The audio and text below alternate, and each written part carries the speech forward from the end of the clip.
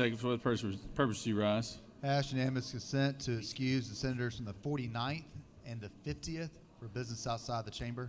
Senators from the 49th and the 50th, without objection, will be excused. Now recognize the senator from the 26th to speak to his motion.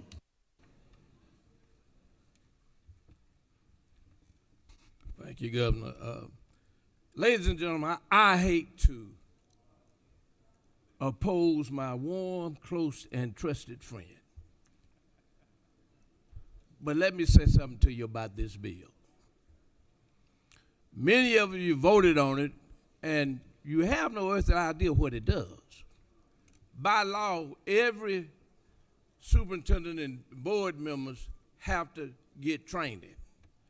This excludes those and only for those who are new. If you elect a superintendent or you appoint a superintendent, you do it to make sure he manages the school system. Under this bill, you will have board members trying to micromanage. Now, my grandmama used to tell me some long time ago, boy, you're meddling. This is meddling. When you go back home, you can't explain to your school board members you didn't know what this bill did. It basically tells them that they cannot come here and see us who make the laws if they got a problem. Board members, superintendents. Now it says training. But you're going to go in training and say you can't go up there and see them legislators? Well, ladies and gentlemen, we are the seat of power. And when they have a problem, they come see us about it. And that's how we find out about it. But make sure you know that you pass this bill when your board members come to you and your superintendent and you tell them, well, I didn't know that. Well, I'm telling you what it does. It's meddling, and I'm going to tell you something else. This is a good way to get an exit out the Georgia Senate. Thank you. Thank you, Senator. Senator from the 27th, since it's your bill he's made the motion for, I assume you'd like to speak to it.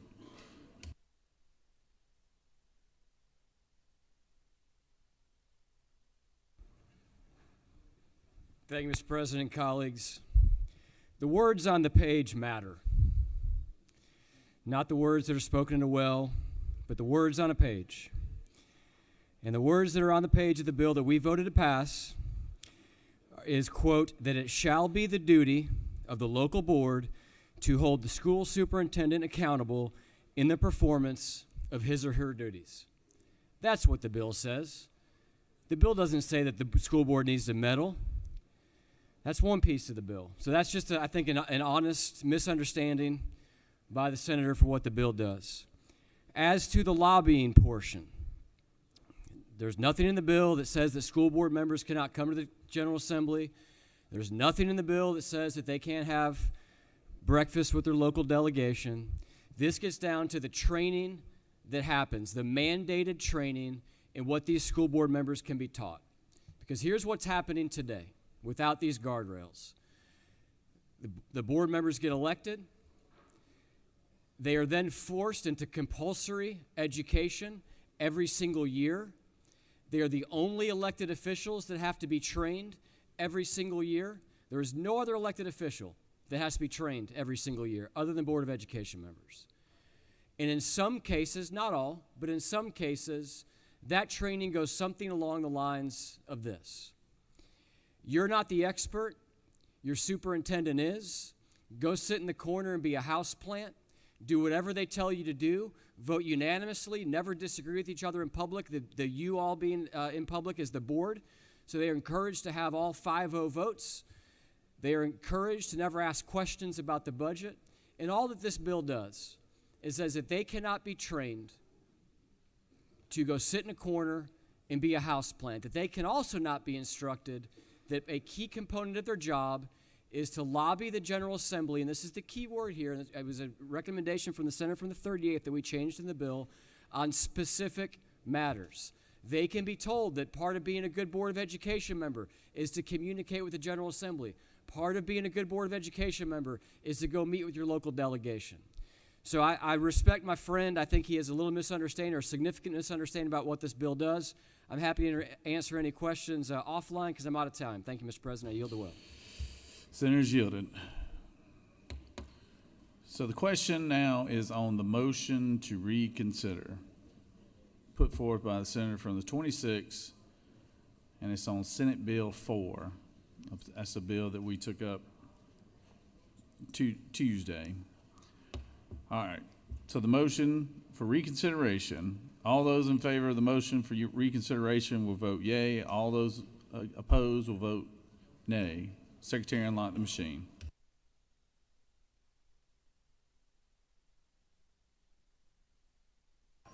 Senator from the 37th.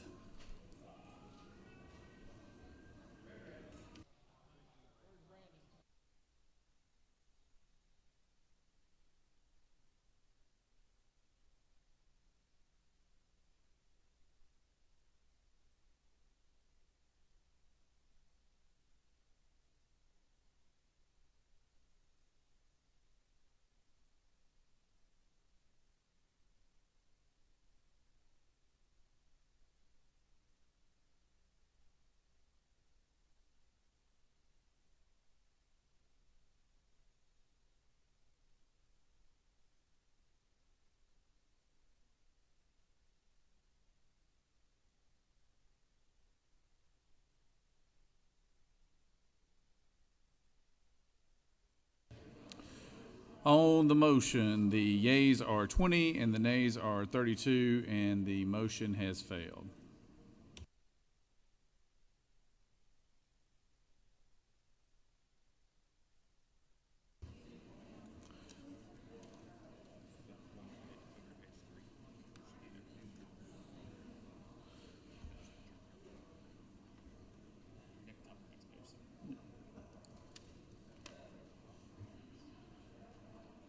On the journal, back to the journal, on the, is there objection to confirmation of the journal? Chair hears none, the journal is confirmed. All senators who have bills and resolutions to introduce, please bring them to the Secretary's desk. First reading and references the Senate bills. Mr. Secretary. Senate Bill 323 by Senator James the 28th and others, bill to maintain and act to amend titles 31, 33, and 43. The Health and Human Services. Senate Bill 324 by Senator Harbin the 16th and others, bill to maintain and act to amend chapter 25. Insurance and Labor. Senate Bill 325 by Senator Harbin the 16th and others, bill to maintain and act to amend code section 20-2-182 of the official. Education and Youth. Senate Resolution 342 by Senator Strickland, the 42nd, a resolution creating the Senate Study Health and Committee. Human Services. Senate Resolution 343 by Senator James the 28th and others, a resolution honoring the lives of those lost during the war. Rules. Senate Resolution 344 by Senator Orrick of the 36th and others, a Health resolution. and Human Services. Senate Resolution 347 by Senator James of the 28th Health and and others. Human Services. Senate Resolution 348 by Senator Moore of the 53rd. Transportation. Senate Resolution 349 by Senator Moore of the 53rd. Transportation. Mr. President, that completes the order. First reading references of House bills. House Bill 30 by Representative Honer of the 3rd. A bill. State and local government. House Bill 37 by Representative Leverett of the 123rd. Education and Youth. House Bill 77 by Representative Franklin of the 160th and others, bill to maintain and act to Public amend. Safety.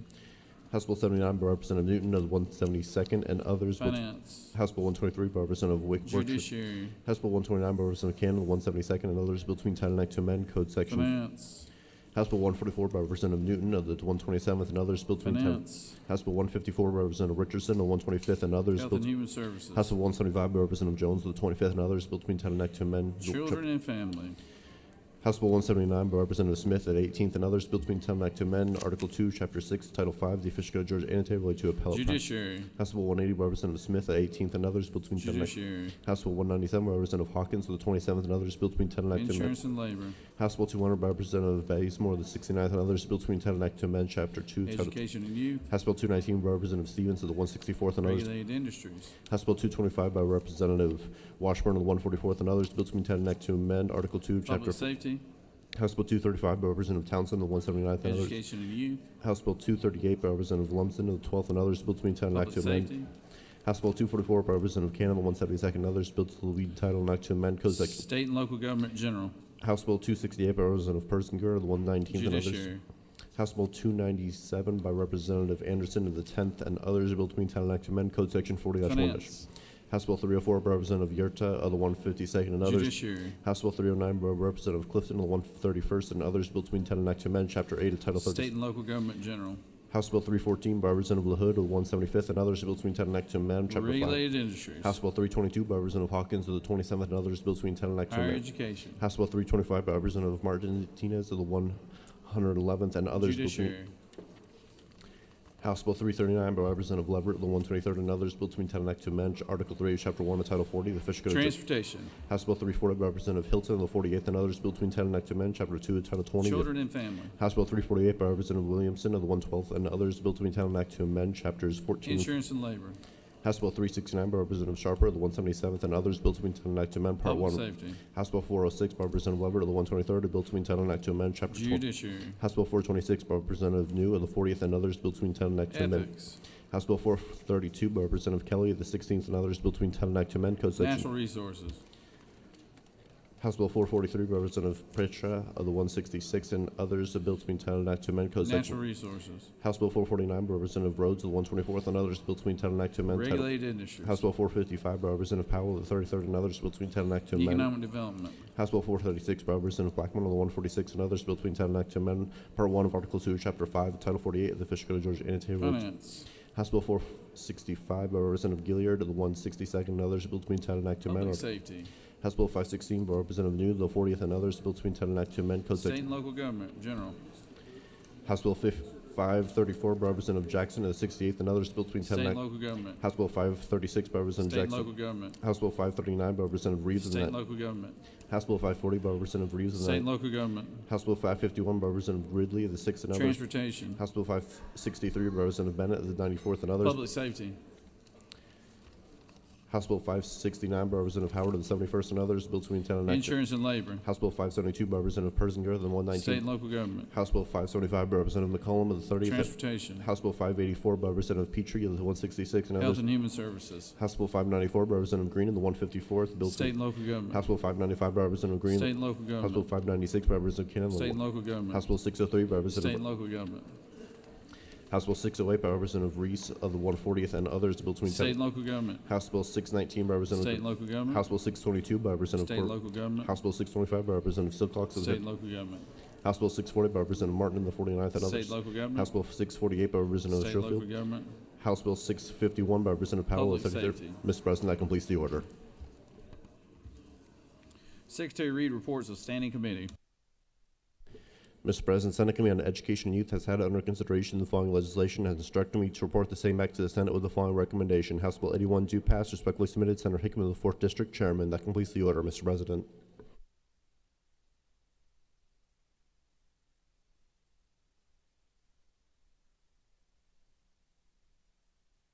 It is now time for the morning roll call. Are there any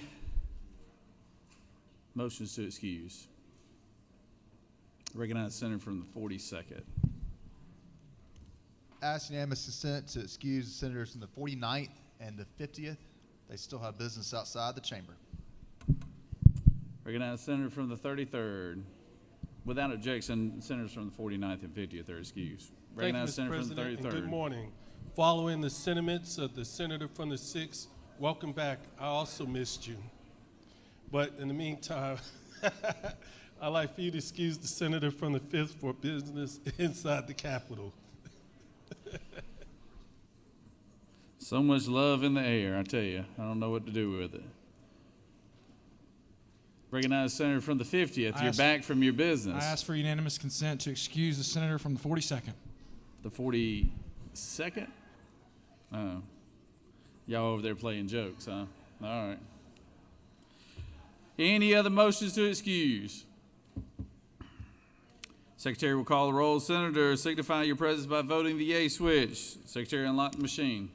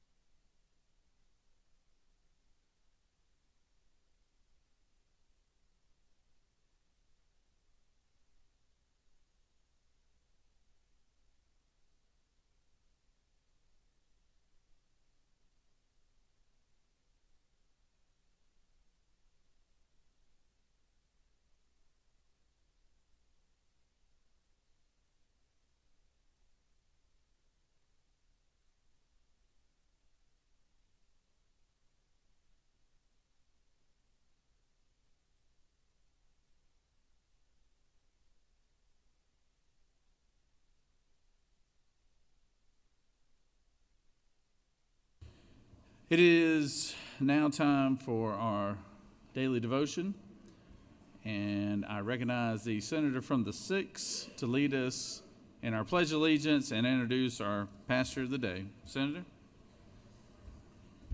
Thank you, Mr. President. Y'all please join me in the pledge. I pledge allegiance to the flag of the United States of America and to the republic for which it stands, one nation, under God, indivisible, with liberty and justice for all. And now the Georgia flag. I pledge allegiance to the Georgia flag, to the principles for which it stands, wisdom, justice, moderation, and courage. Friends, colleagues, it gives me great pleasure to have the pastor of the day, Reverend Matt Sapp, who is the pastor of Central Baptist Church in my hometown of Noonan, Georgia. And before serving at Central, Matt served churches in both Canton and in Atlanta. He's a graduate of Mercer University as well as Mercer's McAfee School of Theology. In addition to his work at Central Baptist, he also serves on the Board of Trustees at Mercer University, on the Board of Visitors for the McAfee School of Theology, and as the moderator for the Cooperative Baptist Fellowship of Georgia.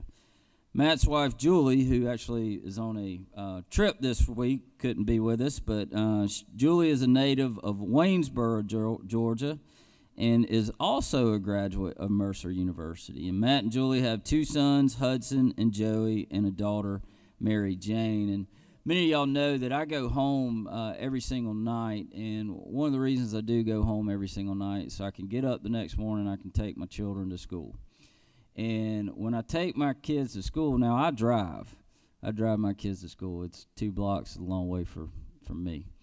So, but when every single morning when I'm taking my kids, I look, and then there's Pastor Sapp walking up the street with his children, dropping them off at the same school, and I can always just see the joy in his face. I know he enjoys doing that, and it really, to me, gives me joy to see him not just being a pastor to our community, but also being a loving father to those dear children. And I know he'll tell you that walk is uphill both ways in the snow, and it's a tough walk. So Elm Street can be treacherous. But without further ado, I give you my friend and neighbor, Reverend Matt Sapp.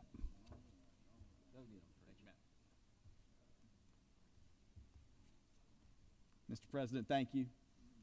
Senator Brass, thank you for that introduction, for the invitation to be here today. Matt and I do live in the same neighborhood. Our kids do go to the same school. Most mornings we do pass each other on those mean streets of Elm Street in Noonan, Georgia, as you described them, to and from dropping our children off at elementary school. Representative Lynn Smith, by the way, also lives in our neighborhood. I have the privilege of being her pastor, so the Sapp family is well represented here at the state legislature. And we love being from Noonan.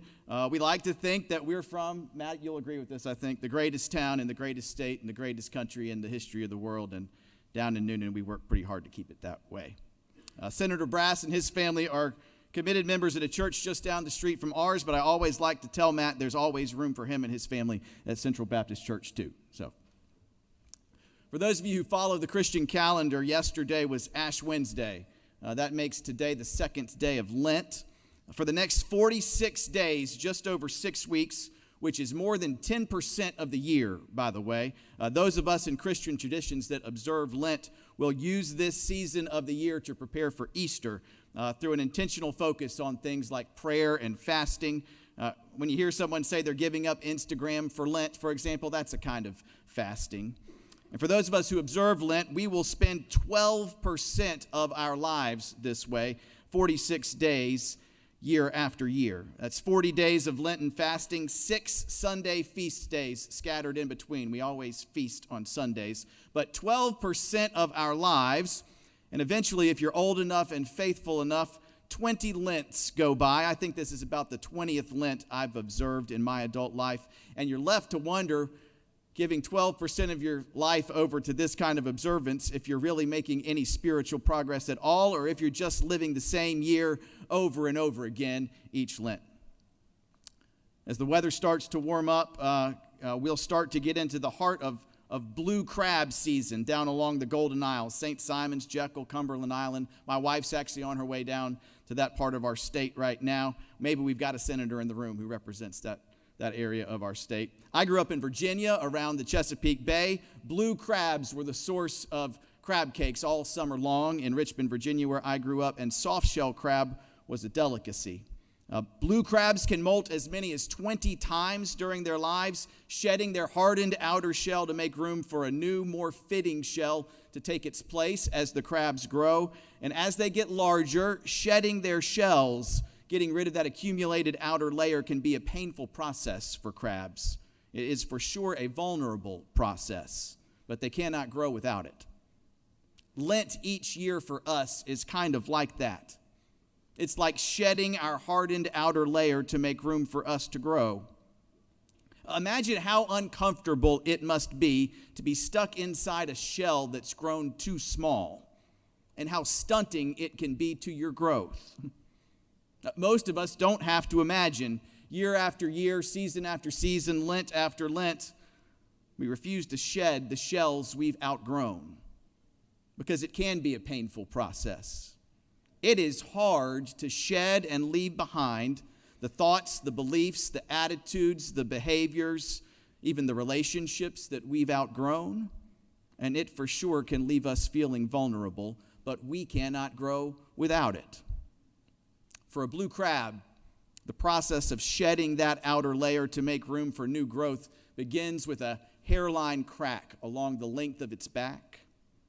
For those of us who observe Lent, that process began yesterday with ashes placed in the shape of a cross on our foreheads as we begin to shed the things that have grown too small for us. The crab, by the way, never gives the old shell a second thought. It just sheds what it has outgrown and moves on. And that way, the crabs maybe are more evolved than we are.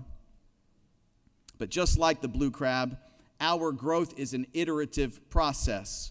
We have to be willing to shed our shells over and over again. That's why Christians observe Lent every year, 12% of our lives. Somewhere along the way, we got the idea that we could demonstrate our strength by all the things we carry. On the day after Ash Wednesday, we remember with the blue crab that we grow by what we leave behind.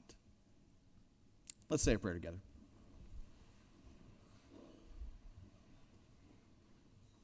Heavenly Father, bless the men and women in this room and bless the work they do together. Give them the wisdom to carry out their work in a way that best serves the people of our state and in a way that best honors you. We offer our prayer in Jesus' name. Amen.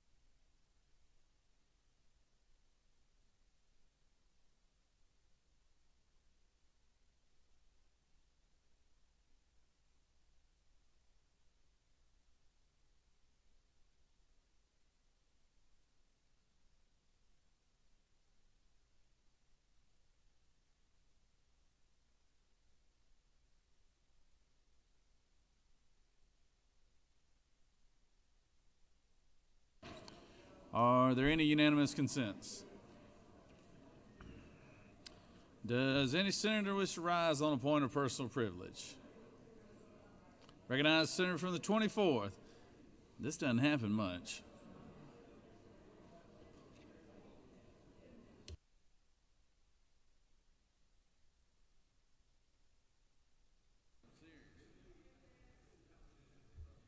Thank you, Mr. President.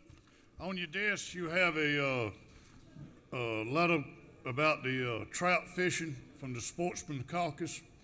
We'd like for everybody to go, but make sure you put your name in the pot so we can make sure we have all the equipment we need. But it's March the 11th. Sign up. Thank you. All right. Thank you, Senator. Senator from the 15th.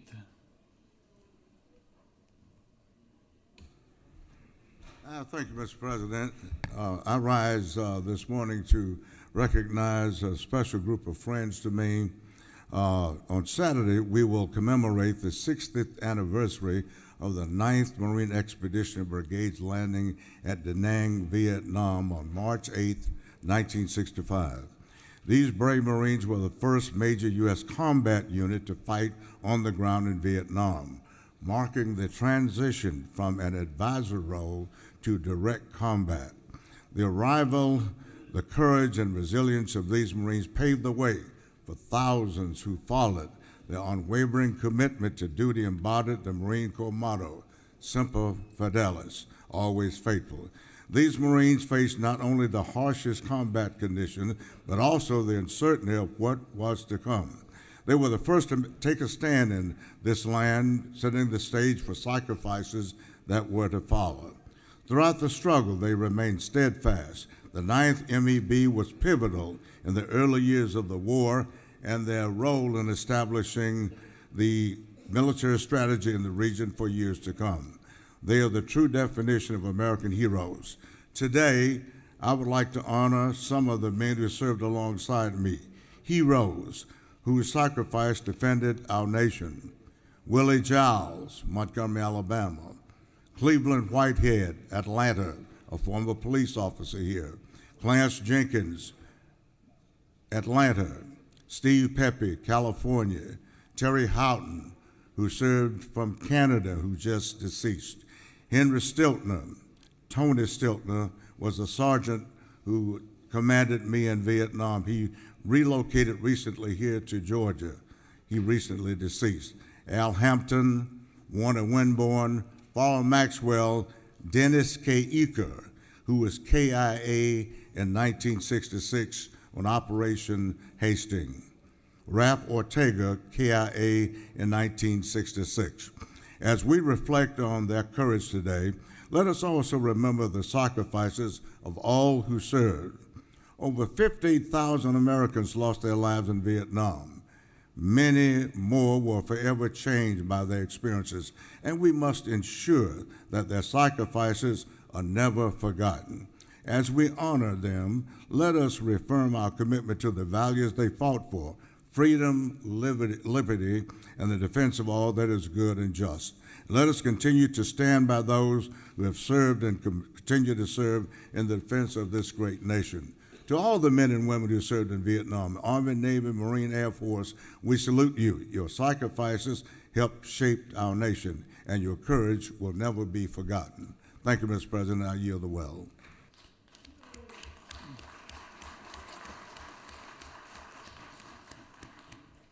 Thank you, Senator, and thank you for that, bringing that to us today, and thank you for your service too to our military.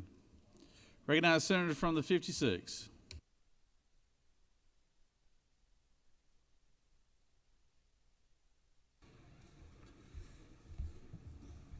Thank you, Mr. President. Today is Georgia Chiefs of Police Day at the Capitol.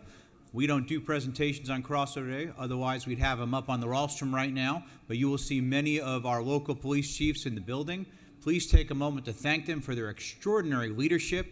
They are our finest throughout the state. It's been a challenging several years, never been harder to serve in law enforcement, and we know here in Georgia we have their back. So thank you to each and every one of you who are serving as our chiefs of police throughout our great state of Georgia. Thank you.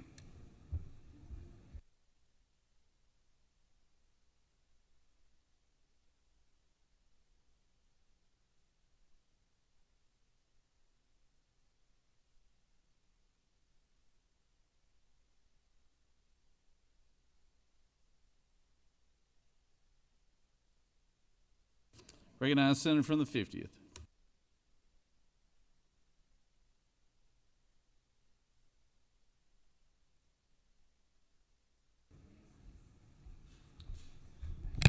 Thank you, Mr. President. Rise today just to recognize the little girl that made me a dad, Hallie Hatchett. My oldest daughter turns 8 years old today. Hallie, I hope you have a great birthday. I can't wait to come home to see you. Thank you, Mr. President. I yield the well.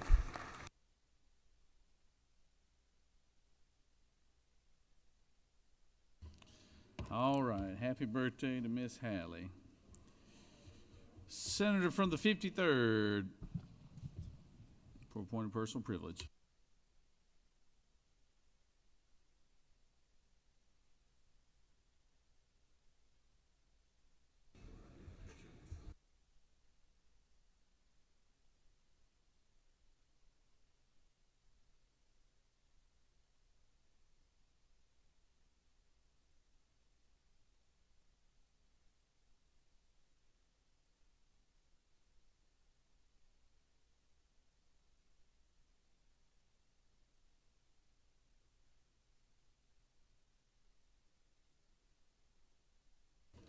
Recognize the senator from the 42nd for appointed personal privilege.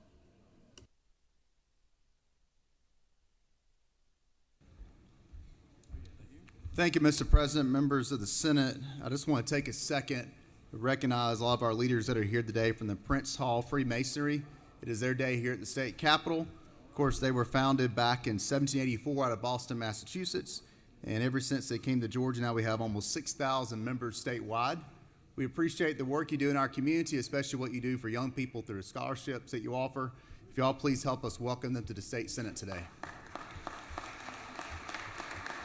Thank you.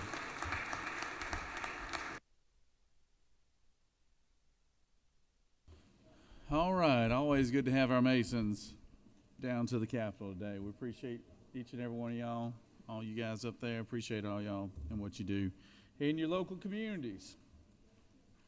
Does any other senator wish to speak for or against? Any other senator wish to want appointed personal privilege? We're going to introduce our doctor of the day, too, so.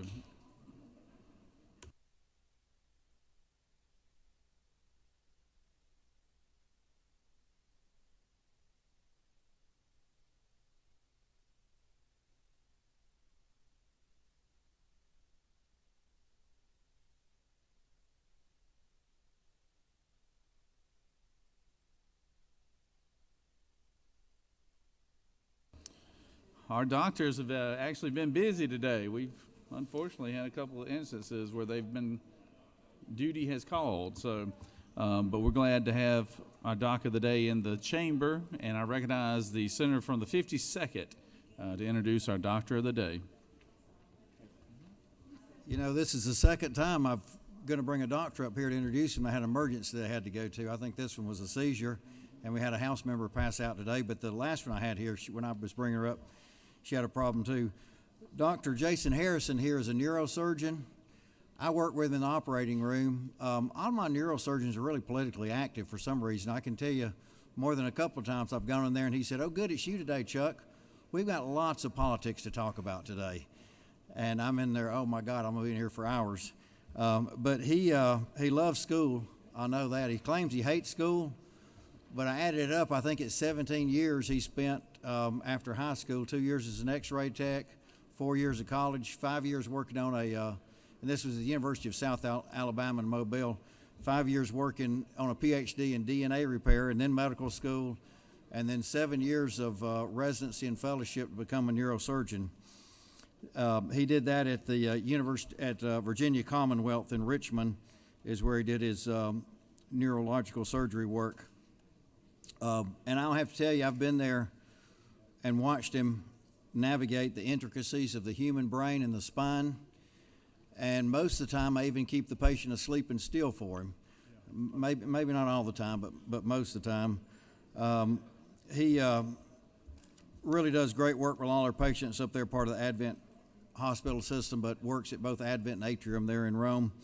On a personal note, his wife and my wife, for you agriculture people, They graduated together and now certified master gardeners in the area. So they take care of the plants for us. Anyway, a great surgeon we've got up in Rome is Dr. Jason Harrison, presenting to you to the Senate today. Thanks, Chuck. As Chuck alluded to, he and I work together. He's a great guy. It's an honor to be invited to our state's capital to be your doctor of the day. And as Chuck alluded to, I specialize in spine and brain. If you guys experience any chest pain or respiratory issues, I think there's a reverend in the house today too. So, but just come see me if you need anything. It's really my honor to be here, and I'm glad to do it. All right.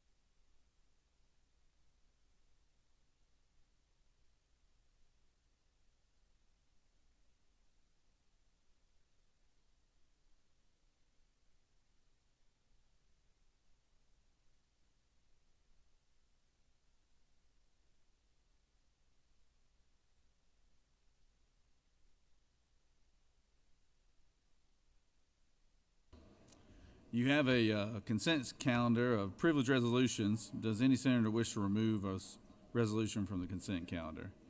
Is there objection to the adoption of the resolution on the consent calendar? Chair hears none, and resolution on the consent calendar is adopted.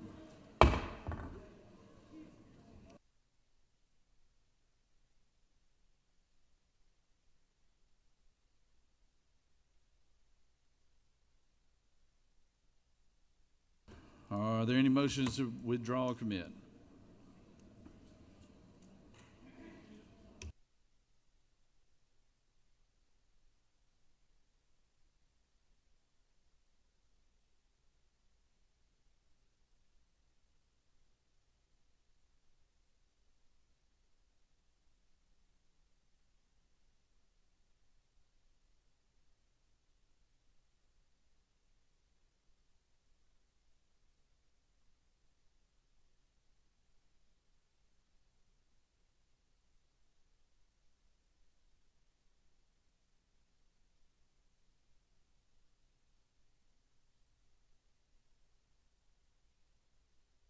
Recognize the majority leader for a motion.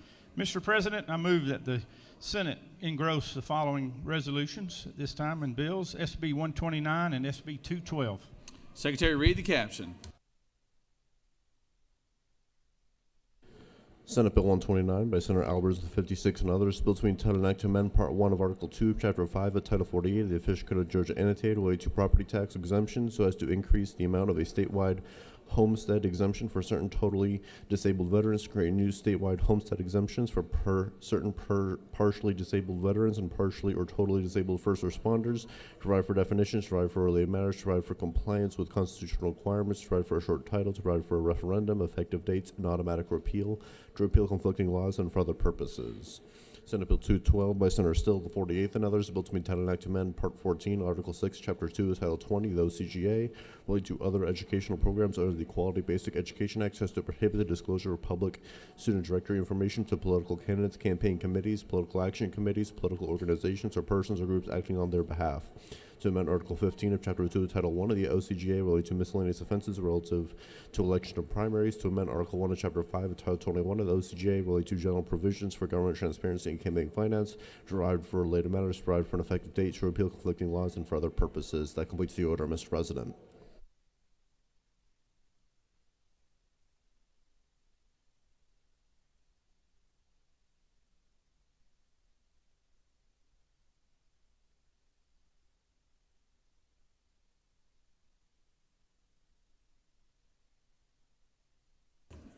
Senator from the 51st, would you like to speak to the motions?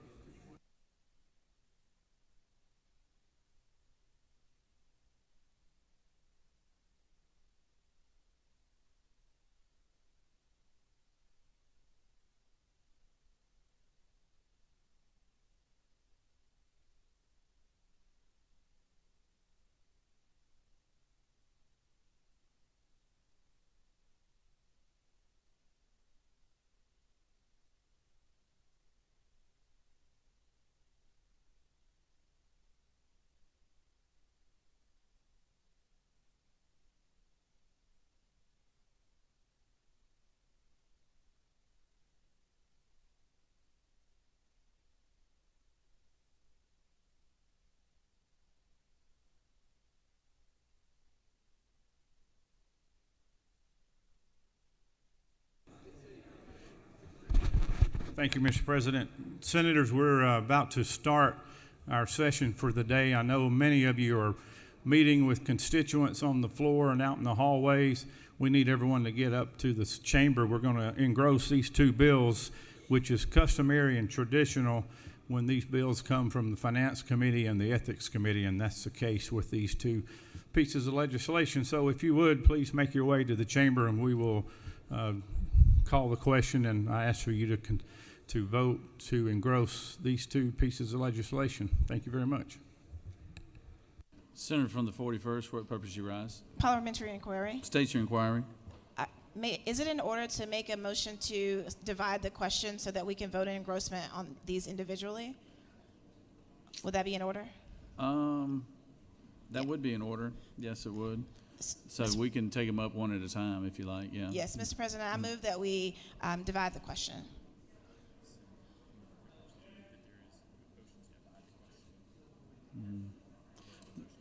The senator from the 41st has made a motion that we divide the two issues, SB 129 and SB 212. Is there objection?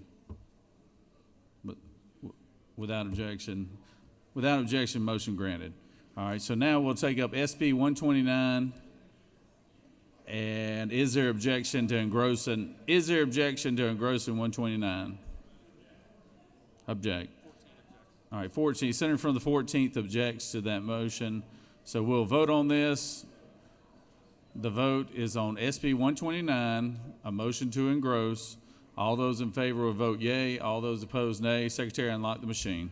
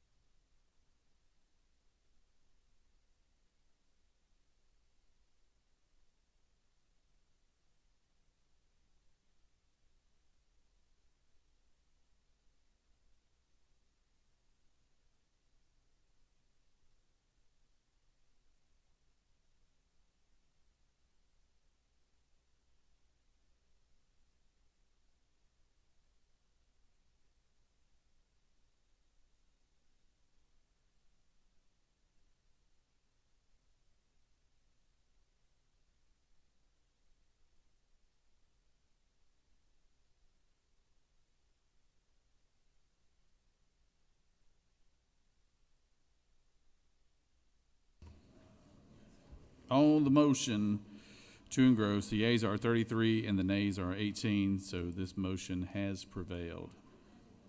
So now we will take up the motion to engross SB 212. Is there objection to engross? No? There is objection. I can't hear you back there, sir. Your voice is gone. All right, there's objection from the senator from the 41st. All those in favor of the motion to engross SB 212 will vote yea. All opposed, nay. Secretary, unlock the machine.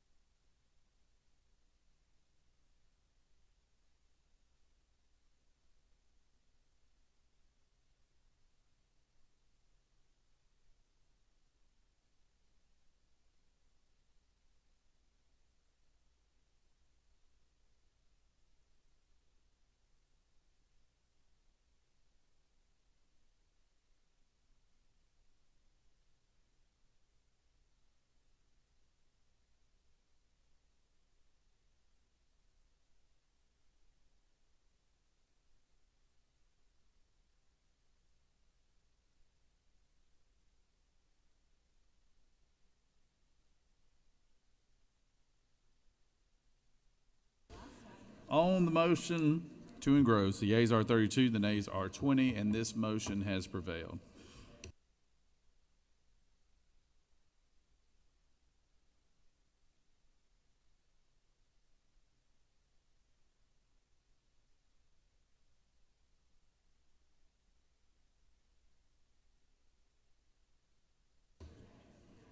Moving on to the rules calendar. What's exciting about today's rules calendar is we actually have a couple of members that have bills on for the first time in here today. I'll let y'all know when they come up. Senate Bill 105. Secretary, read the caption. Senate Bill 105 by Senator Anavacharte, the 31st, and others, a bill to entitle an act to amend Chapter 50 of Title 43 of the Official Code of Georgia Annotated relating to veterinarians and veterinary technicians so as to authorize licensed veterinarians and veterinary technicians to practice veterinary teleadvice, to authorize licensed veterinarians and veterinary technicians to practice veterinary teletriage under certain circumstances, to authorize certain licensed veterinarians to practice veterinary telemedicine under certain circumstances, to provide for the regulation of the practice of veterinary telemedicine, veterinary teletriage, and veterinary teleadvice by the State Board of Veterinary Medicine, to revise and provide for definitions, to provide for related matters, to repeal conflicting laws, and for other purposes. Mr. President, the Senate Committee on Agriculture and Consumer Affairs recommends that this bill do pass. Respectfully submitted, Senator Goodman, Chairman. That completes the order, Mr. President. Recognize the senator from the 31st to speak to the bill.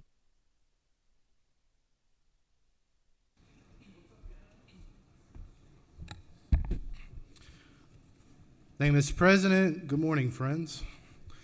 Senate Bill 105, we are updating portions of the Georgia Veterinary Practice Act. A couple of things that this bill will do: it will enable all licensed veterans in the same hospital to provide care based on established medical records. It will allow veterinarians to use telemedicine for patients for existing VCPR.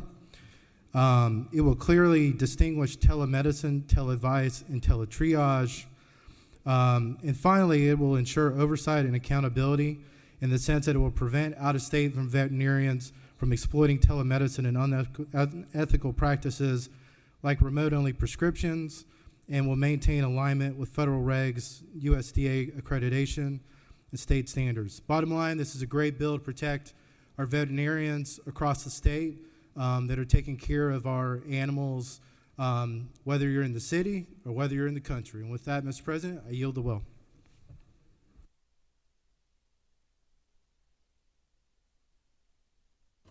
Does any other senator wish to speak for or against the measure? Chair hears none. Is there objection to the previous question being ordered? Chair hears none. The previous question is ordered. Is there objection to agreeing to the report of the committee which is favorable to the passage of the bill? Chair hears none. The report of the committee is agreed to. Is there objection to the main question being ordered? Chair hears none. The main question is ordered. Questions on the passage of the bill. All those in favor of the bill will vote yea. All opposed, nay. Secretary, unlock the machine.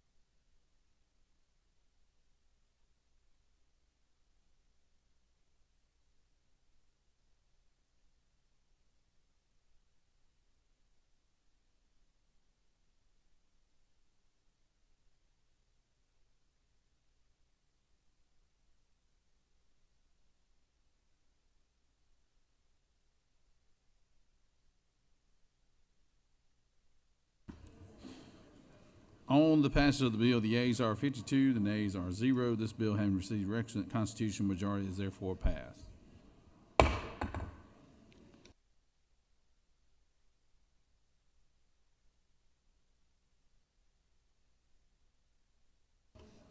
Secretary read Senate Bill 17.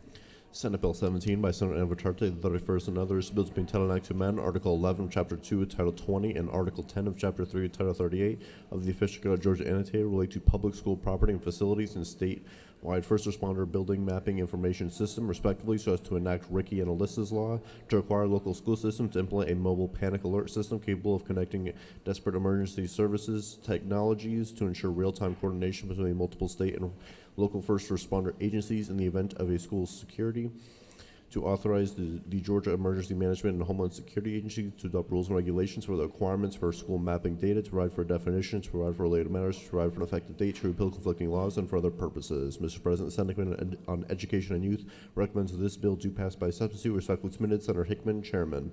Mr. President, the Senate Committee on Education and Youth offers the following substitutes to Senate Bill 17. A bill being titled Act to amend Article 11, Chapter 2 of Title 20, and Article 10 of Chapter 3 of Title 38 of the Official Code of Georgia Annotated related to public school property and facilities and statewide first responder building mapping information system, respectively, so as to enact Ricky and Alyssa's law and for other purposes. Mr. President, that completes the order. Recognize the senator from the 31st. Speak to the bill.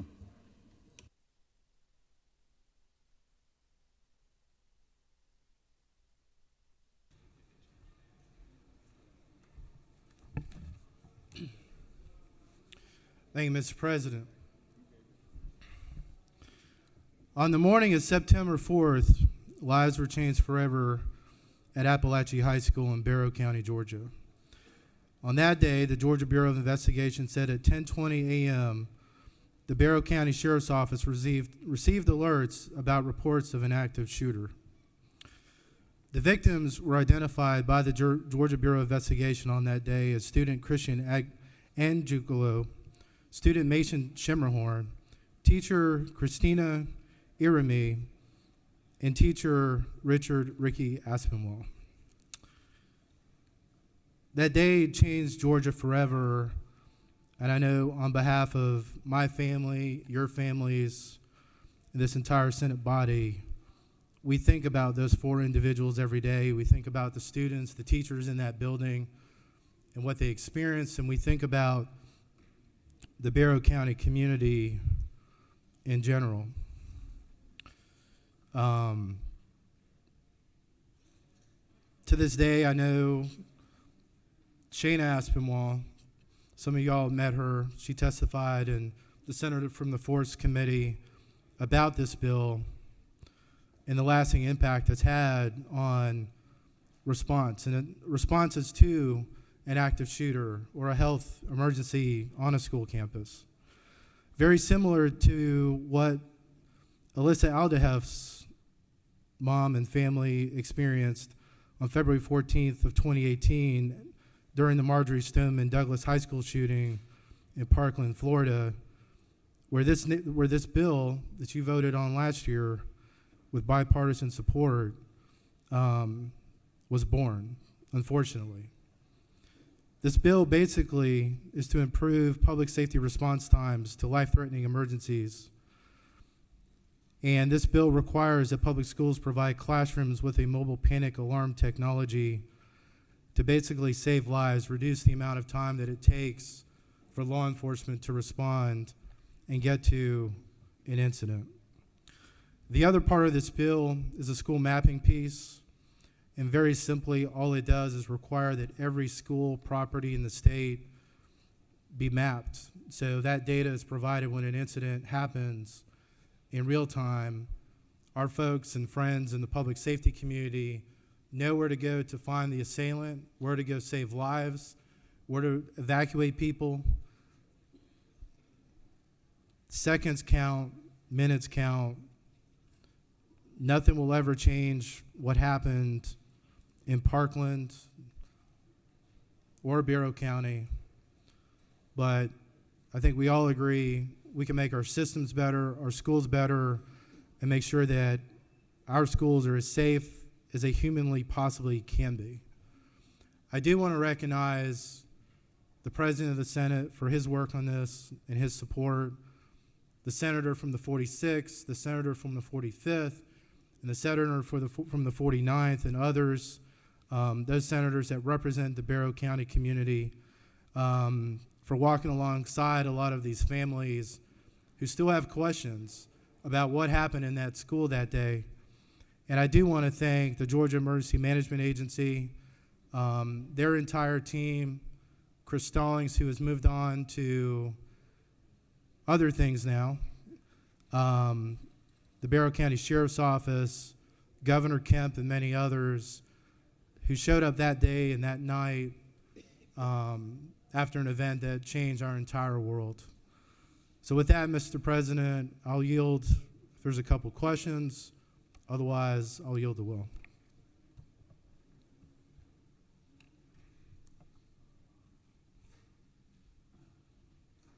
You have no questions, Senator. Thank you, Mr. President. I ask for a green vote. Does any other senator wish to speak for or against the measure?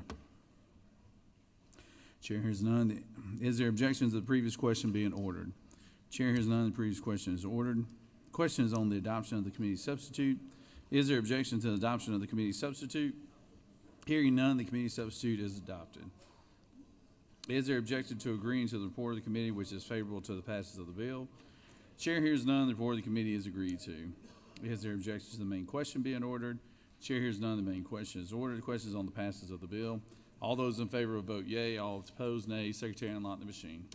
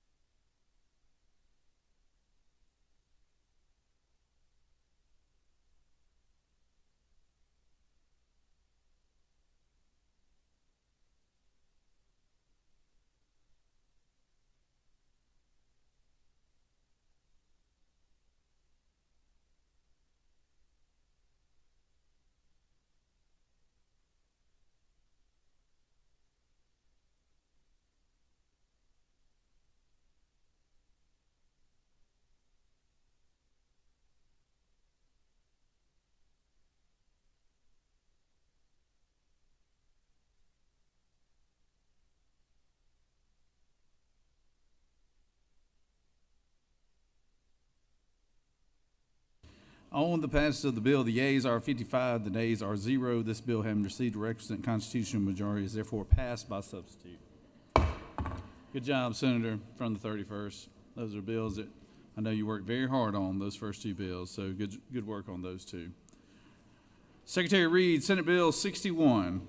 Senate Bill 61 by Senator Dolezal, the 27th, and others, bill to maintain an act to amend Article 6 or Chapter 11 of Title 15 of the OCGA relating to delinquency so as to provide for additional offenses over which superior courts are authorized to exercise exclusive original jurisdiction for the trials of children 13 to 17 years of age, to include the offenses of certain terroristic threats or acts involving public and private schools, an attempt or criminal conspiracy to commit certain offenses, to provide for which such cases shall be subject to the Class A Designated Felony Act provisions of Code Section 15-11-602 upon transfer to a juvenile court, to amend Chapter 2 of Title 20 of the OCGA relating to elementary and secondary education, to repeal conflicting laws, and for other purposes. Mr. President, the Senate Committee on Judiciary recommends that this bill be passed by substitute. Respectfully submitted, Senator Strickland, Chairman. Mr.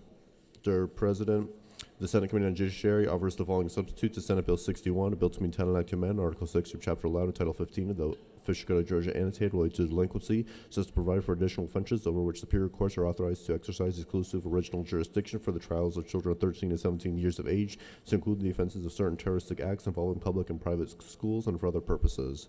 Mr. President, Senator Dolezal, the 27th, offers the following amendment number 1. To amend the Senate Committee on Judiciary substitute to Senate Bill 61 by replacing lines 130, 183 through 195 with the following. A. On public or private school operated property, including but not limited to school buildings and school grounds, by replacing lines 190 through 192 with the following. A. Public or private school operated property, including but not limited to school buildings and school grounds, and for other purposes. Mr. President, that completes the order. Recognize the senator from the 27th. Speak to his bill and his amendment.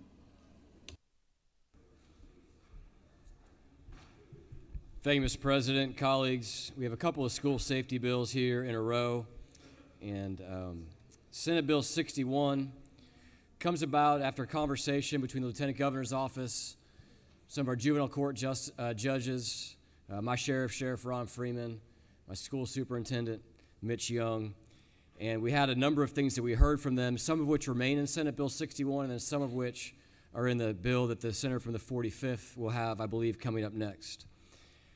Senate Bill 61 adds to the list of crimes that are heard in Superior Court, adds terroristic acts committed against a school. I want to pause here and point out that we did change from the original bill.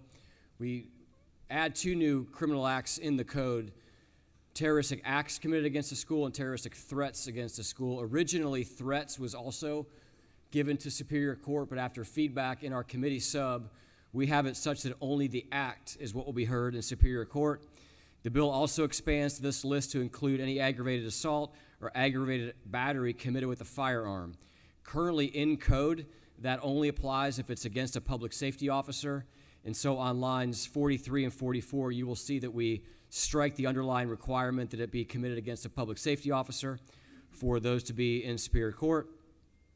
In addition, the bill provides Superior Court with the exclusive jurisdiction over cases involving criminal conspiracies or criminal attempts to commit the underlying offenses for which Superior Court already has exclusive jurisdiction. As you know, those are things like manslaughter, second-degree murder, rape, aggravated sodomy, etc. And you will see that on lines 49 to 51.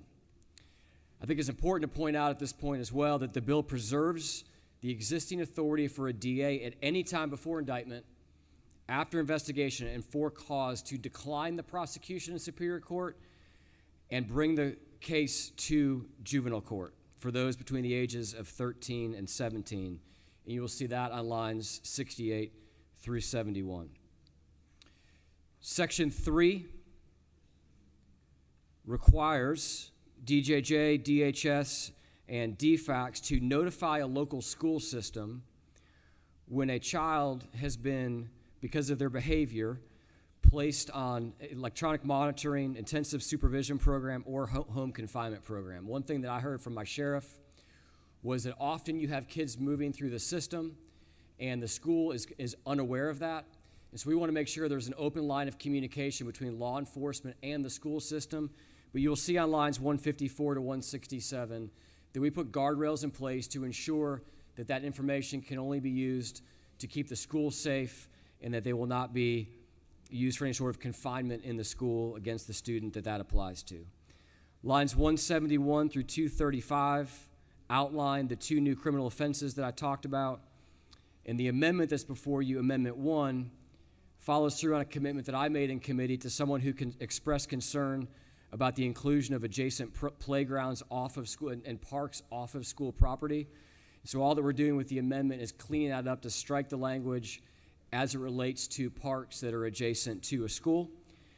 And then lastly, as you all know, members, we have a current school safety plan process that is in place. We strengthen that school safety plan process in Section 5 of the bill by requiring each public school to perform an annual site threat assessment, either with local law enforcement or with individuals who GMA has identified as being qualified to do so.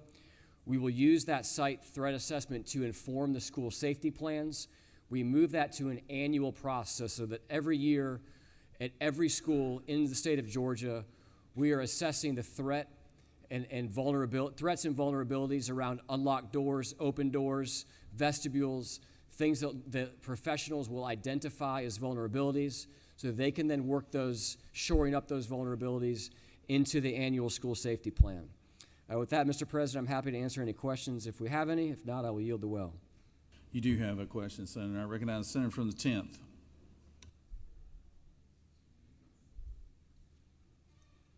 I'm looking for no. I'm sorry, Senator, you do not have any questions. Thank you, Mr. President. I yield the well. Now I recognize the senator from the 10th.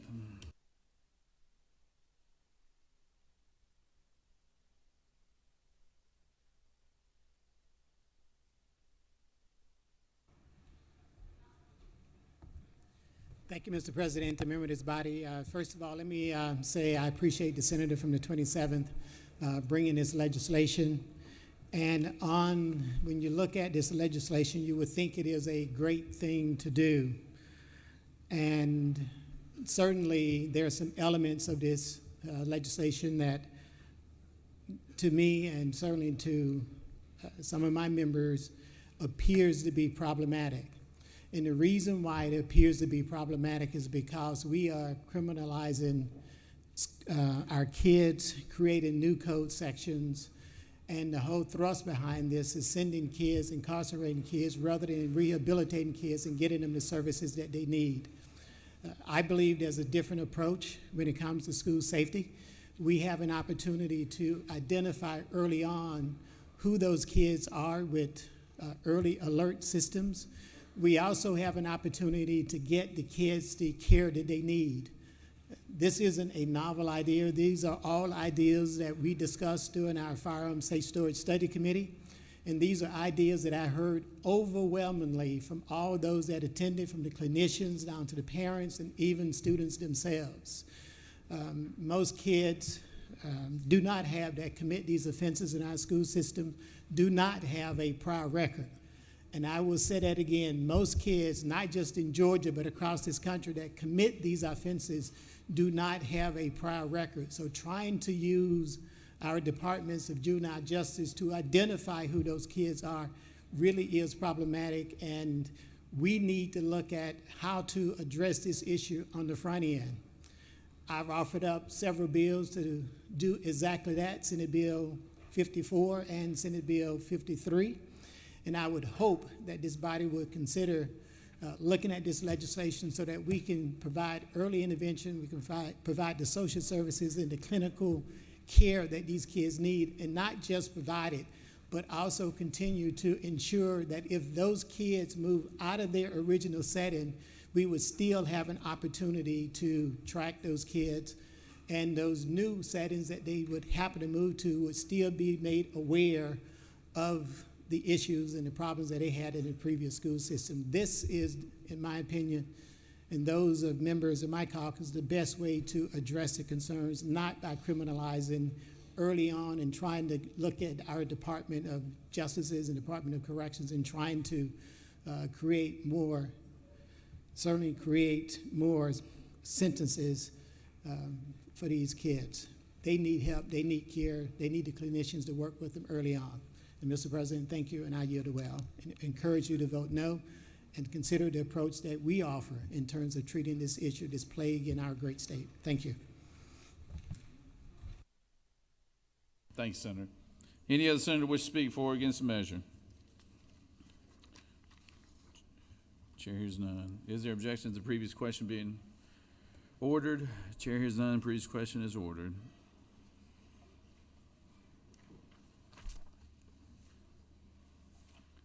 Actually, we do have amendment number 1 authored by the senator from the 27th, who is the underlying author of the bill. Is there objection to amendment number 1? Without objection, amendment number 1 is added. Question on the adoption of the committee substitute as amended. Is there objection to the adoption of the committee substitute as amended? Hearing none, the committee substitute is adopted. Is there objection to agreeing to the report of the committee which is favorable to the passage of the bill? Chair hears none, the report of the committee is agreed to. Is there objection to the main question being ordered? Chair hears none, the main question is ordered. The question is on the passage of the bill by substitute. All those in favor vote yea. All opposed, nay. Secretary, unlock the machine.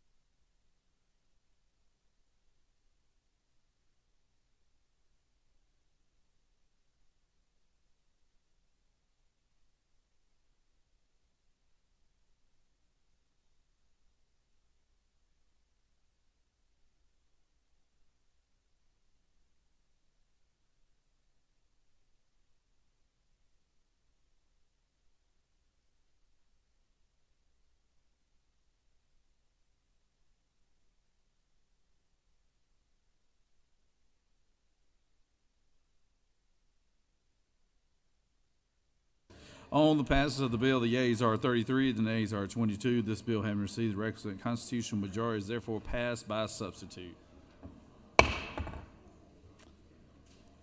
Secretary reads Senate Bill 179.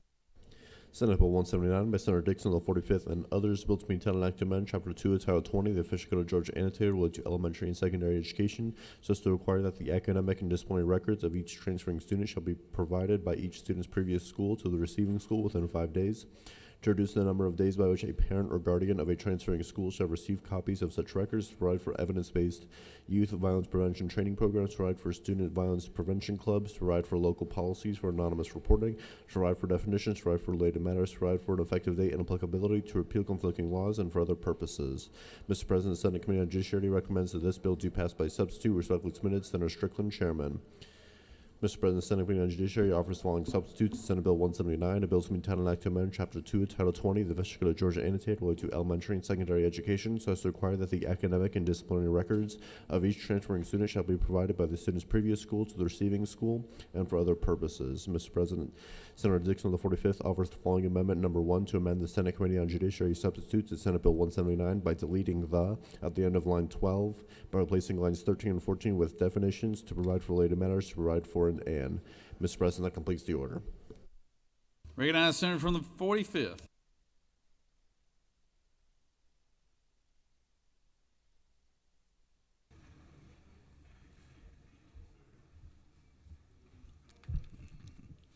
Thank you, Mr. President. Colleagues, I bring Senate Bill 179 before you today. It is the third school safety bill you've heard this morning. This one is more of a preventative side of school safety. It has several provisions in it, starting out under current law. When a student transfers from 7th grade and up, they have to, on a conditional basis, they can be accepted into the school before their transcript reaches their receiving school, as long as their parent or guardian has executed a document providing the name, address of the last school that they attended. What this bill changes is that it would require those records to be transferred to school administration within 10 days by the local superintendent or principal of the last school the student attended. Also, under this new provision, parents and guardians would have access to the student's records within 5 days, and they also must be required to list any Class A or Class B felony acts Under current law, if there's adjudication for delinquency under such acts, they must be disclosed already. This is required by current law. Also under current law, students or parents or guardians, they must disclose if the student is currently serving a suspension or expulsion from the other school. This all must be contained in their disciplinary records that's being transferred. What this bill changes is if a parent or guardian fails to do so, they would be subject to a misdemeanor, a fine up to $1,000, 30 days in jail, or a combination of community service. The next provision in this bill, it also requires law enforcement, if a student is arrested on a Class A or Class B felony, that must be reported to the school superintendent within 7 days. The next portion of the bill has to do with foster children that are under the custody of DFACs. In order to comply with federal law, students must be immediately admitted, enrolling into the new school, but their transcripts must be transferred within 10 days as well. And the last piece of the bill has to do with mental health. It would require from 6th grade to 12th grade students would be required to take a minimum of 1 year class or training on suicide awareness and prevention. Also, youth-based violence prevention, either being able to recognize if a student is potentially going to harm themselves or someone else. With that, Mr. President, be happy to answer any questions. You have no questions, Senator. Thank you, Mr. President. I yield the well. Does any other senator wish to speak for or against the measure? Chair hears none. Question is on amendment number 1, authored by the senator from the 45th. Is there objection to amendment number 1? Without objection, amendment number 1 is added. Question is on the adoption of the committee substitute as amended. Is there objection to the adoption of the committee substitute as amended? Hearing none, the committee substitute as amended is adopted. Is there objection to agreeing to the report of committee which is favorable to the passage of the bill? Chair hears none. The report of the committee is agreed to. Is there objection to the main question being ordered? Chair hears none. The main question is ordered. Question is on the passage of the bill by substitute. All those in favor of the bill vote yea. All opposed nay. Secretary, unlock the machine.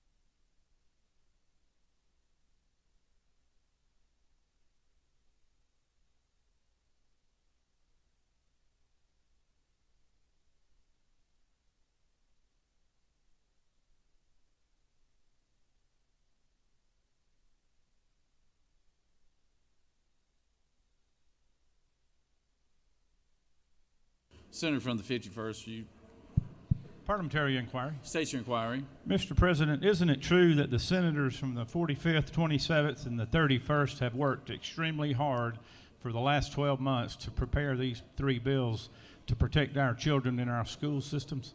No doubt about it, Senator. No doubt about it. I think we owe them I was just about to say the same thing here, but I appreciate you reminding me. Yes, sir. So thank you for that, Senator. On the passage of the bill, the yeas are 54, the nays are 1. This bill, having received the requisite constitutional majority, is therefore passed by substitute.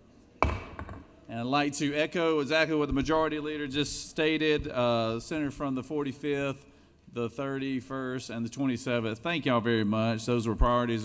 Thank y'all very much for all the hard work you did for school safety measures.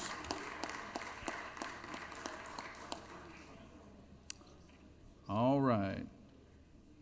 We greatly appreciate that. Moving on to Senate Bill 276. Secretary, read the caption. Senate Bill 276 by Senator Eccles of the 49th and others, a bill to be intended to amend Code Section 49-4-148 of the Official Code of Georgia annotated related to the recovery of medical assistance from third party liable for sickness, injury, disease, or disability, so as to revise certain provisions to comply with federal law, to bar liable third party payers from refusing payment solely because a healthcare item or service did not receive prior authorization, to require a third party payer to respond to an inquiry from the Department of Community Health regarding a healthcare claim within 60 days, to provide for related matters, to repeal conflicting laws, and for other purposes. Mr. President, the Senate Committee on Insurance and Labor recommends that this bill do pass. Respectfully submitted, Senator Walker, Chairman. That completes the order, Mr. President. Recognize the senator from the 49th. Senator, did I see your wife here earlier? The former senator? Well, good. And your daughter's here? Well, good. When they come back in the chamber, let us know so we can recognize them. Thank you, Mr. President. Good morning, colleagues. This morning I bring before you Senate Bill 276. This is an agency bill. It passed our chamber last year. This legislation addresses federal requirements impacting DCH and Medicaid third-party liability. It brings the state of Georgia into compliance with the U.S. Consolidated Appropriations Act of 2022. It requires states to have laws in effect that bar liable third parties from refusing payment to Medicaid for a service based solely on the fact that prior authorization was not issued. Medicaid's always been the payer of last resort and only pays for covered services if there are no other liability third-party payers. This could be a commercial insurance plan, a lawsuit settlement, or a workers' compensation settlement. This bill will ensure that those primary payment sources cannot unreasonably deny payment to Medicaid for the services for which they are responsible. That is all, Mr. President. You have one question, Senator. I recognize Senator from the 42nd. Senator Yield. Yes, Senator. Senator, I noticed on lines 18 and line 24, you struck the words health care and replaced it with health care. What is the difference between health care and health care? It should have been written together, not two separate words, Senator. Do you further yield? Yes, Senator, I do. And so whoever wrote this bill previously, or this law previously, had it misspelled? The gentleman knows what he speaks. Do you further yield? One more. One more. On line 32, there's the 60-day requirement. Someone must respond within 60 days of inquiry. If the 60th day falls on a weekend, does it go automatically to the Monday, or how does that work? Pretty sure it goes to Monday. You further yield? Yes, Senator. Are you pretty sure it goes to Monday, or does it go to Monday? It goes to Monday. It goes to Monday. All right, thank you. I yield the will. Senators yielded. Does any other senator wish to speak for or against the measure? Hearing none. Is there objection to the previous question being ordered? Chair hears none. The previous question is ordered. Is there objection to agreeing to the report of the committee which is favorable to the passage of the bill? Chair hears none. The report of the committee is agreed to. Is there objection to the main question being ordered? Chair hears none. The main question is ordered. All those in favor of the bill vote yea. Opposed, nay. Secretary, unlock the machine.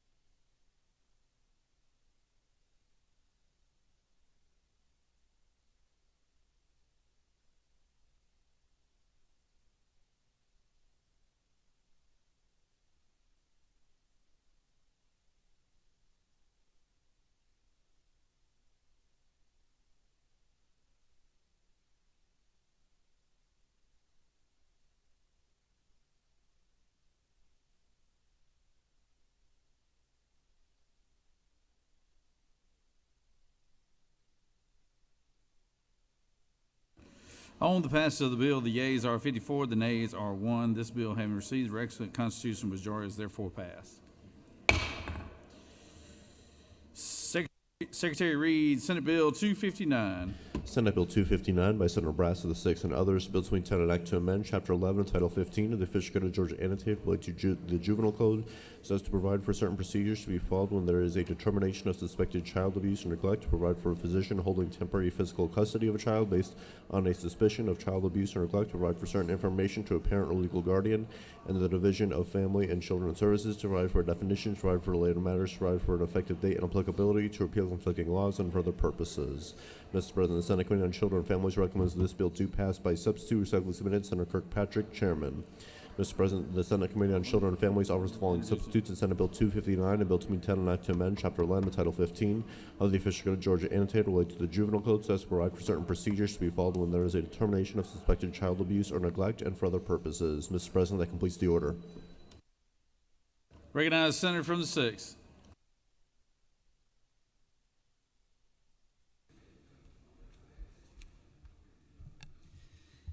Thank you, Mr. President, colleagues. A little over a year ago, I got a call from an old friend, and he was calling me from the hospital that he had been removed from. Just days earlier, his grandchild had gone and had some medical complications to where he couldn't breathe. They took this child to the nearest fire department. From that fire department, they life-flighted the child. The child's name is Ridge. Ridge was life-flighted up to Choa. And at Choa, it was determined that the breathing stopped from some swelling on the brain, and there were some other complications that were caused. And so a medical evaluation was commenced on the child. And at that moment, the medical professional had deemed that Ridge had been abused as a child. He was abused, and Ridge at this time was about 6 weeks old. The grandfather was calling me in despair, not knowing what to do, and so I made a few calls to kind of understand the process, get a little better handle on what was about to happen. And I called him back, and I told him, sir, it's going to be awful. What you and your family are about to go through is going to be a nightmare, but you have to let this process take place. You want to be sure that child is not being abused. Because the nightmare that you're living now would only be worse if that abuse did exist and that child did, in fact, one day pass away. So when I told him that, I was thinking the process might take a few days, worst case scenario, maybe a couple weeks. Well, the process played out, and through court and various other means, they had to hire attorneys, they had to hire doctors, other doctors to come in and give second opinions in the court of law, to where the abuse was, it was found there was no abuse. It was all from some complications that Ridge had at birth that did cause that swelling on the brain. And through all that, hundreds of thousands of dollars later, Ridge was able to go home. 15 months later, Ridge was able to go home. For 15 months, a family went through a nightmare situation, family torn apart, a child from 6 weeks old to just over a year old was removed from his family. So what this bill does, SB 259, also known as Ridge's Law, thank you to the senator from the 50th who offered that amendment in committee. What Ridge's Law will do is when a child goes to a facility like CHOA and goes to see a medical professional, and the child is taken into temporary custody. What this will allow the parents to do is to get a second opinion, and they can get it at that time instead of having to wait and go through the court system. This is modeled after Texas. They have a second opinion law there. It's very similar to that, and the bill is very simple. In the first part of the bill, it says that the doctor, number one, has to review the child's medical records, and that will be filed in the DFAC system, that they did in fact review those records. And should there be a reason that those records were not reviewed, that also will be filed in the DFAC system called Shines. And they must then notify the parents of their right to get that second opinion. And then the second part of this bill simply makes it very clear that the family can get that second opinion. Now, I wish I could tell you that Ridge is the only case that this has happened. I will say it is very rare that this does happen, but rare is too many. CHOA does review over 2,300 cases of child abuse every year, and the number of times this happens is very small. But it does, in fact, happen, and we must give these families a second chance by allowing a second opinion. With that, Mr. President, I will yield for questions. You do have one question, Senator. Recognized Senator from the 44th.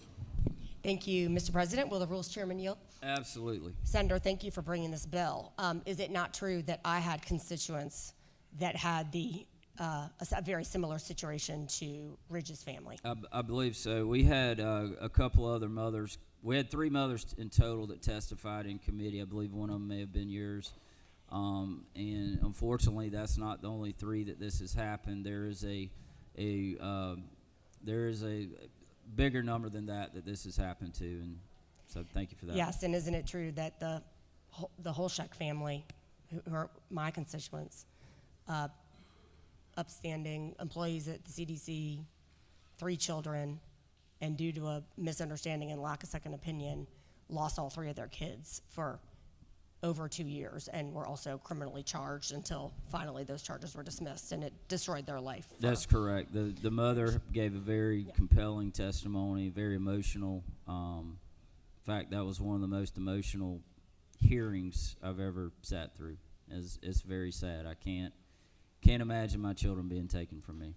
Yeah, and isn't it also true that they came to me to ask to run interference with DFACs on this issue? I believe that to be true. Thank you for your work. Thank you. Recognize the senator from the 32nd. Thank you. Senator, would you yield? I do, Madam Chair. Isn't it true that during the committee testimony that just about the entire committee was in tears, including yourself? I was bawling. That is correct. And isn't it also true, Senator, that you work closely with the Department of Human Services, the commissioner in particular, to be sure that we were doing the right thing on this bill? That is absolutely correct, and you bring up a great point, because during a separate committee hearing that you held, I had invited Commissioner Broach and Regina Quick to come back to my office to meet with this grandfather. They were very familiar with the case. Throughout the 1.5-year process that went on, I was in touch with the grandfather frequently, and many times I reached out to the commissioner directly to get answers, and she was very helpful. And in that meeting, as we were discussing the problem, that is when the grandfather brought a solution. And the commissioner jumped right on it and said, if we can figure out the details quick enough, I will absolutely support this. And that is how good government's supposed to work. We're supposed to listen to our people and then come up with solutions. Thank you, Senator. Appreciate your work. Thank you for all your work on this, on the great committee that you chair. You have no more questions, Senator. Thank you. I urge for everyone's favorable consideration so that we can prevent families from being ripped apart. Please support SB 259, Ridge's Law. Thank you. Thank you, Senator. Recognize the Senator from the 50th.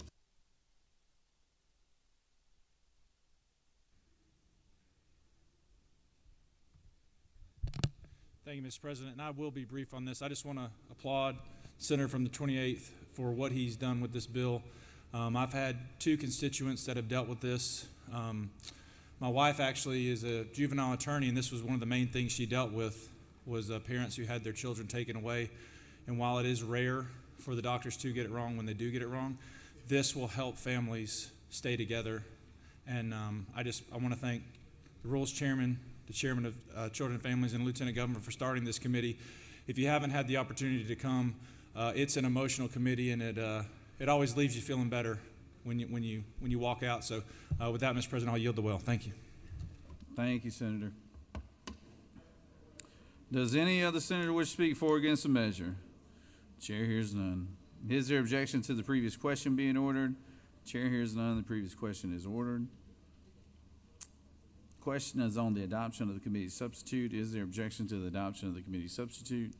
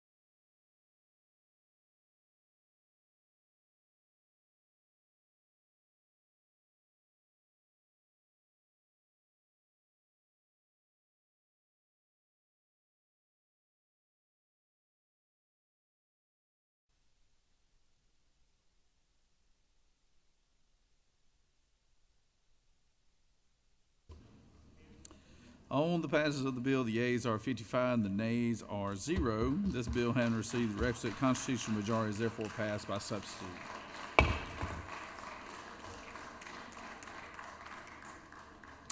Good job, Senator. Good job. Secretary Reed, SB 33.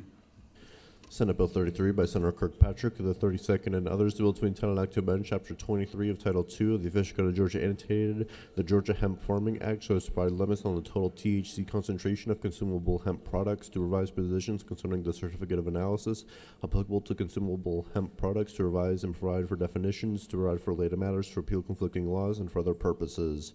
Mr. President, the Senate Committee on Regulated Industries and Utilities recommends that this bill do pass by substitute. Respectfully submitted, Senator Cowser, Chairman. Mr. President, the Senate Committee on Regulated Industries and Utilities offers the following substitutes to Senate Bill 33, a bill to be entitled an act to amend Chapter 23, Title II of the Official Code of Georgia annotated, the Georgia Hemp Farming Act, so as to provide limits on the total concentration of intoxicating cannabinoids in consumable hemp products, to revise provisions concerning the certificate of analysis applicable to consumable hemp products, to revise and provide for definitions, to provide for related matters, to repeal conflicting laws, and for other purposes. Mr. President, that completes the order. Recognize the Senator from the 32nd.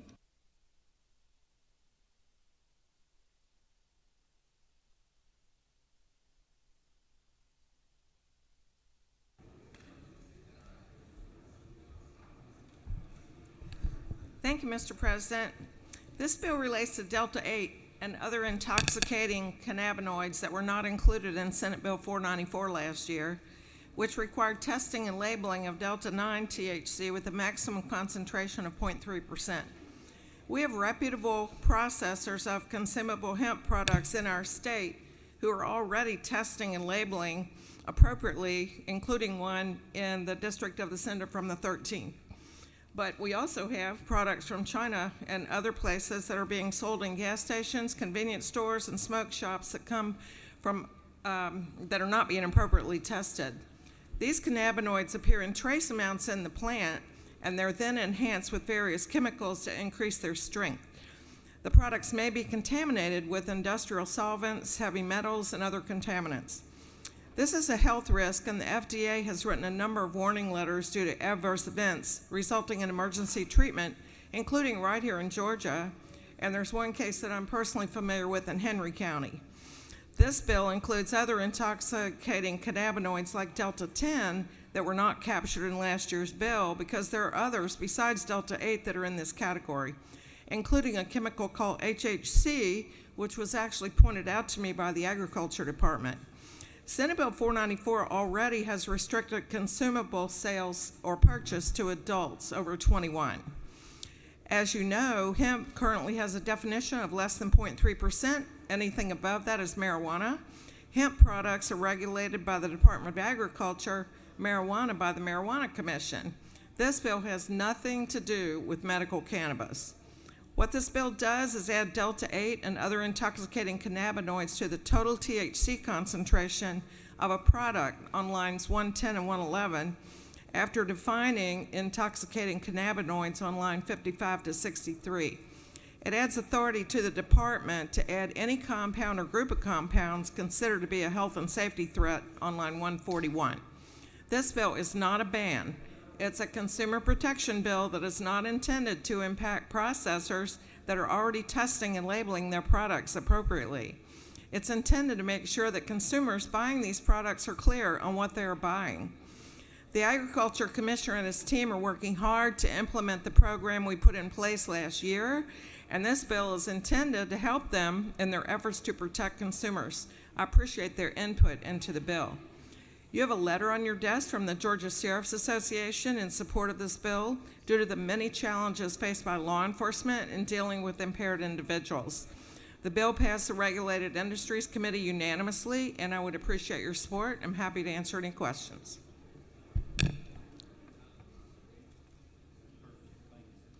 You have no questions, Senator? Thank you. I yield.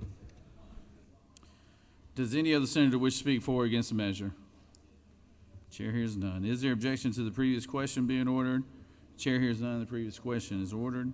Question is on the adoption of the committee substitute. Is there objection to the adoption of the committee substitute? Hearing none, the committee substitute is adopted. Question is on the passage of the bill by substitute. All those in favor will vote yea. All opposed, nay. Secretary, unlock the machine.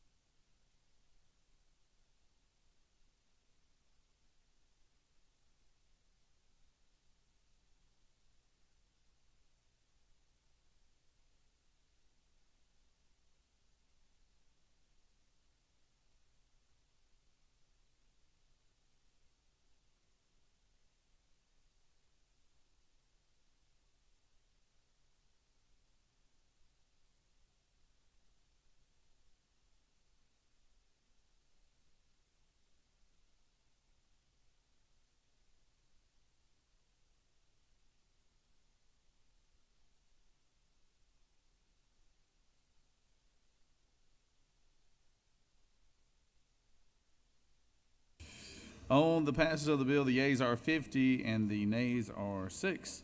This bill, having received the requisite constitutional majority, has passed by substitution.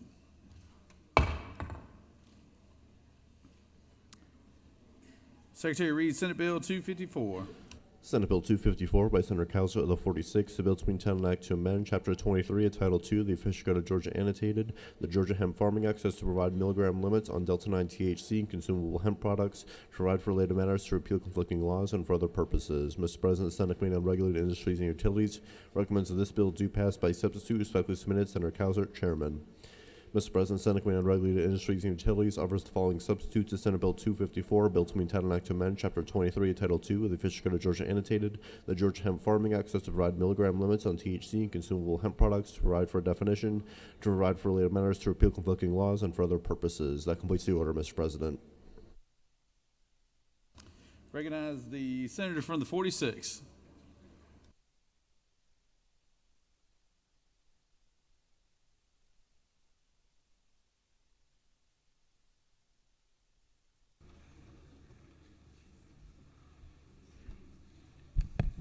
Thank you, Mr. President. Senators, it's interesting all the different subject matters we learned serving in this body.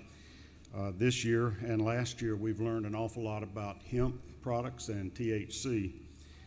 We first regulated this in last year's Senate bill that gave the enforcement powers to the Department of Agriculture and also gave them the power to issue rules and regulations further controlling the use of hemp products. What we've learned is that the federal limit of 0.3% THC in a hemp product is an enormous amount of THC when you extrapolate it out to the volume. We've learned that this 0.3% dry weight is the equivalent of over 1,000 milligrams of THC for a 12-ounce beverage. Most states are limiting greatly the amount of THC that can be included in a beverage or in a tincture or any kind of lotions or in gummies. And the reason is to protect the consumers, protect the public from the psychoactive components of THC. So you're going to get high. What the science has shown us, we learned an awful lot in regulated industries, is 2.5 milligrams will get you high. 5 milligrams, no question.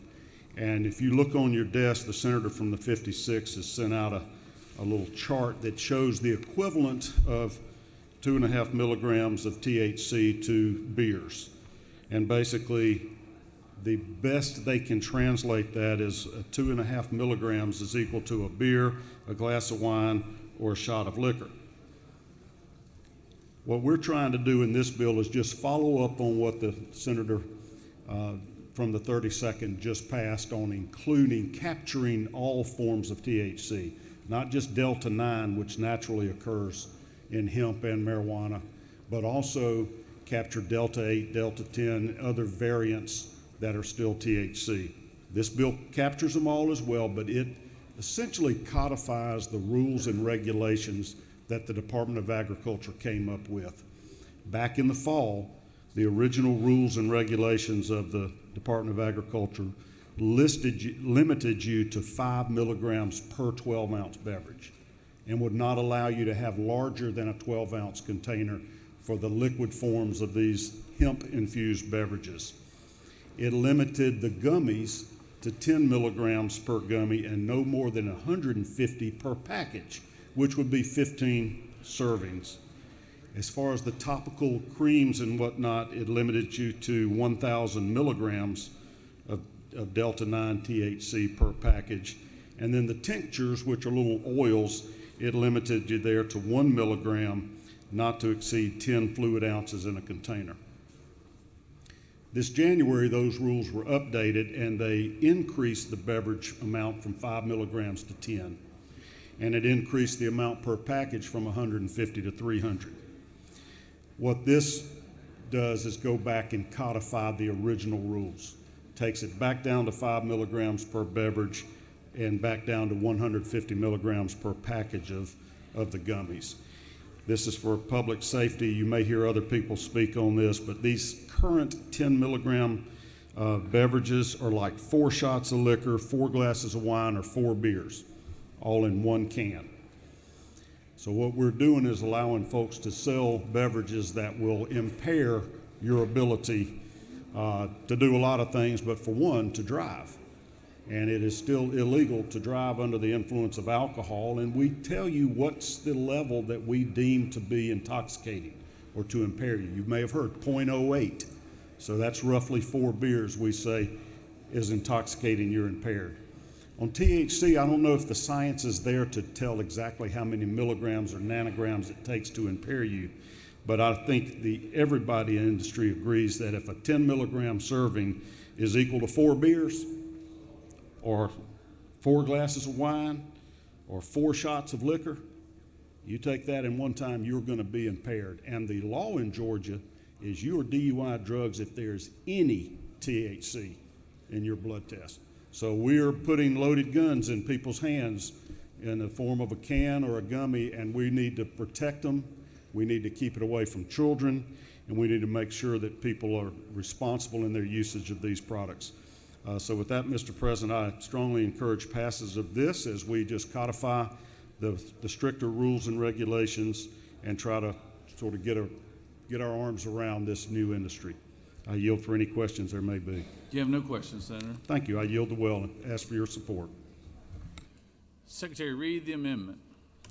Mr. President, Senator Robertson on the 29th and Alberts the 56th offer the following amendment. Number 1, to amend the Senate Committee on Regulated Industries and Utilities substitute to Senate Bill 254 by replacing line 2 with the following. Hemp Farming Act so as to prohibit the sale of consumable hemp beverages that contain THC, to provide milligram limits on THC consumable hemp by replacing lines 44 and 45 with the following. B, a drink or beverage that, inserting I, contains, striking contains alcohol or constitutes an alcoholic beverage under Title III, inserting or I contains THC. Mr. President, that completes the, and for other purposes, Mr. President, that completes the order.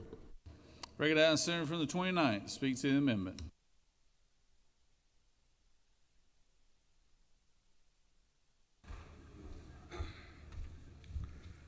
Hello, colleagues. This is a very simple amendment. I'll keep it very brief. We're on a bullet train when dealing with marijuana. And let's be clear, that's what we're dealing with. You can call it cannabis, you can call it CBD, you can call it whatever you want to call it. You can call it, a farmer's product, whatever. We're dealing with marijuana, weed, the chronic, whatever you want to say. That's what we're dealing with. What this amendment does is it prohibits the sale of beverages that contain THC in Georgia. And I never thought I would stand in this well and say this.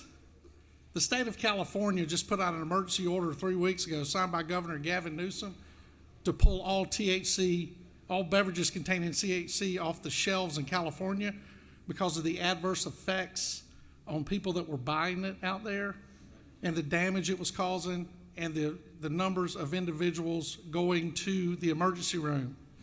California has been dancing in the arena of marijuana for years and years and years, and they realize that they don't have control over it. We need to pump the brakes, slow down, and let's make sure we're doing the right thing for our state.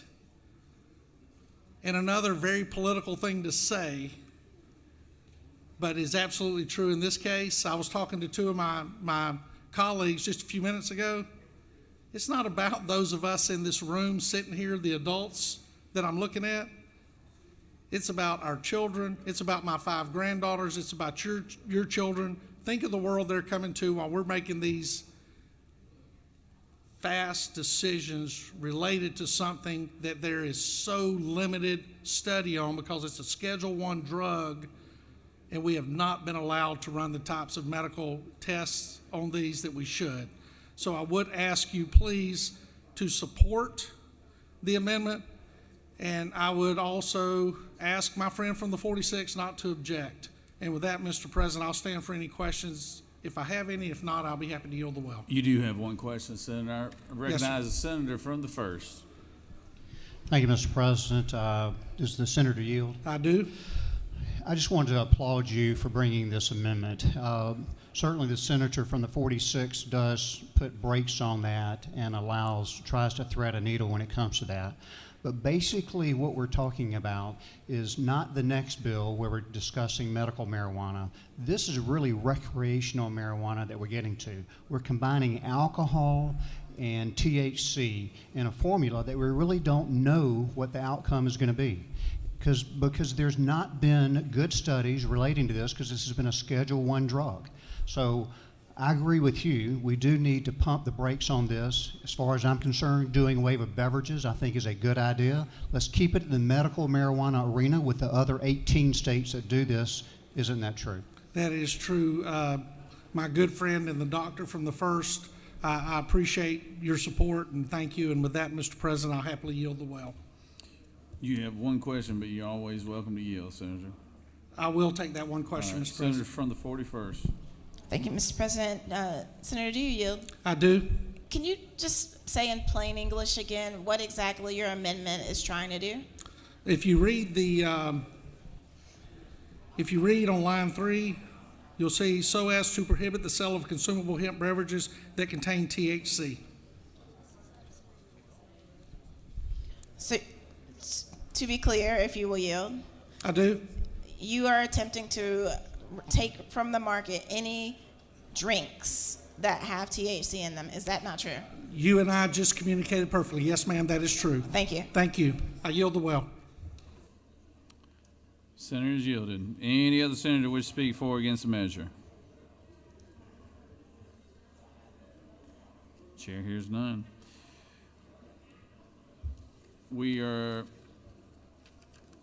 Question is on the adoption of Amendment 1. Adoption of Amendment 1 authored by the senator from the 29th. I was getting to that, Senator. We do have objection. Would you like to speak for your objection, Senator? No? No? All right. So the question is on adoption of Amendment 1. We do have objection from several members.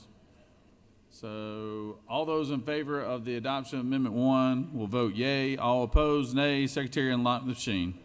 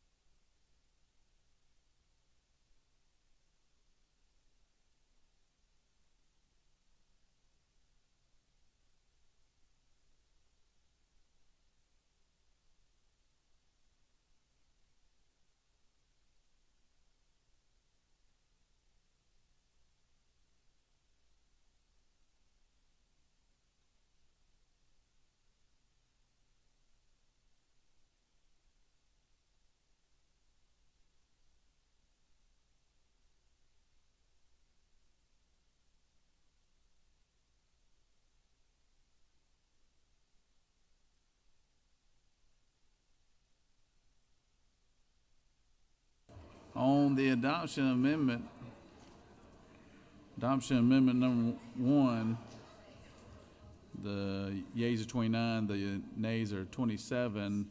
Senator from the 14th, for what purpose do you rise? Move to reconsider that amendment vote, Mr. President. All right. The senator from the 14th has moved for reconsideration. So all those in favor of the amendment will vote yea. All opposed, nay. Secretary, hold on one second.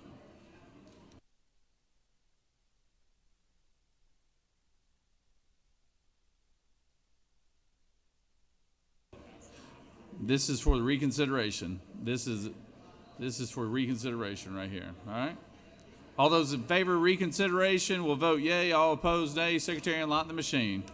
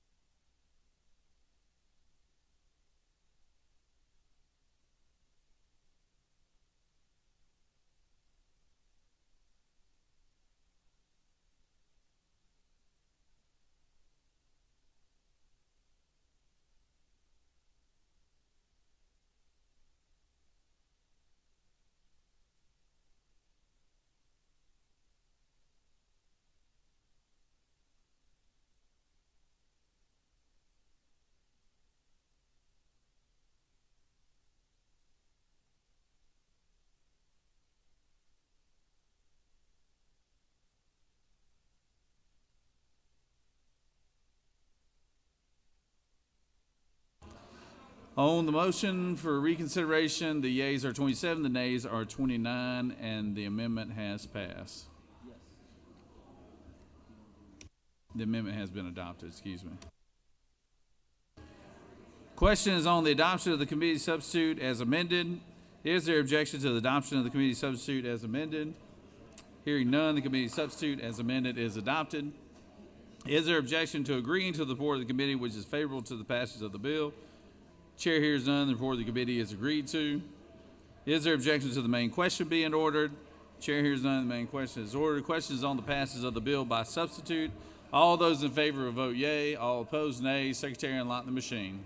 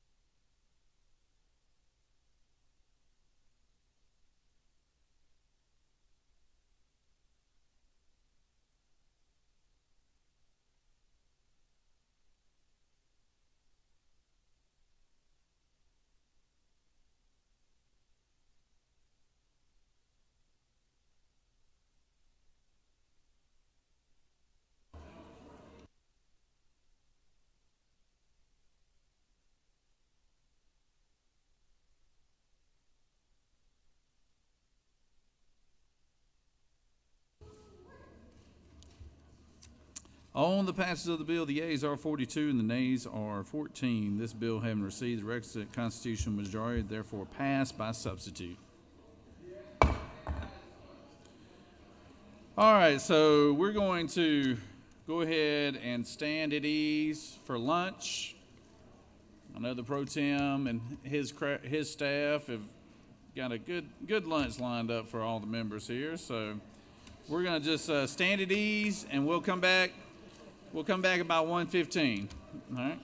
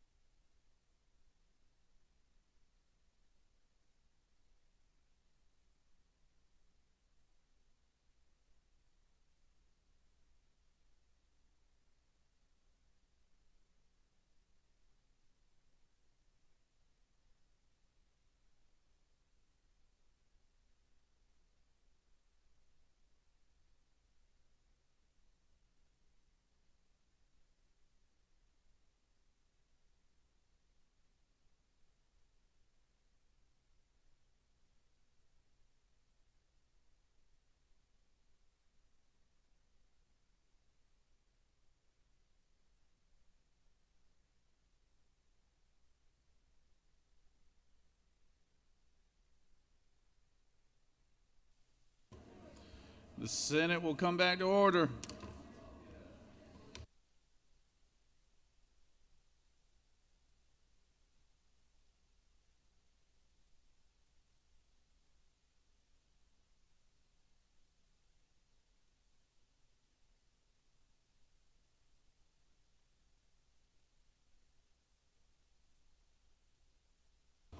Secretary reads Senate Bill 220. Senate Bill 220 by Senator Brass of the 6th and others, a bill to be entitled an act to amend various provisions of the OCGA so as to rename low THC oil as medical cannabis, to amend Chapter 12, Title 16, Article 2 of Chapter 13 of Title 16, and Article 1 of Chapter 2A of Title 31 of the OCGA relating to offenses against the public health and morals, regulation of controlled substances, and general provisions relative to the Department of Public Health, respectively, so as to clarify and revise criminal penalties, to provide for related matters, to repeal conflicting laws, and for other purposes. Mr. President, the Senate Committee on Health and Human Services recommends that this bill do pass by committee substitute. Respectfully submitted, Senator Watson, Chairman. Mr. President, the Senate Committee on Health and Human Services offers the following substitute to Senate Bill 220, bill to be entitled an act to amend various provisions of the Official Code of Georgia Annotated as to rename low THC oil as medical cannabis, to amend Chapter 12 of Title 16, Article 2 of Chapter 13 of Title 16, and Article 1 of Chapter 2A, Title 31 of the Official Code of Georgia Annotated, related to offenses against the public health and morals, regulation of controlled substances, and general provisions relative to the Department of Public Health, respectively, so as to clarify and revise criminal penalties, to clarify and revise exemptions to criminal penalties, and for other purposes. Mr. President, Senator Setzler of the 37th and others offer the following amendment number 1 to amend the Senate Committee substitutes to Senate Bill 220 by replacing on line 88 the words 50% with the words 10%. Mr. President, Senator Brass of the 6th and others offer the following amendment number 2 to amend the Senate Committee on Health and Human Services substitute to Senate Bill 220 by inserting between lines 340 and 341 the following. Said chapter is further amended by revising subsection A of Code Section 16-12-230 related to requirements for dispensing low THC oil as products as follows. A, rejecting low THC oil and inserting medical cannabis or medical products shall only be dispensed and for other purposes. Mr. President, Senator Burns of the 23rd and others offer the following amendment number 3 to amend the Senate Committee on Health and Human Services substitute to Senate Bill 220 by striking line 9 and inserting in lieu thereof the following such information by striking lines 389 through 391 and replacing it with the following reserved. Mr. President, Senator Robertson, the 29th, and others offers the following amendment number 4 to amend the Senate Committee on Health and Human Services substitute to Senate Bill 220 by replacing on lines 433 through 456 with the following. A, cancer when such disease is diagnosed as end of stage or treatment produces related wasting illness or recalcitrant nausea and vomiting and for other purposes. Mr. President, that completes the order.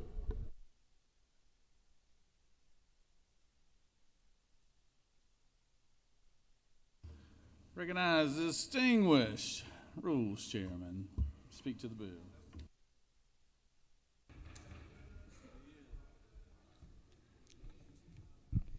Thank you, Mr. President, colleagues. I bring to you SB 220, Medical Marijuana Bill. And I first want to tell you a little bit about why I'm passionate about this bill and the program as a whole. Back in 2019, when we were going through the study committee to figure out how we were going to set up this program in the state of Georgia, we were in our last study committee, and laying on my desk was a letter from a neurosurgeon, neurodoctor with the Shepherd Center in support of medical THC for this state. And I thought I recognized the name on it, but I wasn't real sure, so I actually texted it to my mother. My mother got diagnosed with multiple sclerosis back in 1999, 2000, around that time.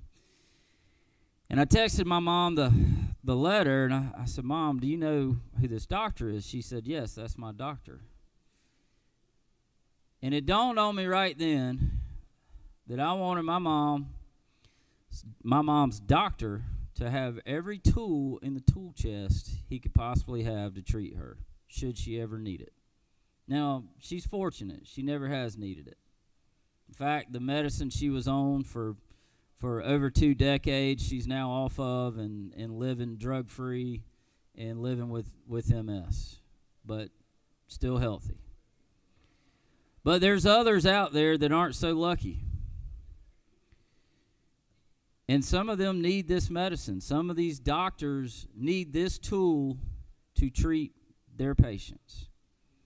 So I'm going to be very clear on what this bill does. In 2019, when we passed the bill, we set a limit of 5% THC oil. When you look at 18 other medical marijuana states in this country, medical marijuana only, not recreational, the lowest percent is 50%. Of those 18, the highest is 70%. So this bill would take us from 5% to 50%. The other thing in this bill that is going to get the most debate is going to be the vaping. Under current law, we don't allow vaping. And I understand the concerns. I am concerned around vaping.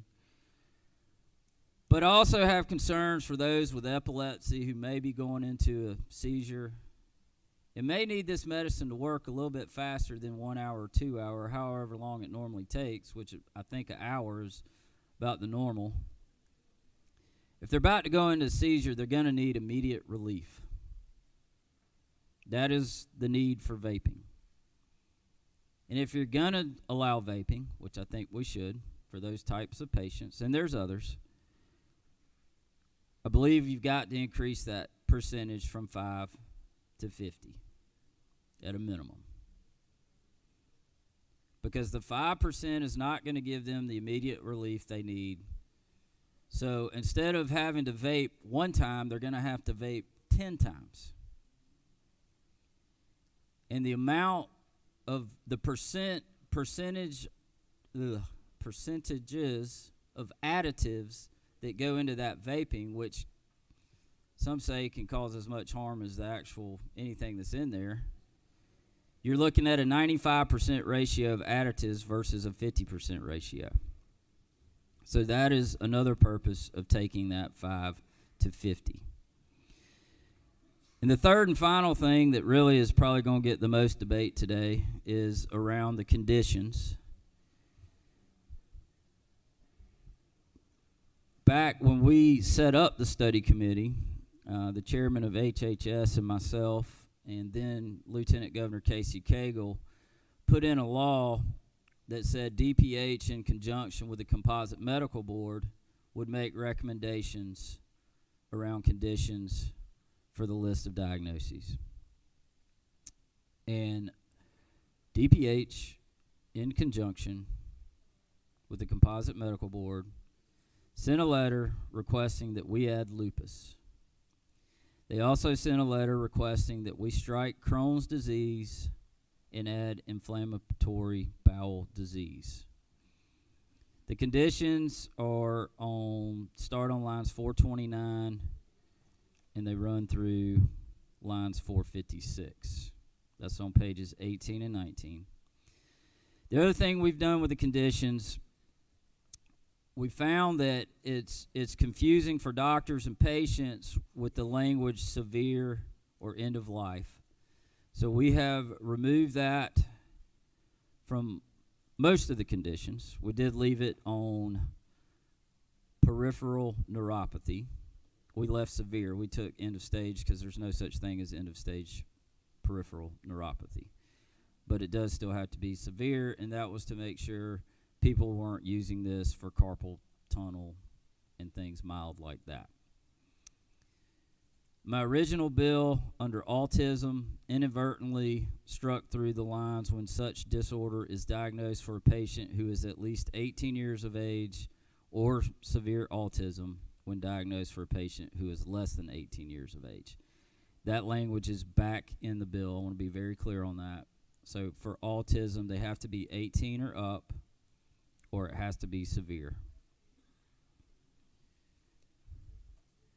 One other thing we added under conditions, because we moved that severe or end of stage, I wanted to put it more back into the doctor and patient's hands, and we added this language that says, any of the following, this is under definition of condition, starting on line 429, any of the following, provided that the patient's symptoms associated with any such condition can reasonably be expected to be relieved by the use of medical cannabis, and the potential benefits of such use to the patient outweigh the potential health risk that such use might pose to the patient.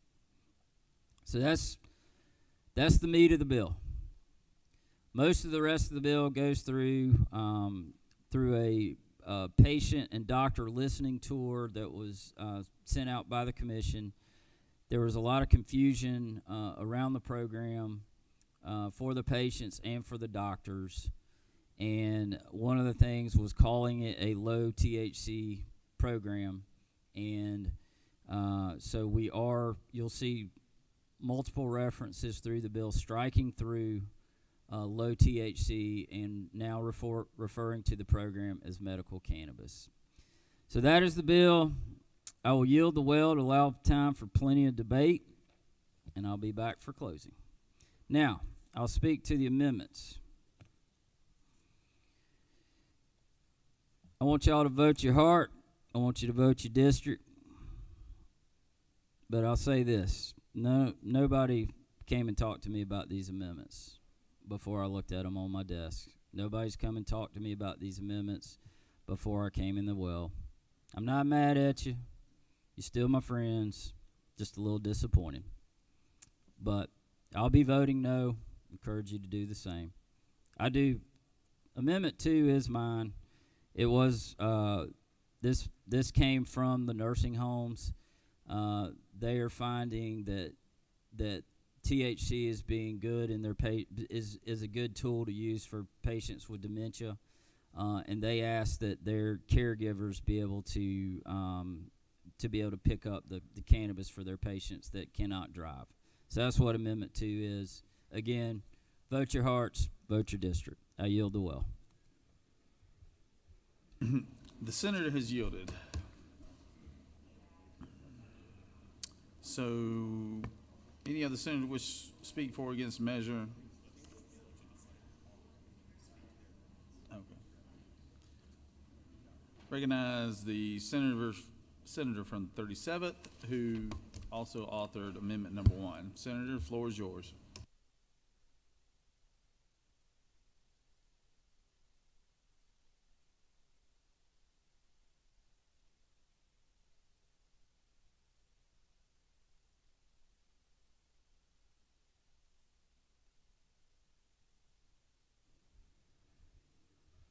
Thank you, Mr. President. Ladies and gentlemen of the Senate, author of the bill, co-sponsors, this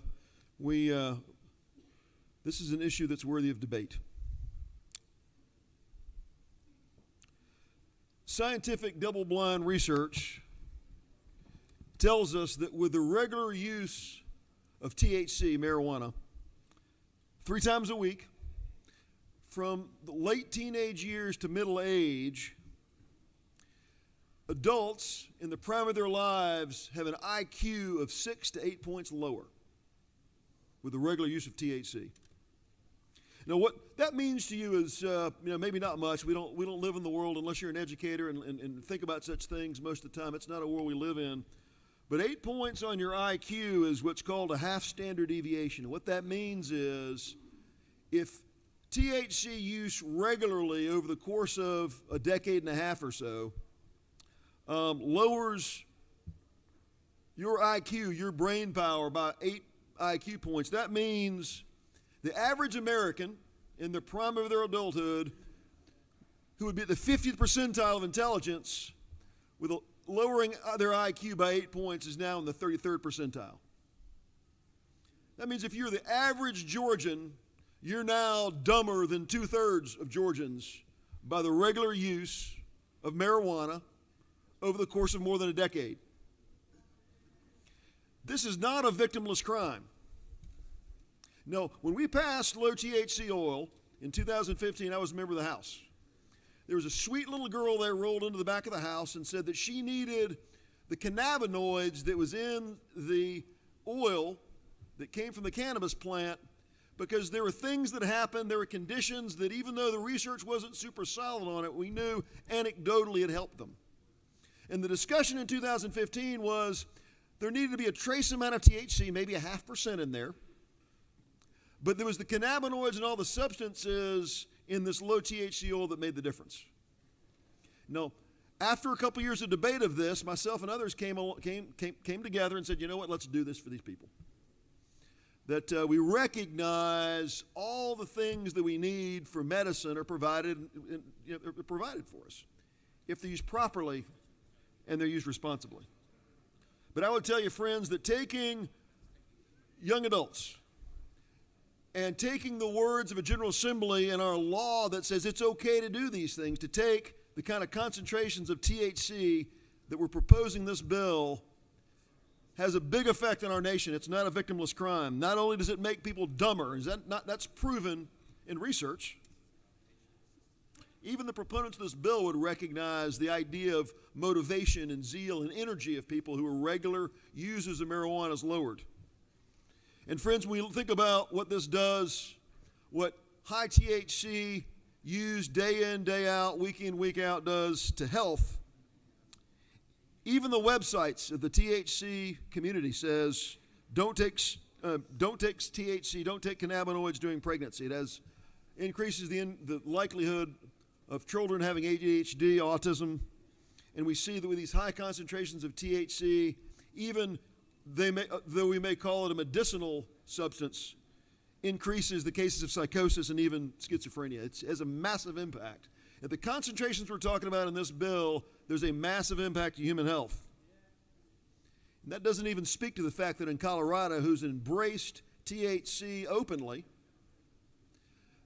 one person dies every 4 days in Colorado from THC-induced auto accidents. Friends, this is not a small step. The cannabinoid bills that came through the House and came through this legislature in 2015 and 2019 came through my subcommittee in Judiciary and Non-Civil. And the discussion about low THC oil that has this sort of hard to define but meaningful impact is made a mockery of in this bill. I say that hesitantly. I say that because the sponsor of this bill is a friend of mine. I say that because the co-sponsor of this bill I count as friends. But as we debate this, as we look at what Georgia law is going to allow, friends, this is not a bill about medicine and solving medical conditions that the medical community cannot otherwise solve. This is a bill that, with complicit doctors around our state, effectively puts in place recreational marijuana. The medicinal benefits of these substances happen at much lower rates of THC. You don't need 50% THC honey oil or vape oil to accomplish the medicinal to achieve the medicinal value that cannabinoids can provide. Friends, I provided you on your desk a little flyer. If you're a member of the public watching this, you can't see this, but what it says is, what Senate Bill 220 does, and I say this hesitantly and I say this regrettably, it takes the THC content from 5% to 50%. The concentration of what people are able to ingest in their bodies illegally goes up 10 times in this state by this bill. It's indefensible medically to do this. Unless the purpose of this bill is to get people stoned, and being stoned is the medical value that we're trying to glean from this bill, it is indefensible to take the legal limit from 5% to 50%. No, many of us don't have a lot of personal experience with low THC oil or the vape oils and these kinds of things. Many of us haven't traveled around the country and experienced these. What I've got for you here, friends, though, is the 28,000 milligrams that's allowed to be possessed under the bill. Technically, it doesn't change. 20 ounces at 5% is the same as 2 ounces at 50%. But the 20 ounces at 5% allows someone to kind of stock a year's supply if they were to travel to another state to buy it, and they can. The 20 ounces kind of gave them an opportunity to have a shop stock, a warehouse stock of supply. But what this 2 ounces at 50% does, in the hands, in the context of vape pens, takes 28,000 milligrams of THC and puts it in the hands of any Georgian legally. 28,000 milligrams of THC that this bill allows to be in the hands of Georgians, and a stack of vape pens you can hold in 2 hands, puts in your 2 hands the equivalent THC that would be present in more than 8,000 marijuana joints from the 1980s. I don't know that any members of this General Assembly have any experience with such things.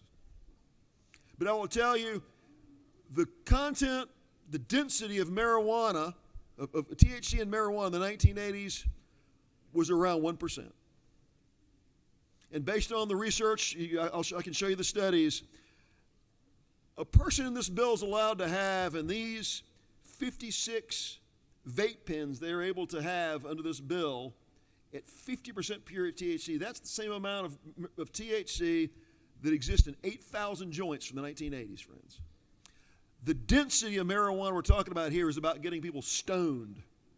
It's not about helping people with cannabinoids. Friends, what this furthermore does is it takes the delivery system of THC from being an oil that's put on your tongue or that's on an edible, and it makes the most bioavailable system that we can deliver. Vaping vaporizes the THC that you're able to ingest it and breathe it in like oxygen.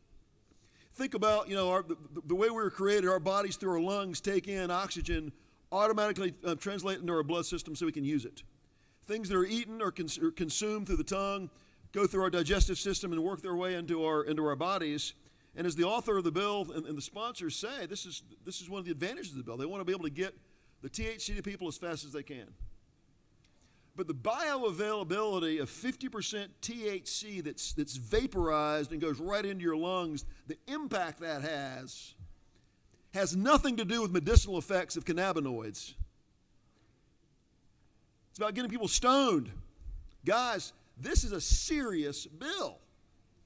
This is a serious shift. 10 times the density of this hallucinogenic drug we're going to legalize by the power of the state Senate. Friends, the concentration we're talking about, if you want to understand what this means, you think about naturally occurring marijuana that occurred in nature 100 years ago, what the cannabis plant produced. About 0.3% of that cannabis plant by dry weight was THC. We're taking the allowable amount in Georgia to 150 times the concentration of THC that naturally occurs in nature. Nature gives us what we need. If someone were taking low THC oil or consuming cannabis in some natural form, those hundreds of cannabinoids that are in that, we believe has some medical impact for people. But not by getting rid of all those and distilling down to 150 times the density so it can be smoked, vaped, and ingested right into our lungs in a way to make people stoned. And then lastly, friends, if we're uncertain about this, why would we consider something that shows these negative medical impacts for adults? Why would we allow it for children? The American Academy of Pediatrics says that for people under the age of 18, there is no circumstance in which THC is needed to solve children's medical conditions. This bill, in 16 of the 18 conditions that are referenced, not all 18, but in 16 of the 18, allow this 50% THC concentration to be delivered to children at any age. Now, do I believe parents are going to be giving infants this? No, I don't believe that's what parents will do. But there is no age limit on who this is delivered to, friends. This is serious policy. And if you believe that the 200 cannabinoids that are in low THC oil and that are naturally occurring cannabis are meaningful, let's protect that. That's what's in law now. But taking the concentration to 10 times what it is today is not about the medicinal value of cannabinoids. It's about getting people stoned. It's about legalizing de facto recreational marijuana to the tens of doctors around the state that will give this out for intractable pain or other conditions folks can present and demonstrate, and radically change the value of what we did back in 2015 with Haley's Hope Act, to give cannabinoids legally to people in oil form or otherwise of folks that had unique medical conditions and needs. I say this in hesitance to my friends who proposed the bill, but friends, Senate Bill 220 is a dangerous bill. I don't say that lightly. This bill increases what can be given to people legally by 10 times the concentration that exists today, and it is not about medicine, but it's about legalizing getting folks stoned and legalizing de facto recreational marijuana under the name of medicine. Mr. President, glad to take questions.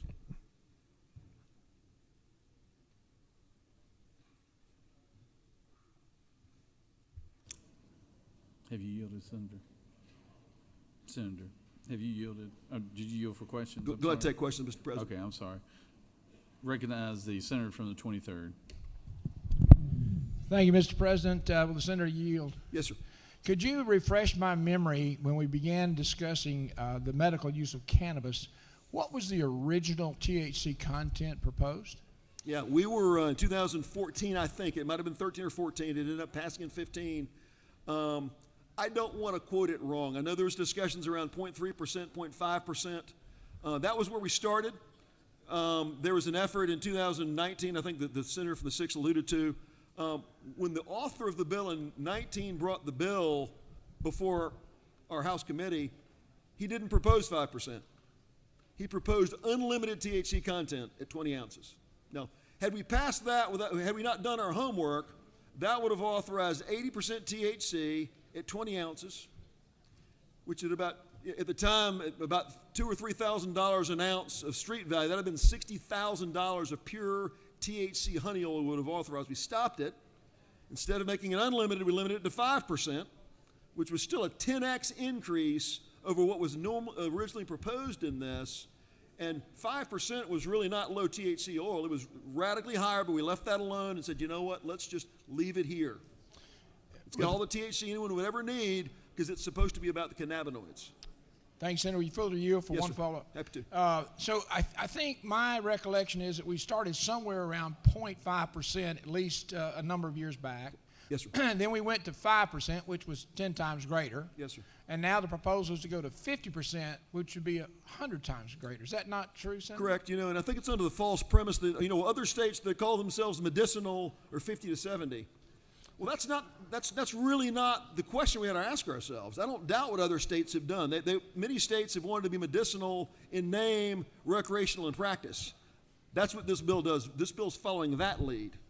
If we care about the cannabinoids and the value of this for people with difficult conditions, 5% is probably 10 times what they really need in terms of THC content.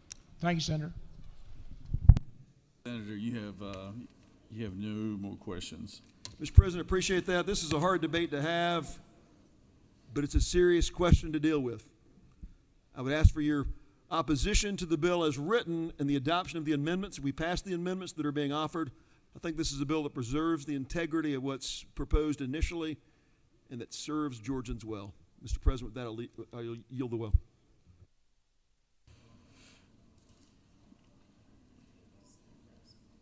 Senator from the 6th. So what we're going to do now, I'm going to let each senator that has an amendment speak to their amendment, and then the senators that want to speak, I'll invite them up. So senators from the 6th, do you want to speak to your amendment, or do you want to wait to your closing? You wait to the closing? Okay.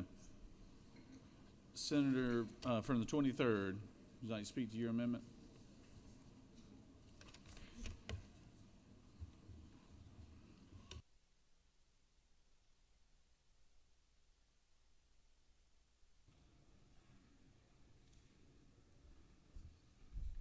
Thank you, Mr. President. Colleagues, as has been pointed out, this is a serious discussion, and we're moving quickly to a place where I'm not comfortable.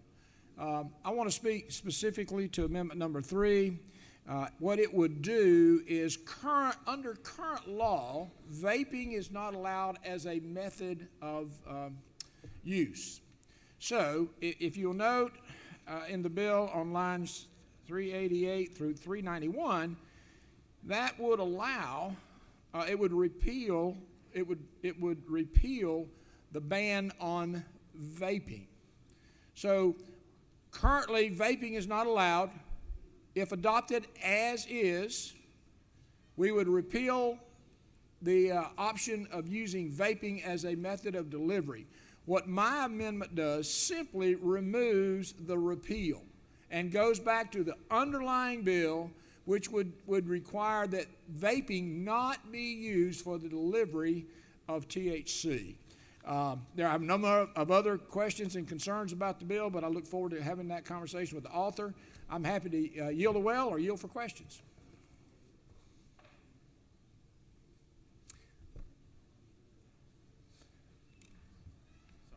Sorry, Senator, I was listening to my boss lady up here, the First Lady of the Senate. So, There you go. There you go. Glad she's here. So she had me distracted there. So you have no questions, Thank Senator. you. I yield the well.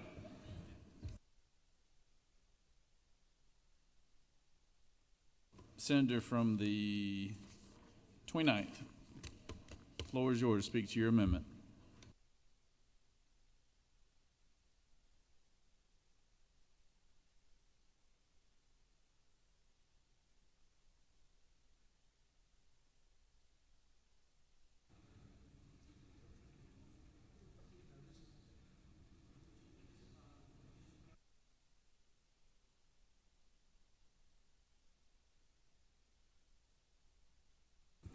Thank you, Mr. Chair, Mr. President.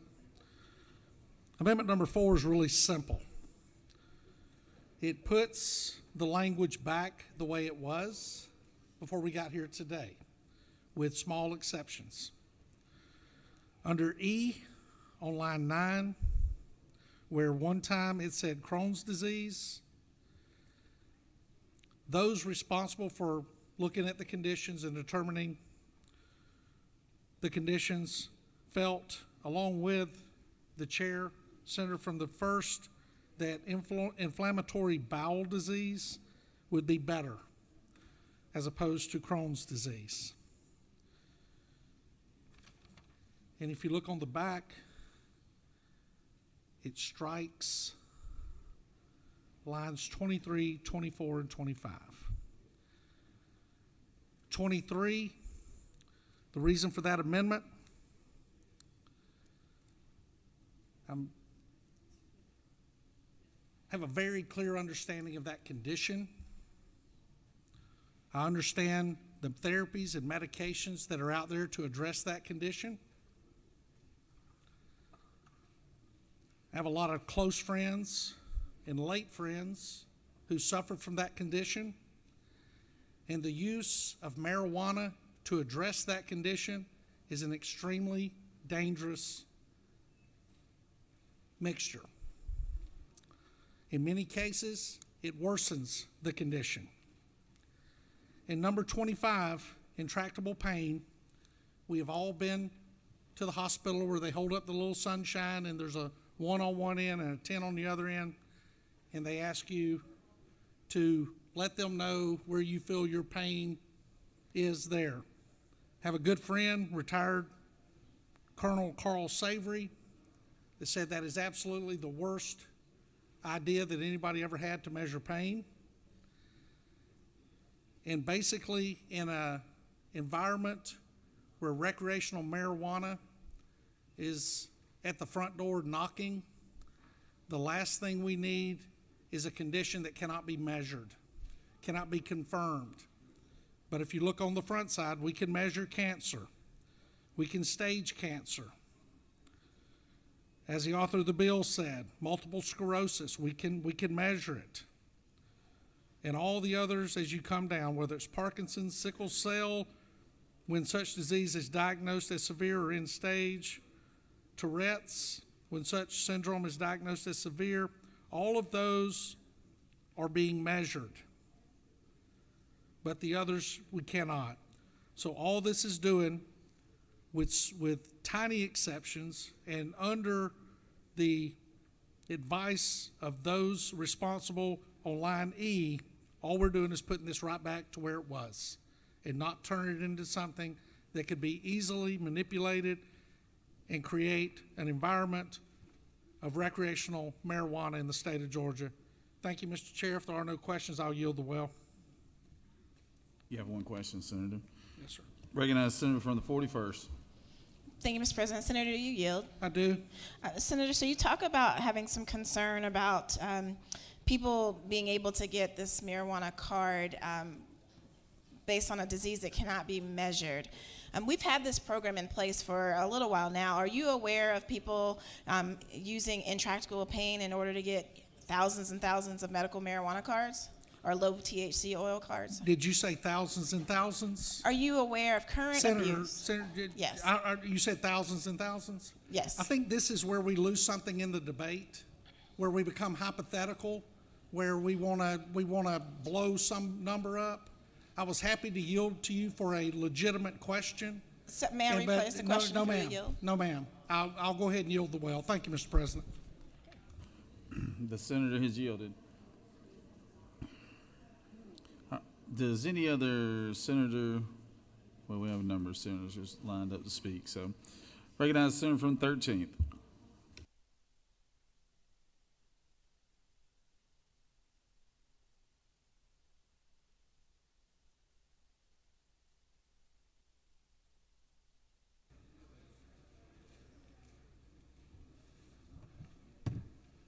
Well, I'm confused. And if you're not confused about all the stuff coming out here today you've heard, then you're a much smarter person than I am. But I'm going to read you the definition of confusion from Google, so we know it's true because it comes from Google, okay? To cause someone to feel uncertain or unclear or to make something difficult to understand. Are we not there? Well, that's where we are. Let's talk about that for just a minute. First of all, I want to applaud the senator from the 6th for having the wherewithal and the ability to stand up here and try to do what's right for the people of Georgia. You know it's not popular always. Let me tell you something, folks. Before I came here, and I remember being here in 2020, and I hear about all this stuff about hemp, marijuana, hemp, whatever you want to call it, that we promised the people of Georgia that we were going to supply them with a quality medical grade marijuana program. We promised them. What have we done? We give them oil to put under their tongue. Why do you think our registry is 22,000 people and Florida's hundreds of thousands? Because they go to Florida to get what they want. We don't give them what they want. Let's take that one step further. You can drive anywhere in this city and get out of your car, and guess what you're going to smell? Anywhere you go. We have created a black market in Georgia like nobody's business. And the black market has continued to grow and grow and grow because of what reason, folks? We didn't do what we promised them to, and that's including me, and I wasn't even here. Now, I have never drank or smoked. I'm good with banning alcohol, banning everything. No, we'd have a real fight if we tried that. I mean, everybody would come unglued if we tried that. But, you know, it's been legally killing people for 200 years. But let's just keep on drinking, okay? But here we are. We're offering to do a medical grade marijuana for people who need the medical products. Did y'all miss me anywhere in that? I didn't say we were going to go out there and start distributing it like marijuana is going to be legalized and we're going to be taxing it and all that. I didn't say any of that stuff. I said we're going to supply medical grade marijuana for people who need it. Now, you take a gummy, and I've talked to the scientists, I've talked to the people about this, and they'll tell you a gummy takes 45 minutes basically to take effect. About 45 minutes.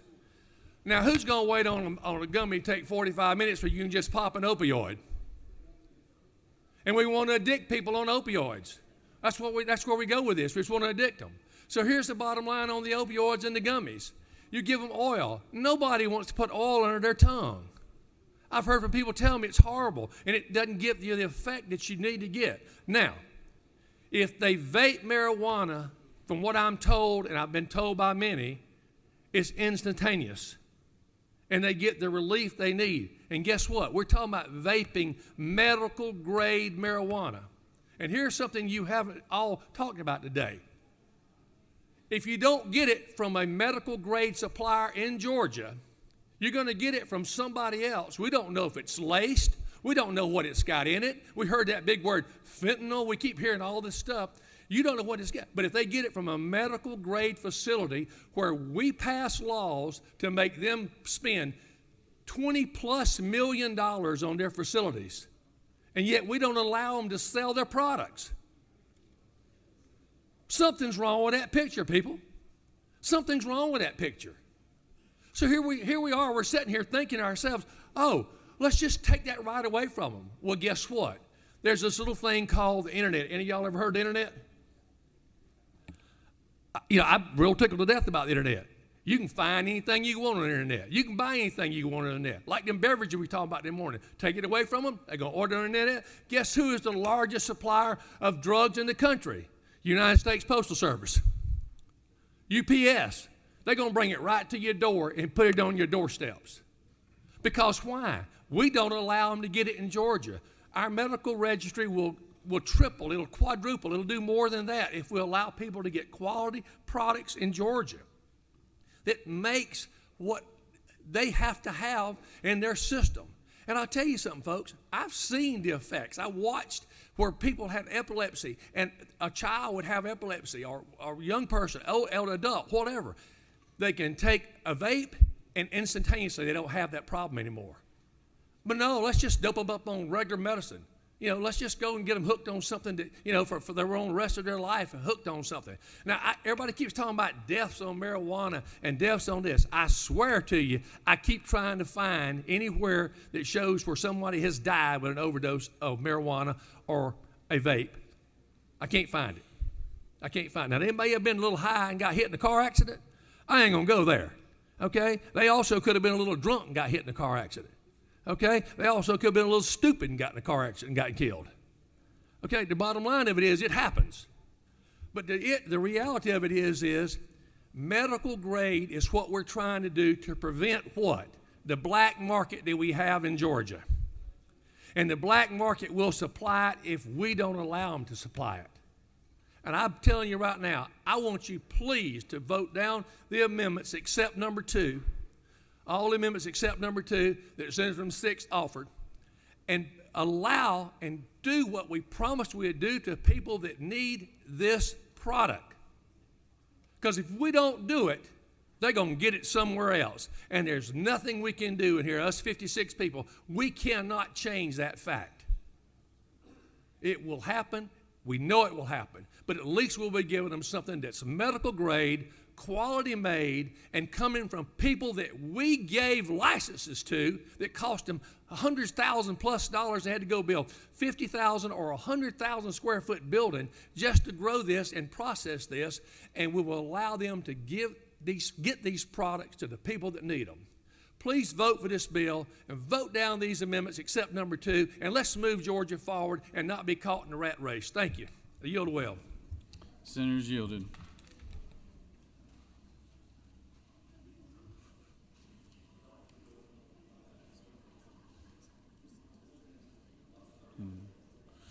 Recognize the senator from the 56. Speak to the measure.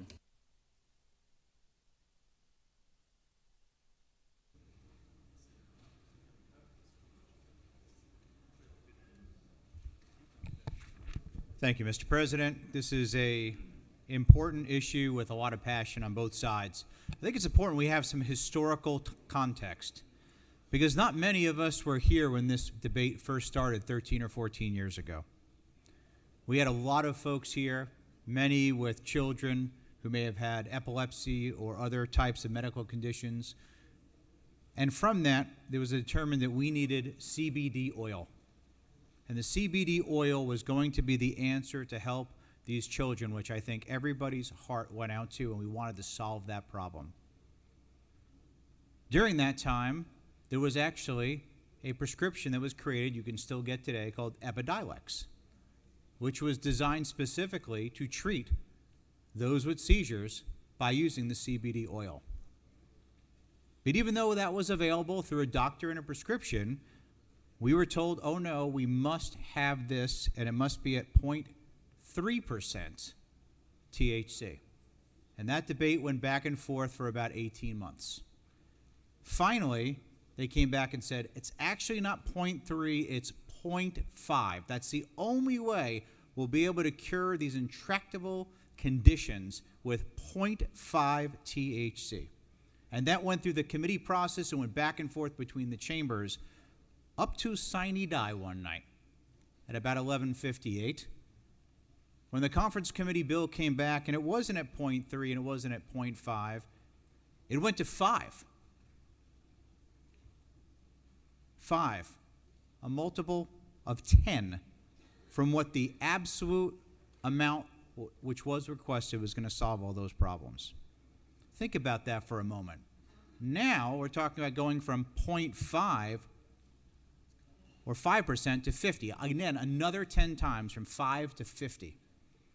Mark my words, 2 years from now, it'll be 100% because that'll be the next ask.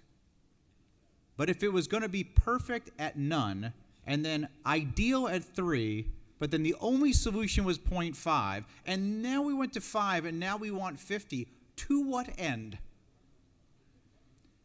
There's a reason why THC is still a Schedule I drug. How many times do you watch the television and see one more pharmaceutical commercial of somebody playing with their dog and throwing a frisbee because the next great medicine is going to solve whatever ailments we may have? If this was solving real medical ailments all the time, I promise every big pharma company in the country would have a product on the market already. How is it that since the beginning of mankind, we just found out in the last 12 or 13 years that the solution to every single one of our ails has been pot? It should sound foolish because it is. Let's follow the real science here.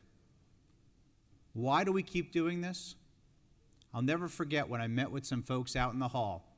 After the 5% was passed, the very next year, they sat there with tears in their eyes saying, we can't do this unless we can grow our own marijuana. I asked them who paid them. They turned around and walked away, as did their lobbyist. To what end, I'll ask you one more time, will we keep doing this? There's a process for medical conditions. You go to a doctor. The doctor prescribes you whatever medicine or whatever you need in order to hopefully heal you and get you better. We are at such a slippery slope now, and if you don't understand what's happened over the last many years, I hope it will give you the perspective you need to support any amendment that will lessen this, or perhaps more importantly, not pass this bill. I think it came from those purists of reasoning and thoughts. I respect the senator from the 6th, but the history doesn't line up with the results. Thank you. I yield the will. Recognize the senator from the 52nd to speak to the bill.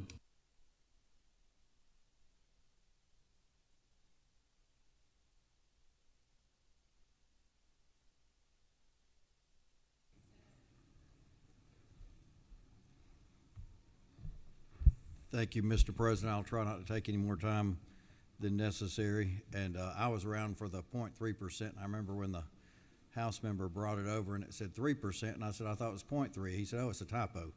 But then it was 3% after that. So I knew incrementalism was the goal there. I want to make sure everybody knows how this came about. There was a patient listening tour. Now, this tour didn't have the Georgia Department of Public Health, the Composite Medical Board, the Georgia Board of Pharmacy, but their input is that the Composite Medical Board did recommend lupus and the Crohn's to IBS thing change, I think. But this isn't, you know, a randomized, double-blind controlled study that we're doing or something like that. This is just a listening tour. You're at 5%, what do you want? We want 50%, okay. We want a vape, okay. Whatever people put on the listening tour was up for this bill, and even the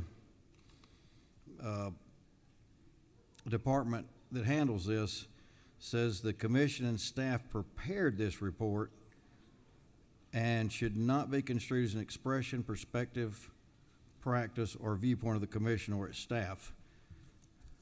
Now, having said all that, I want everyone to know that that's what it is. My biggest concern, though, is for the children. The American Academy of Pediatrics do not recommend this, and in fact, they've stated that it could be considered child abuse. Now, there are a condition, too, that, you know, there's some studies that say it could help. They also feel like there's other medicines that could be helpful there. But this doesn't limit it to those. I mean, we're at the point now we're letting 3-year-olds vape. You know, and you could say, well, if they've got a terminal condition and they're going to be gone in a few months or something, what's the harm? But a lot of these are not terminal conditions. The evidence is there. Then the brain,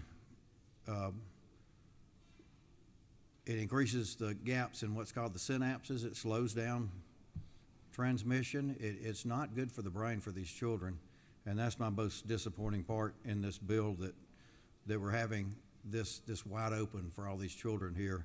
And so because of that, I can't support the bill. With that, Mr. President, I'll yield to Will. Recognize the senator from the 54th.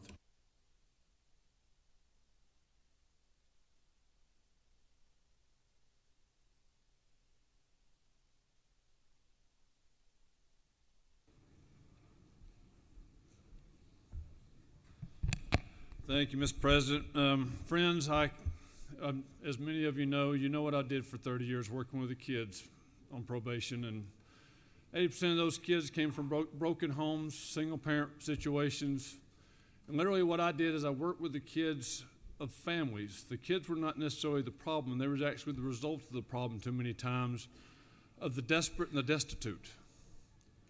And that's what these vices continue to reach out and coddle to. This is not an answer, and you know, since I've been here since 2017, and going back to 2015, in 2015, THC cannabis oil legalized for medical use in the state under HB1.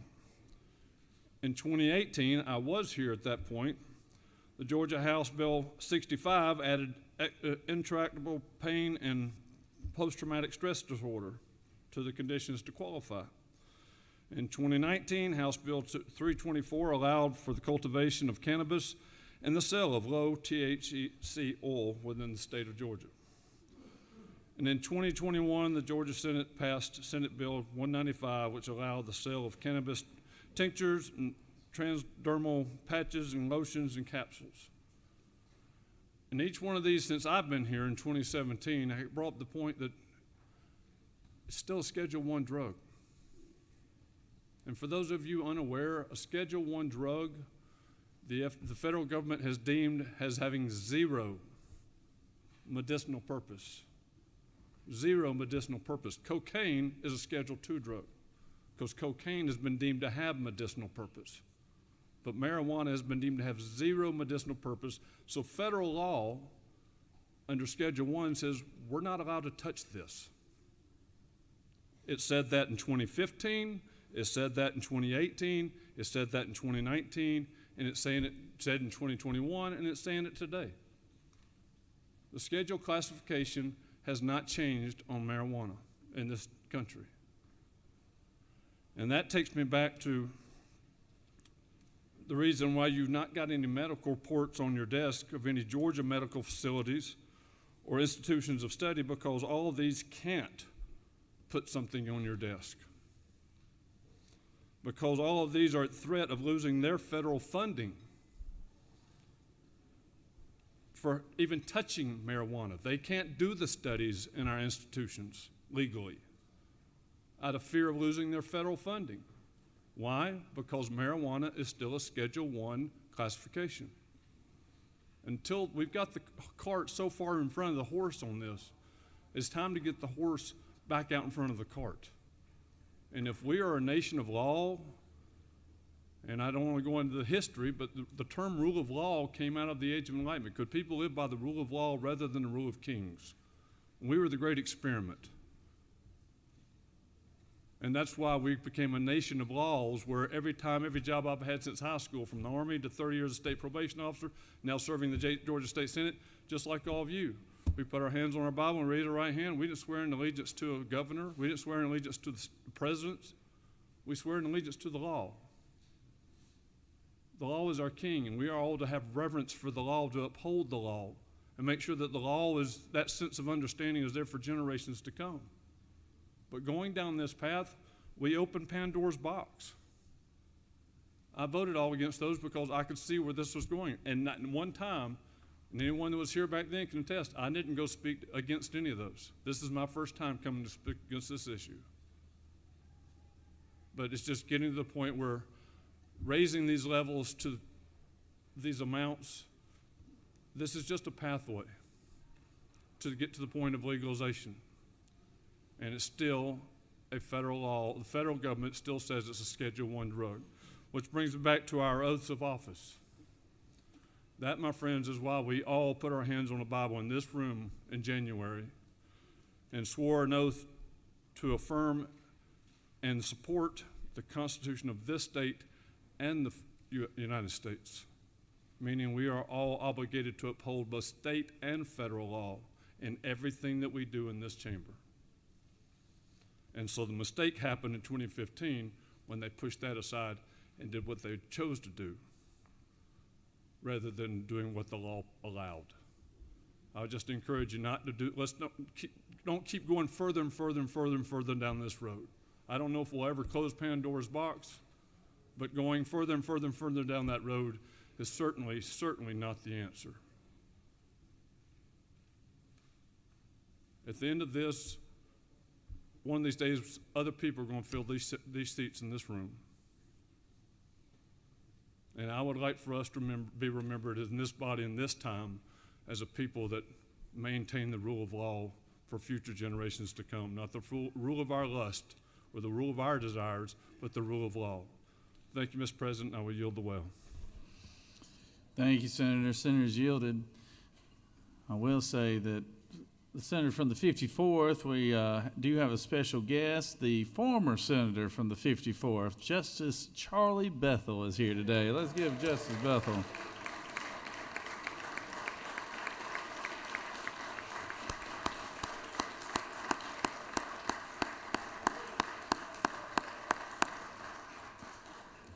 Charlie, Justice Bethel was a good friend of mine in this body, and he and I were young. We were young when we started out over here, Bethel, but he taught me a lot and I always appreciated his friendship, and he definitely enjoyed representing the people of Dalton, Georgia. So he always does well, and he does well in his current role too. He's one of those level-headed, common sense guys. So always good to have you there, Justice Bethel.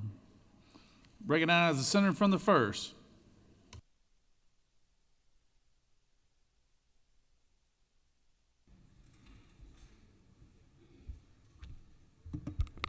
Thank you, Mr. President. I'll be brief, but I just want to give a little bit of a background relating to this.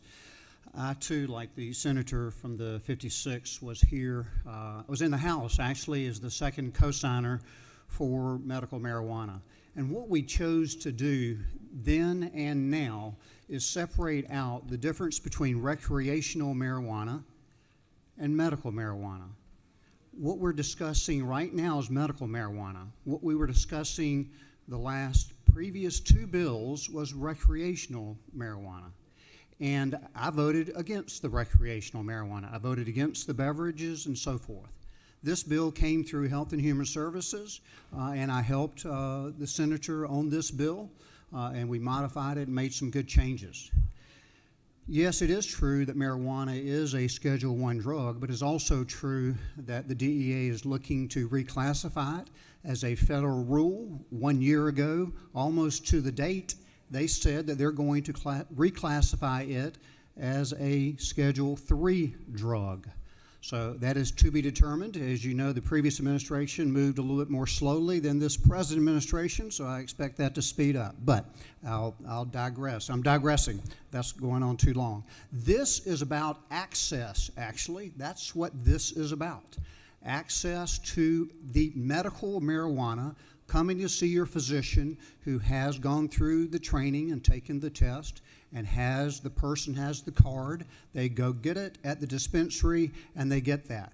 What we have done with this, yes, like 18 other states in which only medical marijuana is prescribed, in other words, 18 states that do just like the state of Georgia, medical marijuana, not recreational marijuana. What we have done, we have aligned ourselves to make the nomenclature the same.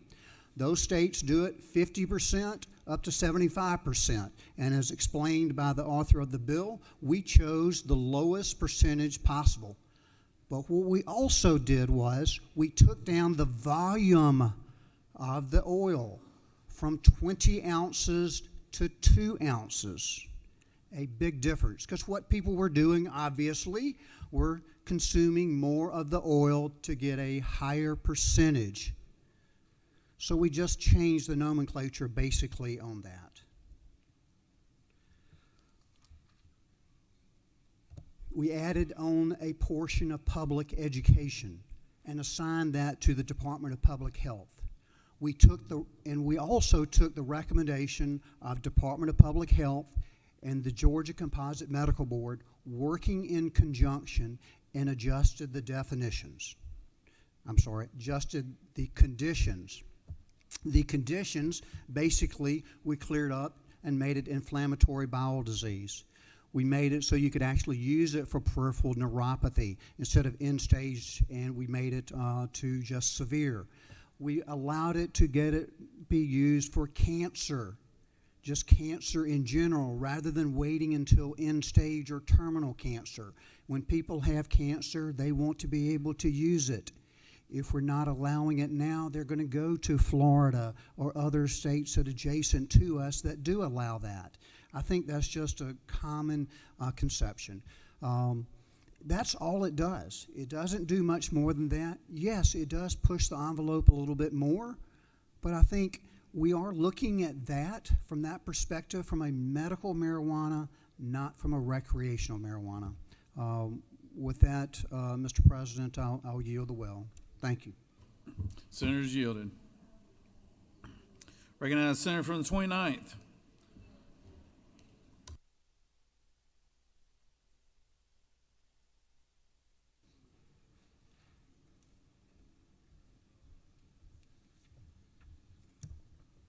Thank you, Mr. President. I appreciate everything everybody has said up here so far. I would say my good friend from the first, while he's right on a lot of the stuff he said, I'm somewhat disappointed that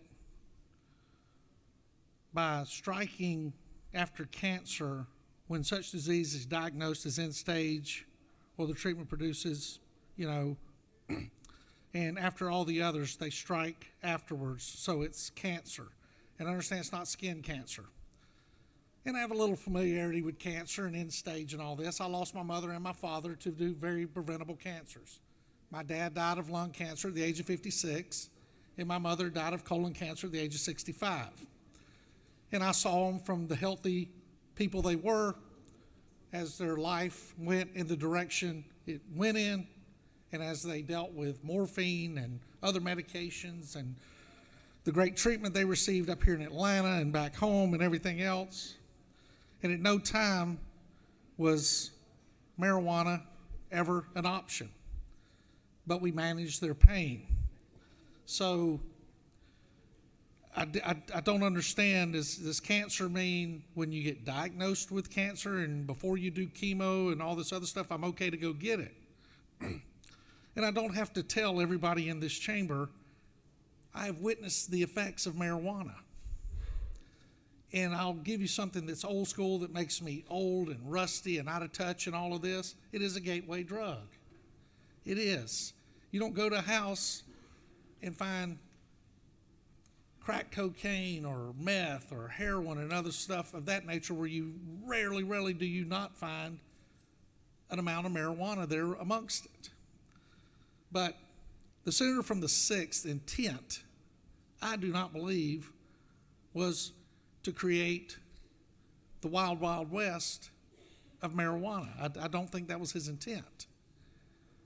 But I think that is a collateral effect that will occur as we continue to expand this.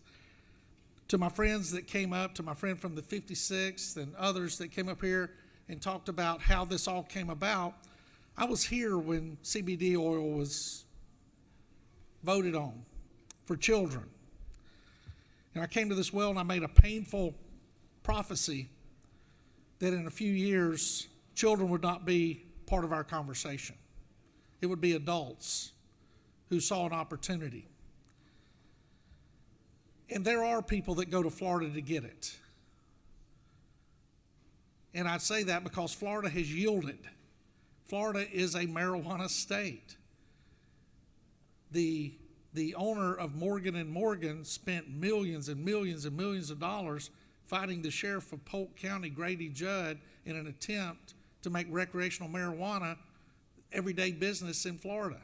And the reason he did it is because it's business. It's money. That's what they see it as. They are not thinking about sick children.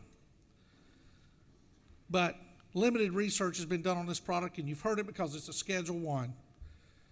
And while the senator from the 1st is absolutely right, they have attempted to do this and reschedule it for research. They've been attempting to do this for almost 20 years to reschedule this so it can be researched. This isn't some new silver bullet that's going to come out. 2 years ago, I offered up the opportunity for us to put a study committee together and look at this and do the right thing. That never happened. What we're doing here, there's medication out there to handle these problems, but we don't want to do that. But I want to tell you, if you want to keep pushing the envelope on marijuana, then when you talk about homelessness, understand the impact that marijuana has on the homeless community. When I was in Denver, I went to the largest homeless shelter I've ever been to. And I asked the man that ran it, I said, did marijuana make them homeless? He said, no, sir, Mr. Robertson, it didn't, but it keeps them homeless. Because now they smoke it and nobody will hire them because they test positive for marijuana and nobody wants to accept that liability. When the state of Washington legalized marijuana, they told the Chamber of Commerce for the state of Washington that they could not recommend drug testing through their programs that tested for marijuana, and the Chamber of Commerce of Washington State had to sue the state of Washington to make sure that they still had the right to tell their members that they could continue to test for marijuana. If you want to see the continuation of addiction, then you create this marijuana community. The people that step up in this well and talk about it. If you want to continue to talk about unemployment, then expand the marijuana industry in the state of Georgia. If you want to continue to talk about violence amongst young people, school violence, street violence, everything that comes along with it, then expand marijuana. Then you can continue having violence. Research has shown, legitimate research has shown, that young men between the ages of 15 and 25 develop psychosis. These are regular marijuana users. And understand the vaping aspect of this. Alcohol consumption by young people, down. Vaping is up. The average kid vapes enough THC or tobacco during a single day that equals 2 packs of cigarettes. Think about that. This is what they're putting in their bodies. These are young minds that aren't fully developed, and we expect them to follow all the rules of life. This is the danger of expanding marijuana. The impact on the economy is going to devastate. Crime will rise, and again, I said the other day in the well, build bigger jails, build bigger prisons, because we're going to need them. And Atlanta will be able to fall into that group along with Portland, along with San Francisco, and along with the open drug markets in Philly. Because y'all may not know it, but there's somebody over in the House pushing a bill forward to make hallucinogenics a possibility to deal with PTSD. But my friend from the 13th came up and gave a passionate speech. And my only retort to that is, I never promised anybody anything. I never promised anybody a clean and open and healthy marijuana industry in Georgia. And yes, there's marijuana being sold in the city of Atlanta right now. And if we legalize it all, there's still going to be the illegal sales of marijuana in the city of Atlanta, as there are in New York, California, Colorado, everywhere, because they aren't going to be able to sell everything they produce in stores and in shops, so they're going to sell it on the street. That's what it's shown for all those times. And you asked a great question, I think the senator did, about somebody dying from it. But what you forgot is a week ago here in the city of Atlanta, a child at a daycare overdosed on a gummy that she got out of the pocket of the daycare worker. There have been overdoses throughout this country of children with gummies and other things that are supposed to be safe. And you're right, they can buy it on the internet. There's other horrific stuff they can buy on the internet too, but we outlaw that, right? And people came in and spent hundreds of thousands of dollars banking on an industry that they hoped would come here so they could get a good return on their investment. It is not the responsibility of the 56 men and women in this chamber to prop up the businesses of other people. There are people in this room that are business owners that have been very successful and have failed at times. It is not our job to support those industries. The senator from the 6th is well-intended. I absolutely believe that. But this is not how we do it. We have it done already. Give it time. Let it work. We're moving too fast. Please vote yes on Amendment 4 or vote down this legislation. Thank you, Mr. President. I yield the well. All right, Senator. I forgot to let you up here 2 times. I was out of order on that, but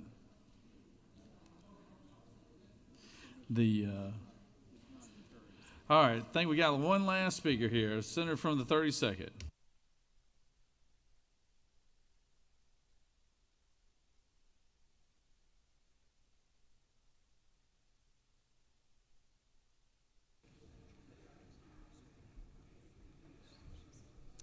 Thank you, Mr. President. I want to thank the senator from the 6th for working to make changes from his original bill. And I just wanted to point out a couple things. First of all, we got some problems with our current process, and I'm going to continue working on this, and I think the senator from the 6th will work with me. We've got a doctor in New York who certified over 2,000 people in Georgia for medical marijuana cards. There's something wrong with the process we need to fix. Full disclosure, I have some friends in the medical cannabis business, but as a physician, I've always spoken against smoking and vaping. And I've got with me 2 studies that basically show that cannabis vaping is more harmful than nicotine vaping, and I'd be happy to share that with anybody. Many of the conditions on the list are not terminal conditions, and so people might be doing vapes or pre-rolls for months, years, or decades. So I know everybody's tired of this subject, so that's all I had to say. I'm yielding the well. Thank you.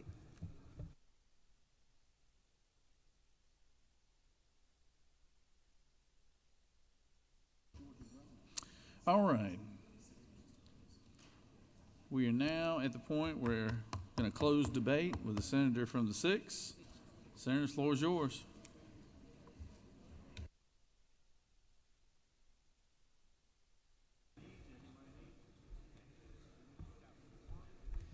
Thank you, Mr. President. Colleagues, this can be an emotional topic for all of us. It's more emotional for some of those at home, those living with cancer, ALS, seizures, MS, Parkinson's, sickle cell, Tourette's. several others. And for those of you listening at home, I want you to know that my colleagues that are speaking against this, they're not against you.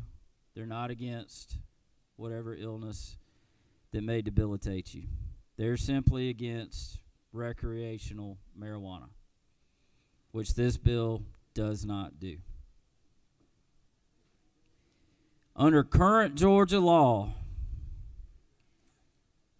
any one of us sitting in these seats, no matter if you got one of these illnesses or not, anybody walking these halls, anybody walking the streets of Georgia without a doctor can walk into a gas station, buy a gummy, and get, as the senator from the 37th so eloquently stated, you can get stoned. In fact, we just voted on it earlier. Senate Bill 33. You can walk into a gas station with nothing wrong with you and get stoned. This bill says, and our program says, under the direction of a doctor, someone with a listed diagnosis in law can go get medicine from one of the most regulated industries, if not the most regulated industries we have in this state. What separates us from other states that went the way of recreational, and even separates us from medical marijuana states like Florida, is we did two things that they failed to do. We got hold of our list of diagnoses, and we got a tight grip around the amount of licenses that we put out there. That is what separates us from those states. That is why we have a good program. And now all I'm asking is that we provide the proper access that will allow the proper dosage to some of these patients that are in need. While we were debating this, I got two text messages. One from an MS patient who actually happened to know her mother actually was a pastor at one of my previous churches. Said her MS is so bad, she's not as lucky as my mother. Her MS is so bad, she's tried many drugs, and the pain is too much. She too goes to the Shepherd Center. Her doctor is now recommending that she try medical marijuana. Another patient texted me, or I got a patient from someone else whose cousin was end of life with cancer. Throat was so bad, could not eat a gummy or any other form of marijuana, and the vaping was the only relief he could get in his last 8 weeks of life before he passed. And that is all we're asking, is for relief for these poor people with one of these diagnoses that we have written in law. I urge that you vote against the amendments, except for mine. Number 2. And I urge that you help me pass Senate Bill 220. Thank you, Mr. President. I yield the well. Thank you, Senator. The senator has yielded the well, and we have closed debate. It is time now to take up the amendments. We're just going to go in order. Amendment number 1, authored by the senator from the 37th. Is there objection to amendment number 1? There is objection to amendment number 1. All those that are in favor of amendment number 1 will vote yea. All opposed, nay. Secretary, unlock the machine.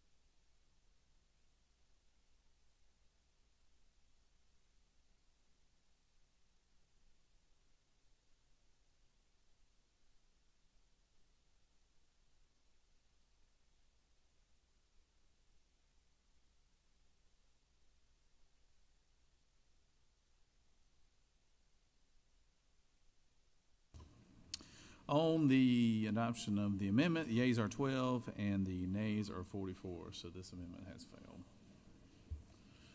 On amendment number 2, authored by the senator from the 6th, who is the author of the underlying bill, is there objection? We have objection.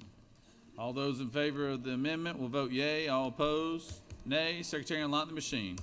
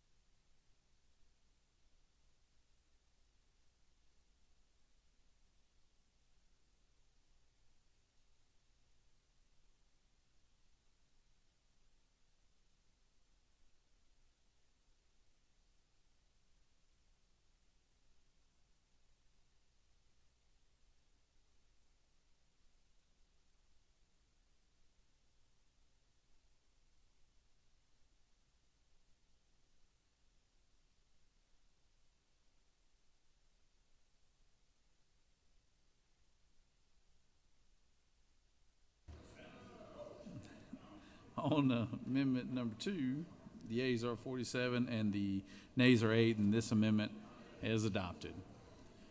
Moving on to amendment number 3, authored by the senator from the 23rd. Is there objection to amendment number 3? There is objection to amendment number 3. All those in favor of the amendment will vote yea. All opposed, nay. Secretary, unlock the machine.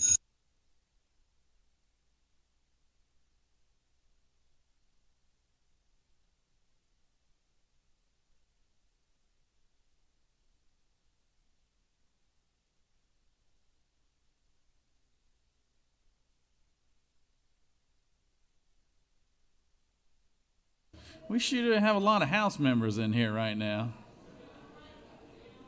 Y'all see all these House members we got in here?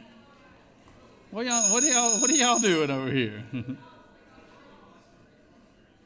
Over there, I thought y'all had like 160 bills on or something. Recognize senator from the 51st. Parliamentary inquiry. State your inquiry. Isn't it true that the House members heard there were free samples in the Senate and they all came over for something to snack on? Senator knows what he speaks. Recognize senator from the 27th. Parliamentary inquiry. State your inquiry. Is it not true the House members are over here looking for some good ideas? Man. Tell you what, I hope you don't have your bills over in the House, Senator.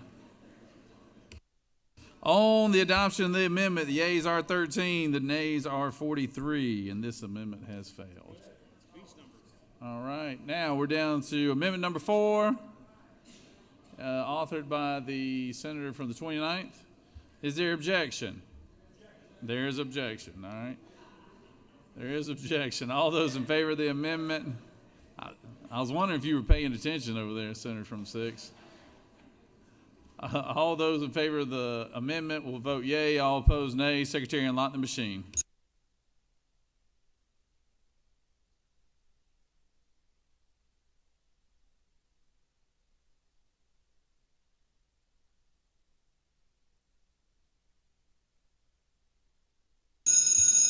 Senator from the 41st, what purpose use our eyes? Parliamentary inquiry. State your inquiry. Isn't it true that if this bill were to pass, we would make it so that people with PTSD could not receive this medication? I believe the senator knows what she speaks.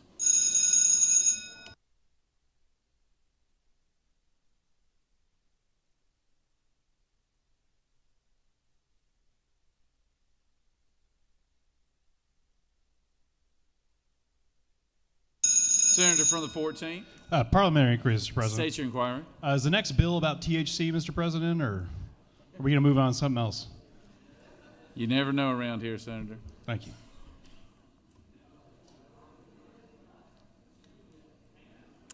On the adoption of amendment number 4, the yeas are 12, the nays are 43, and this amendment has failed.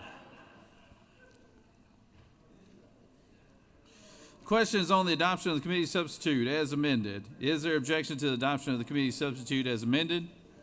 Chair hears none. The committee substitute as amended is adopted.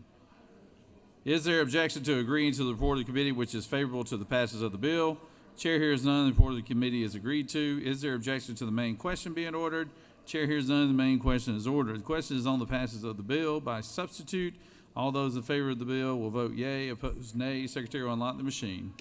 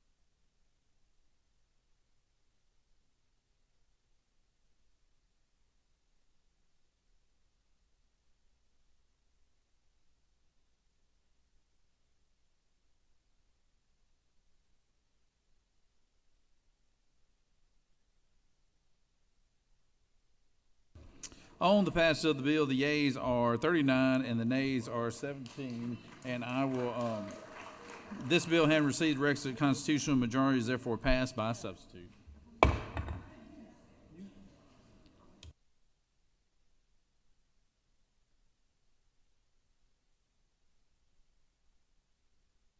Secretary reads Senate Bill 218. Senate Bill 218 by Senator Robertson, the 29th, and others, bill to be entitled Act to amend Title 15 of the Official Code of Georgia annotated related to courts so as to provide that the Prosecuting Attorney's Qualifications Commission shall be assigned for administrative purposes only to the administrative office of the courts and shall be funded by funds appropriate or otherwise available to the judicial branch of state government to amend Code Section 16-11-130 of the Official Code of Georgia annotated related to exemptions from Code Sections 16-11-126 through 16-11-127.2, sets provide for exceptions for current and retired members, staff, and other employees of the Prosecuting Attorney's Qualifications Commission to provide for related matters to repeal conflicting laws and for other purposes. Mr. President, the Senate Committee on Judiciary recommends that this bill do pass by substitute. Respectfully submitted, Senator Strickland, Chairman.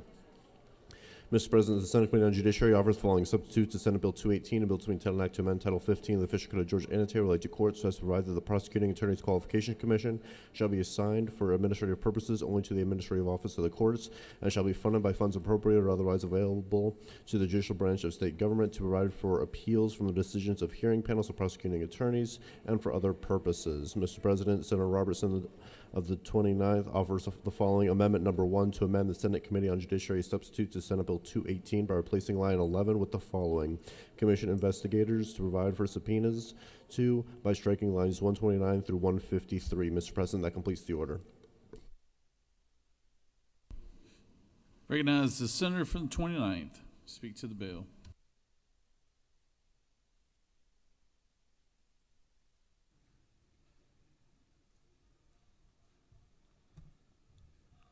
Colleagues, SB 218 is something you're familiar with. It is the Prosecuting Attorney's Qualification Commission. The bill's very simple. What it does is it moves the commission from the PAC over to the Administrative Office of the Courts for better management. It also creates the subpoena power necessary to conduct the investigations. In the original bill, if you look on lines 129 through 153, you see where the council had asked for the ability to also have search warrants. I met with PAC, met with the district attorney from, I believe it was DeKalb County, and the president of the Solicitor General's Association, and we have struck that language. We feel that any investigation done under these circumstances, a subpoena power would give them the necessary evidence without them being intrusive or to be able to carry out the investigation under the power issued in a search warrant. So the amendment is to strike lines 129 through 153. And with that, Mr. President, I'll yield the well unless there are any questions. Yes. You do have one question. The senator from the 44th. Thank you, Mr. President. Will the chairman yield? I do. Thank you so much. Actually, I should have said the whip. Mr. Whip, thank you for your amendment. Thank you for working with the DeKalb County District Attorney's Office on that. Very much appreciated. Just two quick questions.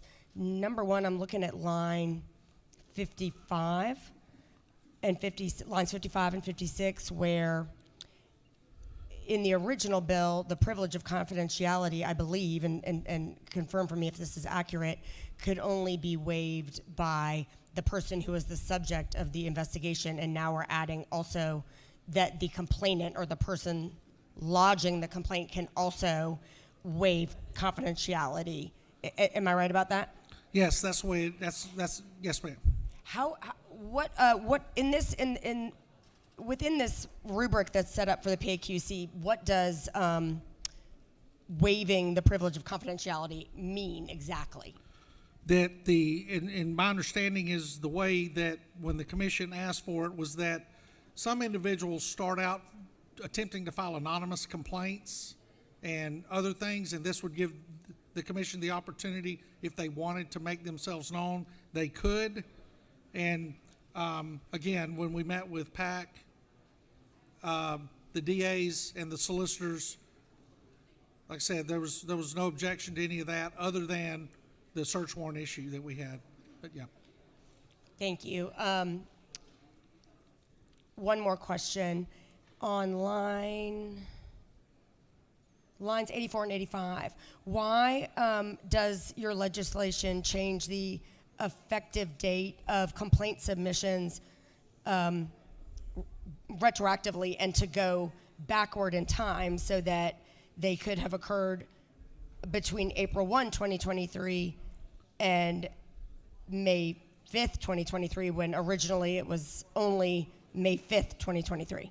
That was a friendly amendment made in Judiciary. I believe that was offered up by the senator from the 19th, and there was no objection. And to be honest with you, the dates were of no concern of mine. My primary concern on this legislation was the oversight as far as moving it into the administrative office of the courts and the subpoena power. And so that was a friendly amendment made in Judiciary. Thank you. Thank you. Thank you, Mr. President. I yield the well. Yes, sir. Senator's yielded.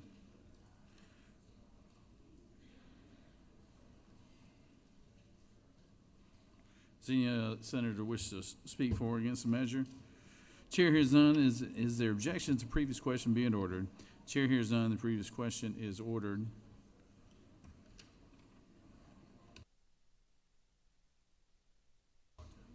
Questions on the adoption of amendment number 1, authored by the senator from the 29th, the author of the underlying bill.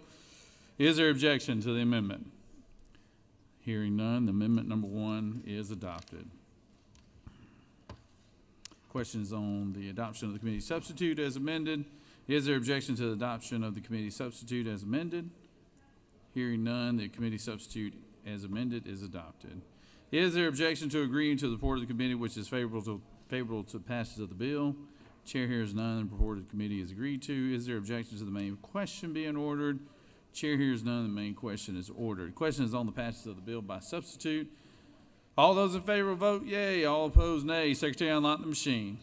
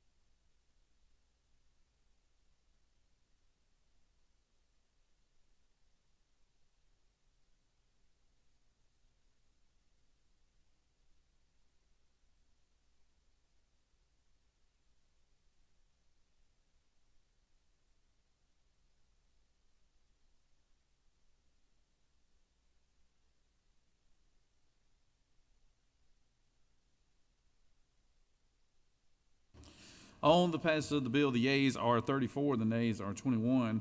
This bill, having received a requisite constitutional majority, is therefore passed by substitute. Secretary reads Senate Bill 207. Senate Bill 207 by Senator Strickland, the 42nd, and others, bill to maintain an act to amend Titles 20, 26, 31, 33, and 43 of the OCGA related to education, food, drugs, and cosmetics, health, insurance, and professions and businesses, to amend Chapter 4 of Title 25 of the OCGA related to firefighter standards of training, to amend Article 2 of Chapter 3 of Title 35 of the OCGA related to Georgia Crime Information Center, to amend Article 3 of Chapter 8 of Title 42 of the OCGA related to first offenders, to amend Code Section 17-10-21 of the OCGA related to vacating of sentence for trafficking victim defendants, to provide for related matters, provide for effective dates and applicability, to repeal conflicting laws, and for other purposes. Mr. President, the Senate Committee on Judiciary recommends that this bill do pass. Respectfully submitted, Senator Strickland, Chairman. That completes the order, Mr. President.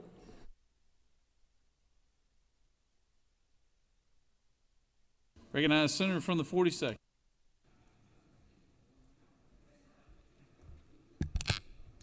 Thank you, Mr. President. Members of the Senate, I bring you Senate Bill 207. You may recognize this bill. This was Senate Bill 157 last session. I remember that number because we passed it at least twice on our side, trying to get the House to take action on this bill. Several of y'all went to the well and gave speeches about how important this bill was. We did not get it done last year, so we're bringing it back again. We know now that 1 in 6 jobs in our state require an occupational license. Despite that, all the boards we have set up treat criminal records differently. What we're doing with this bill is standardizing the process to help people who want to go work in our state get a job. We're also helping employers find workers as well. You'll see on your desk a letter of support for this bill from the Georgia Chamber of Commerce, the Metro Atlanta Chamber of Commerce, and the Georgia Faith and Freedom Coalition as well. Also want to thank the Georgia Justice Project for their work on this bill the last few years. In particular, what the bill does is it confirms the type of crimes that a occupational licensing board will look at when it comes to people that want to apply for a license. It makes certain there's a direct relationship between the previous offense someone committed and the occupation those people will be working in. It also creates due process with an appeal process for someone that's denied a license. And one of the most important things it does to me is it creates what's called a predetermination process. So someone that wants to work in a certain industry can find out before they go and spend money on training, on education, whether or not because of their past crimes they can work in that industry. It requires information you put on websites. It's for everybody to see from each board as to what the process is when it comes to how to apply and how to have your predetermination process made out based on your previous criminal record. Lastly, we're going to collect public data over how criminal records are impacting those that want to work in licensed fields in our state. Thank you, members of the Senate, for sticking with me on this issue. Again, thank you to supporters that have been there the last couple of years work on this. It's a very important bill that will help a lot of people in our state find a way to get a job. I'm happy to answer any questions. You have no questions. Ask for your favorable support. Thank you. Senator has yielded. Does any other senator wish to speak for or against the measure? Chair hears none. Is there objection to the previous question being ordered? Chair hears none. The previous question is ordered. Is there objection to agreeing to the report of the committee which is favorable to the passage of the bill? Chair hears none. The report of the committee is agreed to. Is there objection to the main question being ordered? Chair hears none. The main question is ordered. Questions on the passage of the bill. All those in favor vote yea. All opposed nay. Secretary will unlock the machine.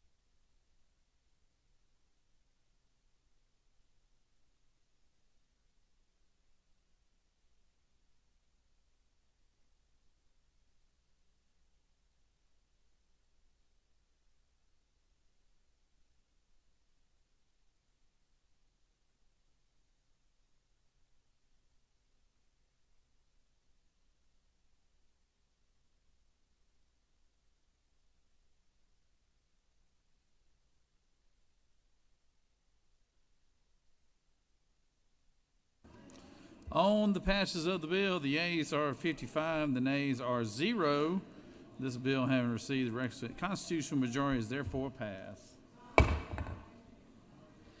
I see all the special ladies back there in the back, the spouses of so many of our gentlemen here. We got let's give them a round of applause. Got the majority leader's wife, senator from the 45th, senator from the 8th, senator from the 49th, the former senator here from the 49th. So glad to have all you ladies here. And we also have the fiance of the 53rds here today. There we go. So, all right. I don't know what y'all conspiring and doing back there, but I think I'd rather be back there with y'all. Secretary, Senator from the 41st, what purpose do you rise? Ask for unanimous consent to excuse the senator from the 22nd. The 22nd? Without objection, the senator from the 22nd is excused. Secretary will read Senate Bill 109. Senate Bill 109 by Senator Harbison of the 15th and others, bill to be intended and act to amend Chapter 25 of Title 33, the Official Code of Georgia annotated, relating to life insurance as to prohibit a policy of group life insurance from excluding or restricting liability for certain deaths occurring while an individual is an active duty service member, to provide for related matters, to provide for an effective date, to repeal conflicting laws, and for other purposes. Mr. President, the Senate Committee on Veterans, Military, and Homeland Security recommends that this bill do pass by substitute. Respectfully submitted, Senator Payne, Chairman. Mr. President, the Senate Committee on Veterans, Military, and Homeland Security offers the following substitutes to Senate Bill 109. A bill to be entitled and act to amend Chapter 25 of Title 33, the Official Code of Georgia annotated, relating to life insurance as to prohibit a policy of group life insurance from excluding or restricting liability for certain deaths occurring while an individual is a service member, to provide for related matters, to provide for an effective date, to repeal conflicting laws, and for other purposes. Mr. President, that completes the order.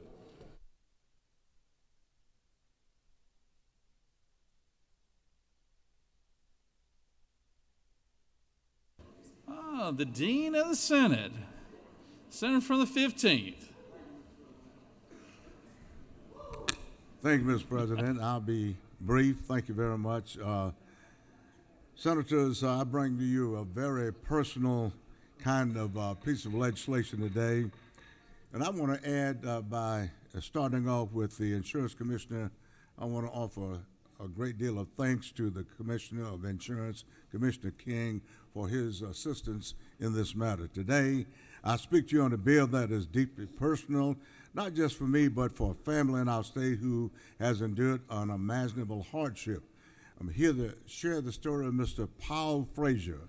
He's lost almost everything dear to him. In the past year, Mr. Frazier has suffered the tragic loss of his 2 sons and his beloved wife. His oldest son tragically took his own life. Soon after, his wife succumbed to an illness and passed away. And just under 2 years ago, his second son, Brandon Frazier, who served with honor in the National Guard, lost his life in a fatal car accident. But the pain Mr. Frazier faces doesn't end there. After all of this, when he tried to claim the life insurance benefit for his son Brandon's policy, he was met with an unimaginable obstacle. The insurance company refused to pay out the claim simply because Brandon was a member of the National Guard at the time of his death, nothing else. A provision that was buried in the fine print, but it paid his premiums. This is not a matter of policy, it's just a matter of justice. No one, no family should have to suffer this kind of treatment, especially not a man who's already endured so much tragic hurt. That's why today I introduced and bringing to you Senate Bill 109. Hopefully that will be a cure for this kind of action in the future. This bill is about fairness. It's about making sure that men and women who serve in our armed forces and their families are treated with dignity and respect, especially in their time of grief. It's about ensuring that no one else in Georgia ever has to face the heartbreak that Mr. Frazier has gone through. This legislation, if passed, will make sure that no insurance company can exploit a provision to deny a life insurance benefits to family like Mr. Frazier. Families who have already given so much to our country and to our state. And please, please support this in favor of our National Guard, our men and women of the military, so they'll never have to do this again. And I want to once again add that the Commissioner of Insurance worked very sincerely and diligently and effective with the Senator from the 15th to solve this problem. Thank you, Mr. President. I yield for questions, if any. You do have a couple questions, Senator. Yes, sir. Recognize the Senator from the 13th for a question. The distinguished Dean yield for questions? Yes, sir. Is it not true that you are one of the longest serving members in this distinguished body? Well, if you say so, sir. Senator Yield? Thank you. Is it not true that we look up to you and we always kind of follow and we want to emulate what you do and make sure everything's done right? Well, thank you very much. Thank you. Is it not true that you walk down the center of the aisle to get to the podium? I did.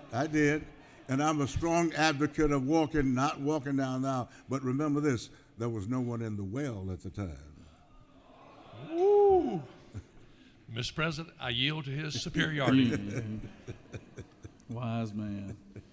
Senator from the 40th. Thank you, Mr. President. Does the senator yield? Yes, ma'am. Can you tell me, is this the very first Democratic bill that's been heard on the floor of the Senate this entire session? I don't know the answer to this, but I'll yield to your knowledge of it. Can you repeat, please? I said I don't know that for sure, but I yield to your knowledge of it. Okay. And is it the 28th day of the session, or session day, and at 3:11 p.m.? I didn't hear the. Is it the 28th session day? She's correct. It is 28 days. 3:11 p.m. in the Yes, afternoon? yes. Thank you. All right, thank you. I'm sorry. I Thank didn't you. quite hear you. Thank you so much. Senator, if there are when no you- other questions, I You have really no more. appreciate You have your no more support. questions, Senator. But when you get done being in politics, you need to go be a reader for audiobooks because you got that silky smooth voice. So this sounds like a radio voice right there. You raised me right, sir. Thank you. Appreciate it. Thank you very kindly. Appreciate your consideration. All right. Any other senator wish to speak for or against the measure? Chair hears none. Is there objection to the previous question being ordered? Chair hears none. Previous question is ordered. Question is on the adoption of the committee substitute. Is there objection to the adoption of the committee substitute? Hearing none, the committee substitute is adopted. Is there objection to agreeing to the report of the committee which is favorable to the passage of the bill? Chair hears none. The report of the committee is agreed to. Is there objection to the main question being ordered? Chair hears none. The main question is ordered. Question is on the passage of the bill by substitute. All those in favor vote yea. All opposed nay. Secretary, unlock the machine.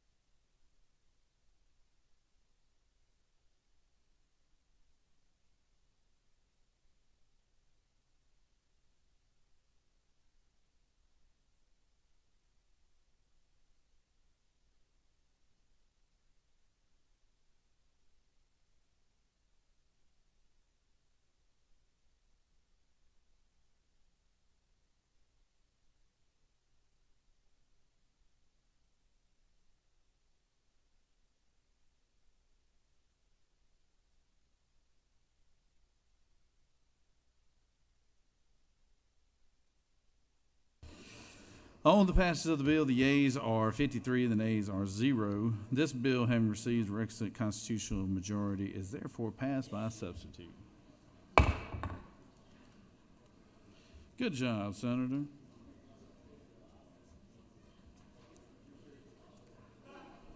Secretary reads Senate Bill 149.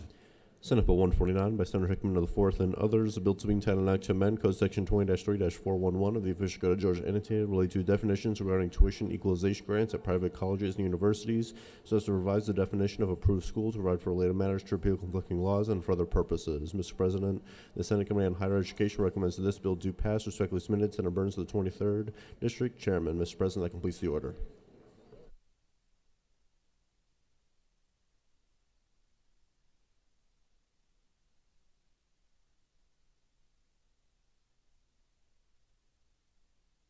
Recognize Senator from the 4th.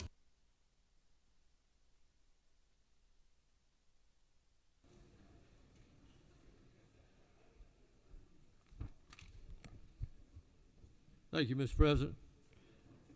Colleagues, this is another great workforce development bill, Senate Bill 149.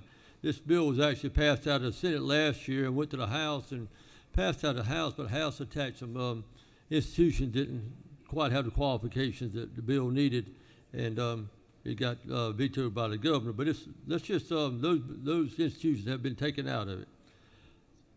Georgia Tuition Equalization Grant Program encourages Georgia residents to attend eligible private colleges in Georgia by aiding towards educational costs. This tuition equalization program was started in 1971. This is a non-needs-based scholarship for Georgia students that currently provides $550 per semester and $367 per quarter. Currently, there are 32 private colleges in Georgia that qualify for this program. Senate Bill 149 will keep the rigorous requirements for qualified institutions, but allows the program to serve more students as this workforce demands of the Georgia economy grow.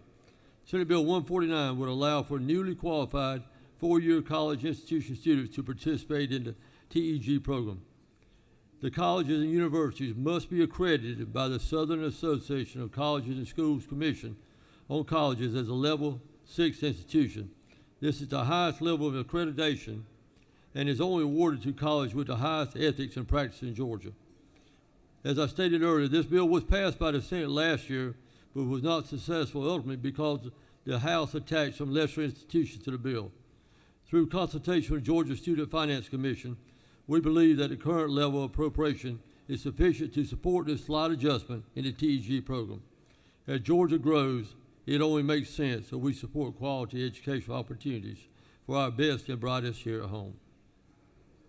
Thank you, Mr. President, and I yield the will. Please vote green on the bill.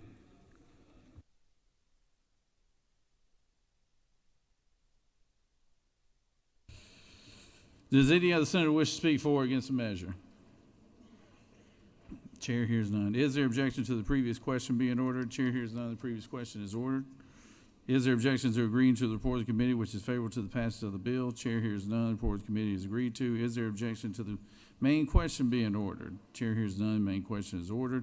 Questions on the passage of the bill. All those in favor of the bill will vote yea. Opposed, nay. Secretary, unlock the machine.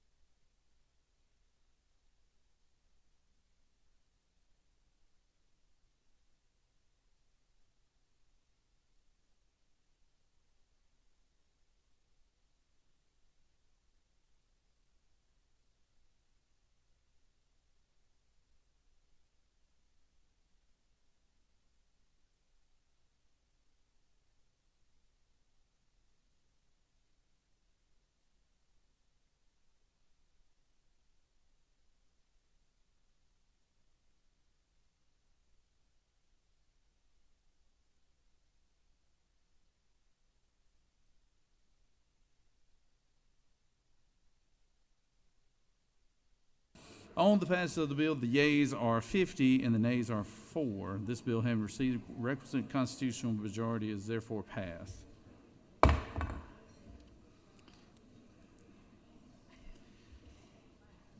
Moving on to Senate Bill 163. Senate Bill 163. Secretary? Senate Bill 163 by Senator Moore of the 53rd and others. Bills to be entitled Act to amend Part 5, Article 4 of Chapter 11 of Title 16, the Official Code of Georgia annotated related to Brady law regulations so as to revise standards for bringing in action against the government for an unauthorized act relating to regulation of weapons, to provide for definitions, to provide for related matters, to repeal conflicting laws, and for other purposes. Mr. President, the Senate Committee on Judiciary recommends that this bill do pass by substitute. Respectfully submitted, Senator Strickland, Chairman. Mr. President, the Senate Committee on Judiciary offers the following substitutes to Senate Bill 163, a bill to be entitled Act to amend Part 5, Article 4 of Chapter 11, Title 16, the Official Code of Georgia annotated relating to Brady law regulations so as to revise standards for bringing in action against the government for an unauthorized act relating to regulation of weapons, to provide for definitions, to provide for related matters, to repeal conflicting laws, and for other purposes. Mr. President, the minority portion of Senate Bill 163 has been attached. That completes the order, Mr. President.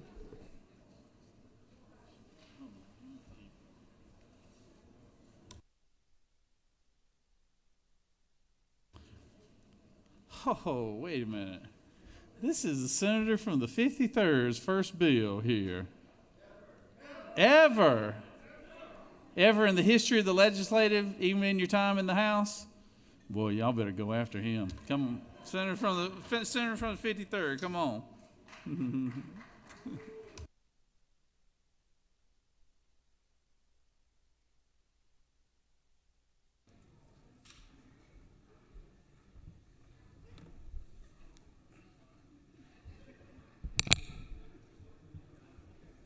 Thank you, Mr. President. I've got a simple bill. It's a good bill. It's a cleanup bill. You see, back in the mid-90s when the Democrats controlled things, the Democrats put this into law. My piece of legislation doesn't create any new law. It just updates existing law.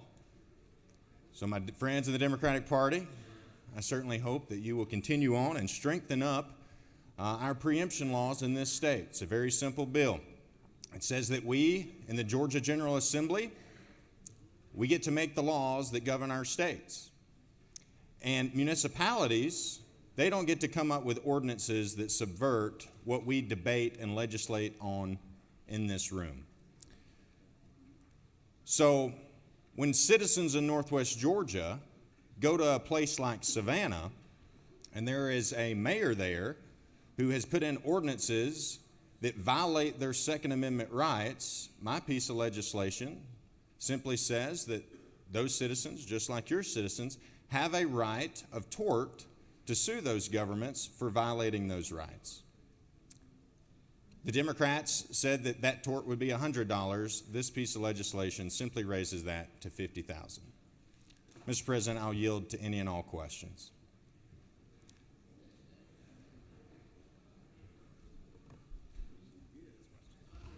You do have a couple questions. Senator from the 6th. Thank you, Mr. President. Senator, do you yield? Absolutely, Mr. Chairman. Senator, I was looking at lines 14 and 15. Lawful weapons carrier shall have the same meaning as set forth in code section 16-11-125.1. Can you tell me the definition as stated in section 16-11-125.1? So a lawful weapons carrier, I believe as it relates to that code section, is a rifle or a handgun. But you'll notice in the legislation there's two definitions. There's the lawful weapons carrier, and there's also the definition of a weapon. And the lawful weapons carrier is what relates to this piece of legislation. That's where the tort comes from. And the definition that you see on 16 simply defines what the tool to be used is. So you don't know section 16-11-125.1? Well, Senator, this code section, as you see, has been used in constitutional carry. It's been used in many different other gun-related bills for the last probably, I don't know, half a decade or so. And I certainly trust legislative counsel in that regard. Did I hear you say you trust government? No, sir, I do not trust government. Will you further yield for one last question? Absolutely, Senator. Senator, most pieces of legislation have an effective date, and I was looking through your bill and did not see an effective date. Is there a reason for that? Well, there is, Senator, because right now, as it stands, law-abiding citizens may be subject to incarceration if they don't pay a $1,000 fine or even more in places like Savannah. So until this bill becomes law, ultimately law-abiding citizens could face jail time. So that's why the effective date should be immediately. Should be, or when does your bill become a law? Well, upon passage and signature by the governor. Glad you know that. Or... And if there's any more questions, Mr. Chairman, I'd be happy. I want to make sure I get your vote for sure. Yeah. I hear you. All right, Senator from the 54th. Senator from the 54th, your light's on. Thank you, Mr. President. Senator Yield? Absolutely, to my seatmate. I was looking through this, through your legislation, and what part of this reclaims the Tennessee River? Senator, there is another piece of legislation that will hopefully make it through this Senate. You know, it's very sad that the 35th parallel of our state, we've been arguing it since the mid-1800s, and unfortunately, our state has never had the courage to advance upon the Tennesseans and reclaim that land. Thanks, Senator. Recognize the senator from the 42nd. Does Senator yield? Absolutely. Senator, I support your bill, but to be honest with you, to address the elephant in the room, I'm concerned whether or not, because it's your bill, this bill can get passed in the House. Do you share that concern? No, Senator. I really don't share that concern because it's such a good piece of legislation that certainly they would recognize that and put personal differences aside and work for the people of Georgia and not for their self-interest. Do you further yield? Absolutely. I agree with you, but isn't it true that you personally have had difficulty physically getting in the other chamber in this building? That's correct, Senator, and that's why it's so important. I recognize what it means to be a law-abiding citizen and have to go to jail, okay? So I don't want other law-abiding citizens to have to go through that same circumstance, and that's why it's critical we pass this legislation. Do you further yield? Absolutely.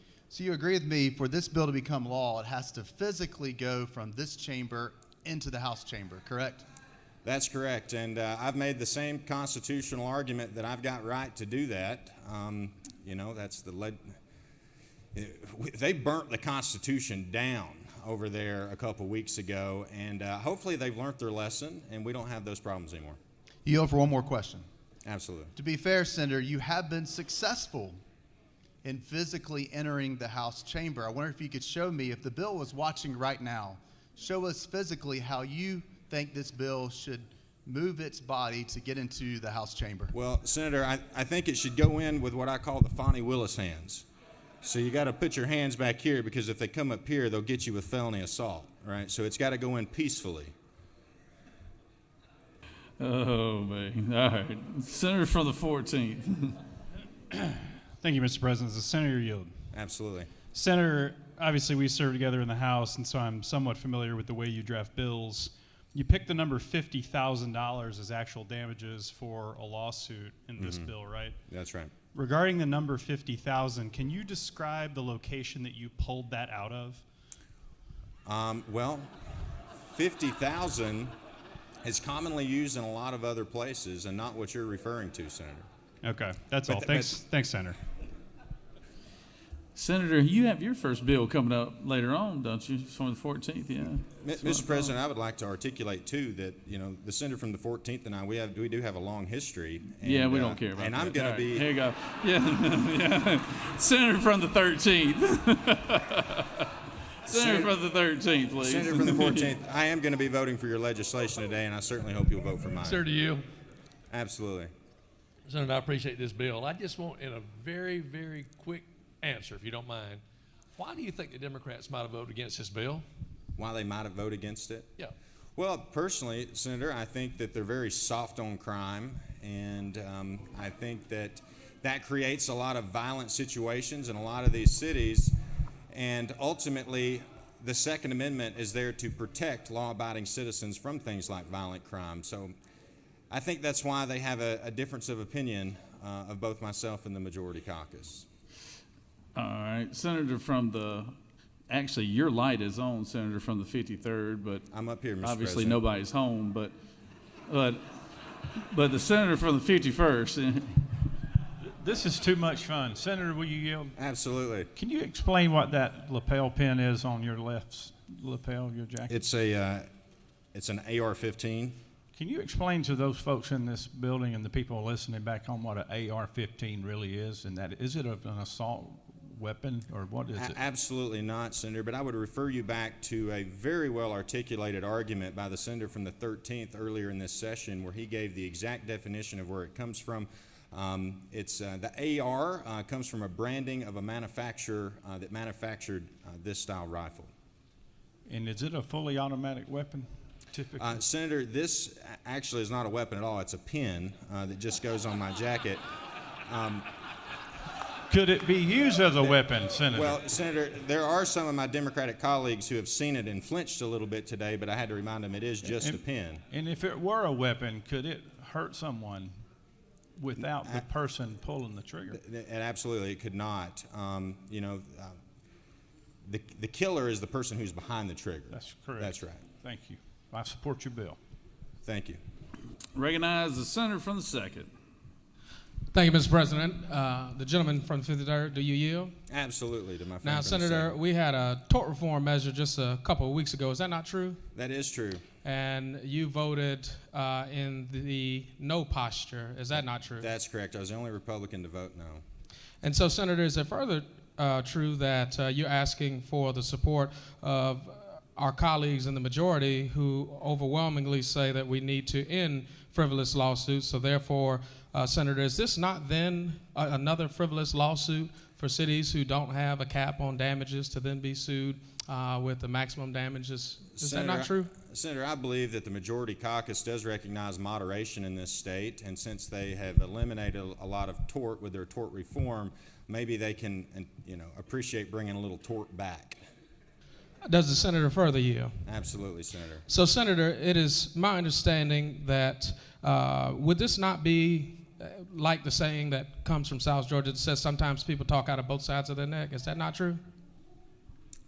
Well, Senator, we are a bunch of politicians in this room, and I think people outside of this room say that about us all. So hopefully we can rectify that, and we can all vote for this legislation. All right, one more question. Senator from the 31st. Will Senator yield? Absolutely. So in all seriousness, if I'm a lawful weapons carrier and a criminal breaks into my car and takes my weapon and I'm following the law, should I be penalized as a Georgian, or should the politicians in that local community be cracking down on the criminals who took my weapon unlawfully? Senator, you make the point quite well with that question. Ultimately, as I said previously, the Second Amendment protects us all. It's the great equalizer. And we have places in Savannah. Let's not forget about the Ellis Square shooter in Savannah who was out on bond when he did that violent crime. So maybe if we prosecuted criminals, they wouldn't have these types of situations in Savannah. But when constituents in Northwest Georgia want to visit a place like Savannah, they shouldn't have to be worried about facing jail time for doing their legal duty to protect themselves and their family. All right, Senator, this is a point in time where you can yield the well at any given time. Mr. President, I just want to make sure I've had one opportunity in 5 years to present a bill here. If there's any more questions, I will be happy to answer. You just want to field some questions, don't you? I want to make sure this thing passes. I can tell you right now, you can't oversell something in this chamber now, Senator. All right. So, but I'll let you have one more. Senator from the 8th, I'll let you have one more here. Does a senator yield? Absolutely, to the senator from the 8th. So, Senator, I hear you often when you go to the well, you say that you're from the Northwest. That's right. Is the Northwest a sovereign nation? Senator, we've contemplated it.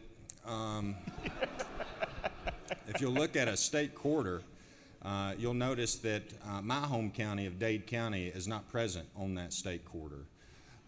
We're the independent state of Dade. We only have one state highway that connects us to the rest of the state.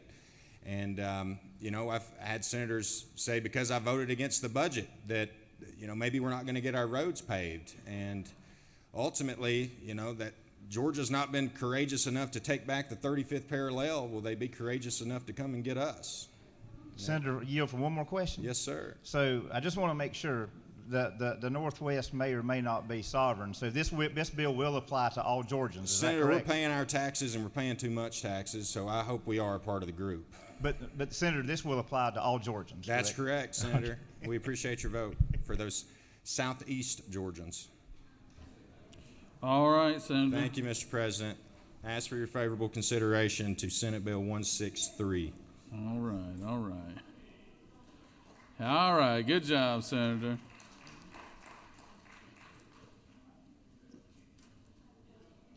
We do have an amendment here. Secretary, read the amendment.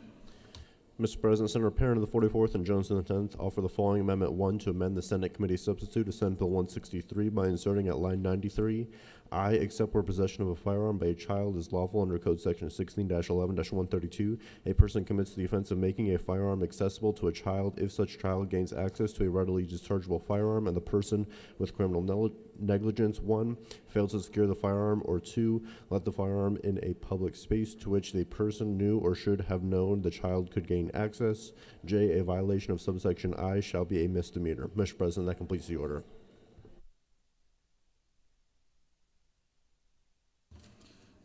Senator from the 44th, would you like to speak to your amendment?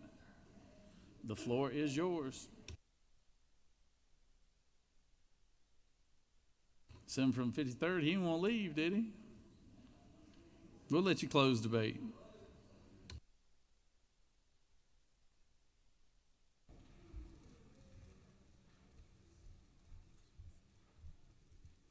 Thank you, Mr. President.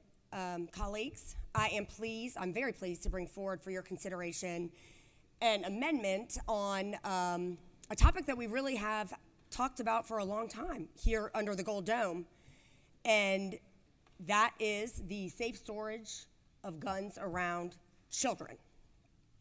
The well-being of our children here in our state of Georgia should be a top priority, but right now, unfortunately, we are failing our kids. The recent mass shooting at Appalachia High School, that was 6 months ago, 2 days ago, highlighted a harsh truth. Minors here in Georgia, kids, have easy access to firearms because we lack laws requiring gun owners to secure their weapons around children, which, if one is a responsible gun owner, shouldn't be too much of a stretch, I would posit to you, my distinguished colleagues.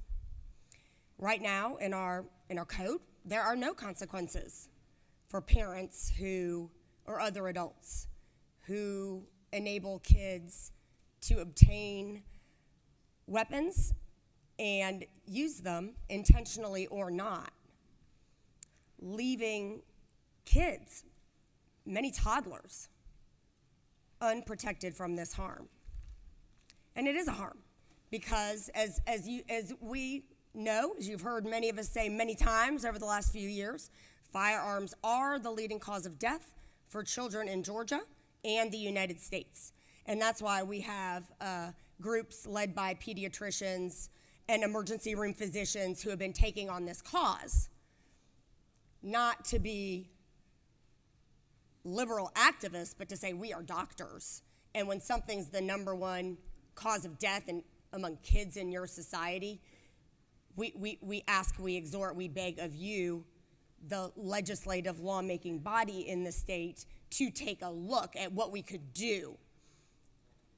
Shouldn't we do something to lessen the deaths by the number one cause of death among kids in our state?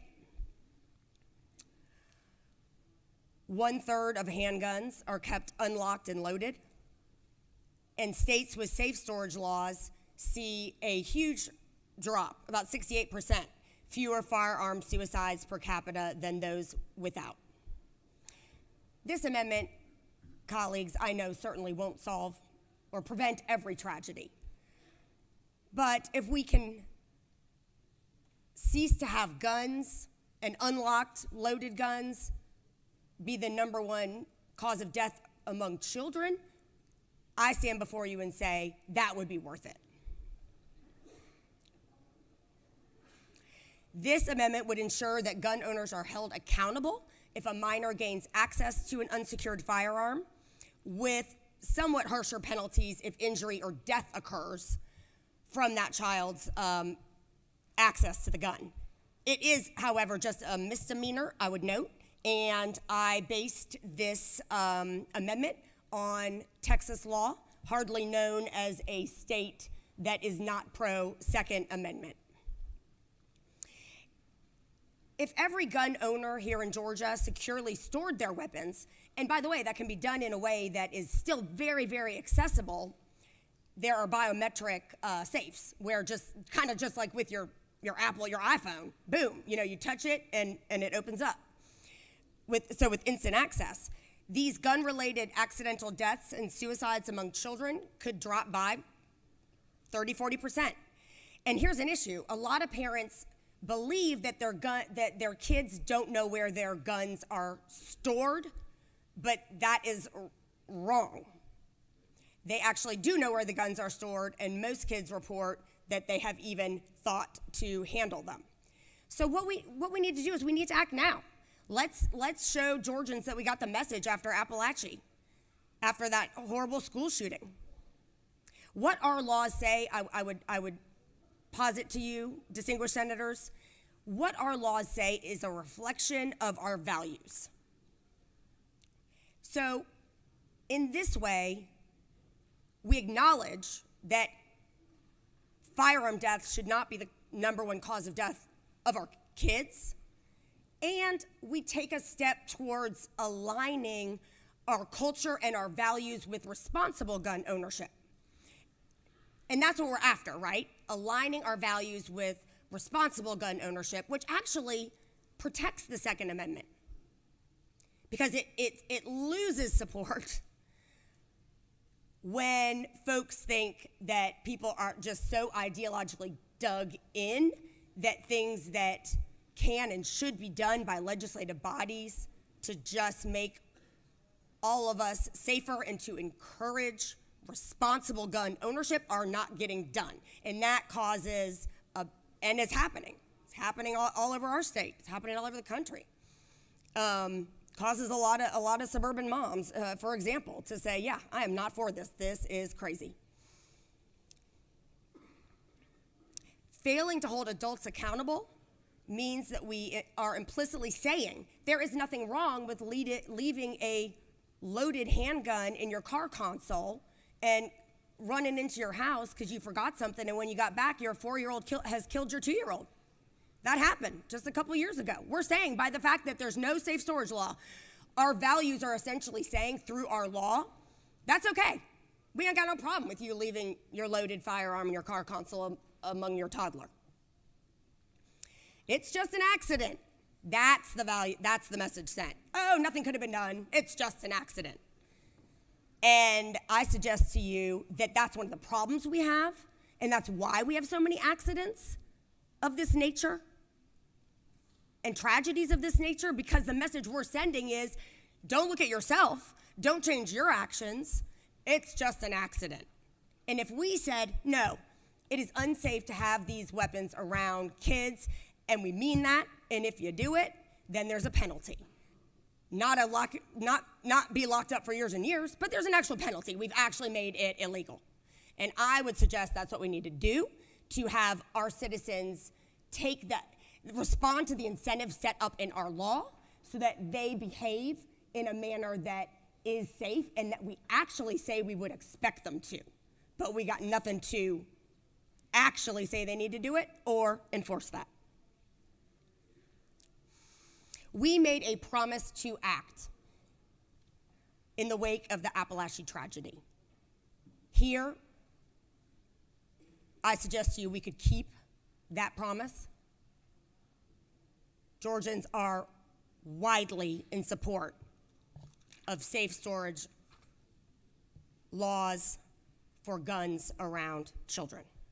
So I ask for your support for Amendment 1, and I'm happy to answer any questions or take my seat, Mr. President. You do have one question, Senator. Senator from 37th. Thank you, Mr. President. Does the lady yield? Of course. First of all, thank you for raising the concerns we have of the tragedy that's happened within our state of lost lives. I think that's something that every one of the 56 members of this body, our hearts go out to those families. So I want to recognize that, and there's full stop. Having said that, in the context of your amendment, does the lady know the age at which young people are able to hunt on their own in Georgia in a hunting setting? So I actually can't think of it off the top of my head, Senator, but so there are a number of exceptions lined out right here. You'll see it on line 4, and that's one of them. Antique firearms are another. With an adult is another. So yes, there are exceptions built in to take account of scenarios like that, Senator. Correct. And in that context, to hunt as a 16-year-old in Georgia, isn't it true? You have to have a license. You have to have a hunting license. You're not under the oversight of your parents. You have your own hunting license at age 16, because what it contemplates is that 16-year-olds and older have to be licensed because they're going to be operating on their own without being under the direct supervision of an adult, discharging a firearm intentionally in accordance with our laws. Isn't that true? Senator knows of what he speaks. So I raised that question because in your bill, as you have it drafted, lines 10 through 11 of your bill says it is a per se violation. It's criminal negligence if you let a firearm in a place to which the person knew or should have known a child could gain access. Gaining access to 16 and 17-year-olds, or 16 and 17-year-olds gaining access to a firearm under your bill becomes a crime, whereas in our framework today, it is specifically allowed, and it's within the framework of hunting. So if we've got young people who get hunting licenses and are operating firearms around our state in a hunting context, why do we believe that 16 and 17-year-olds can under no circumstances ever have access to a firearm, such that parents commit a misdemeanor just by giving them access, much less charging them to go use it? How's that possibly consistent?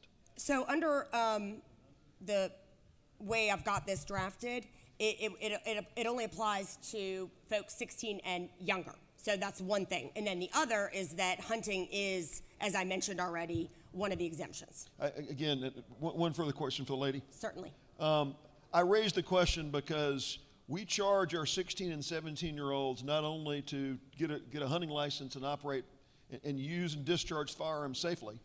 The idea that outside of a hunting context they can't manage firearms safely, I think, is just on its face nonsense.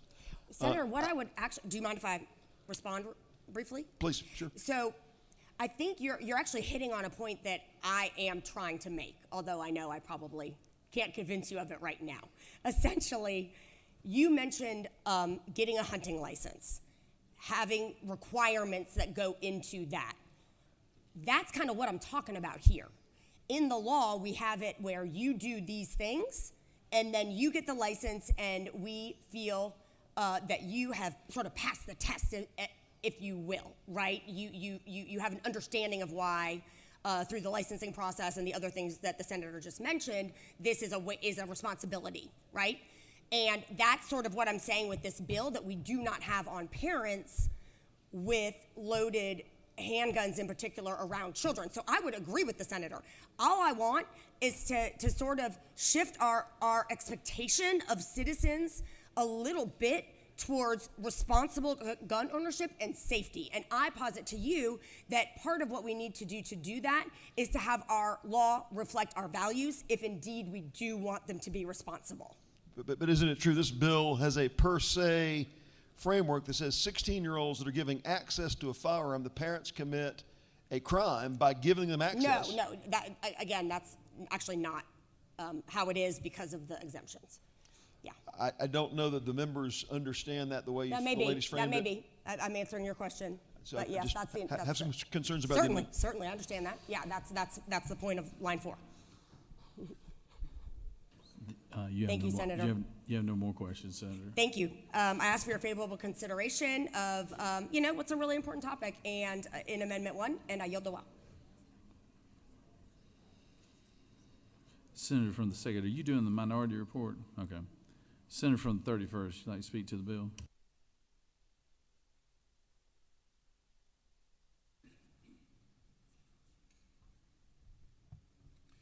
Thank you, Mr. President.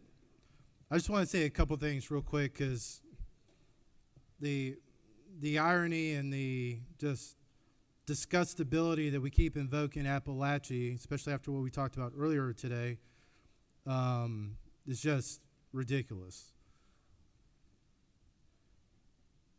If you talk to Mrs. Aspinwall, I'm sure she'll tell you a whole different story than the senator who just came up here to the well in terms of her feelings of what happened that day.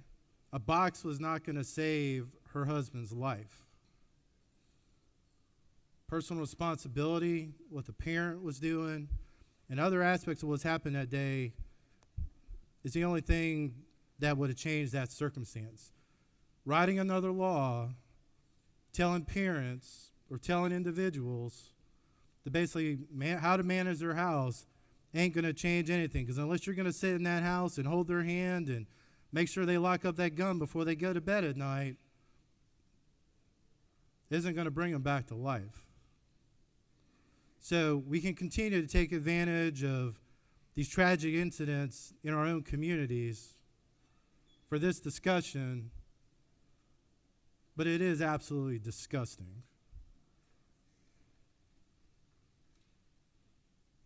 And if we're going to have a debate, we've already had many Second Amendment debates in this room.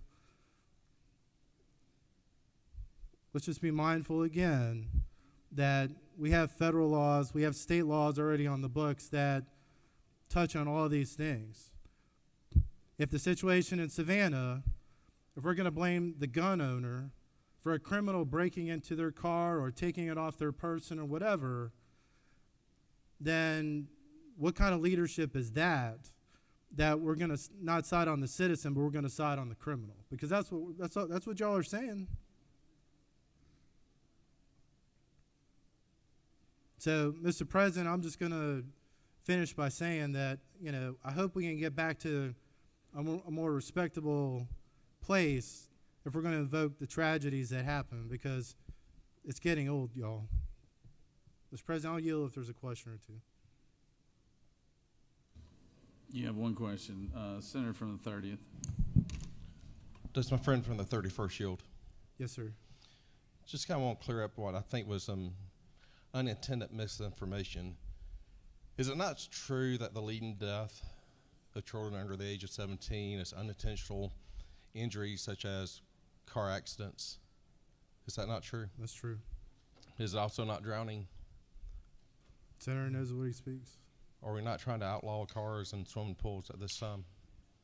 I haven't seen a bill. And to go along that list, you got falls and poisoning, and sometimes to get to that gun violence threshold, you got to increase the age of a child to probably 19 so you can capture the gang violence that occurs throughout this country, and that's where a lot of your deaths are because of gang violence in some of these cities that we see across this land. Senator knows that he speaks, and it's also for a minor to have possession of a weapons against the law. Mr. President, I yield the will. Thank you, sir. Recognize Senator from the 50th.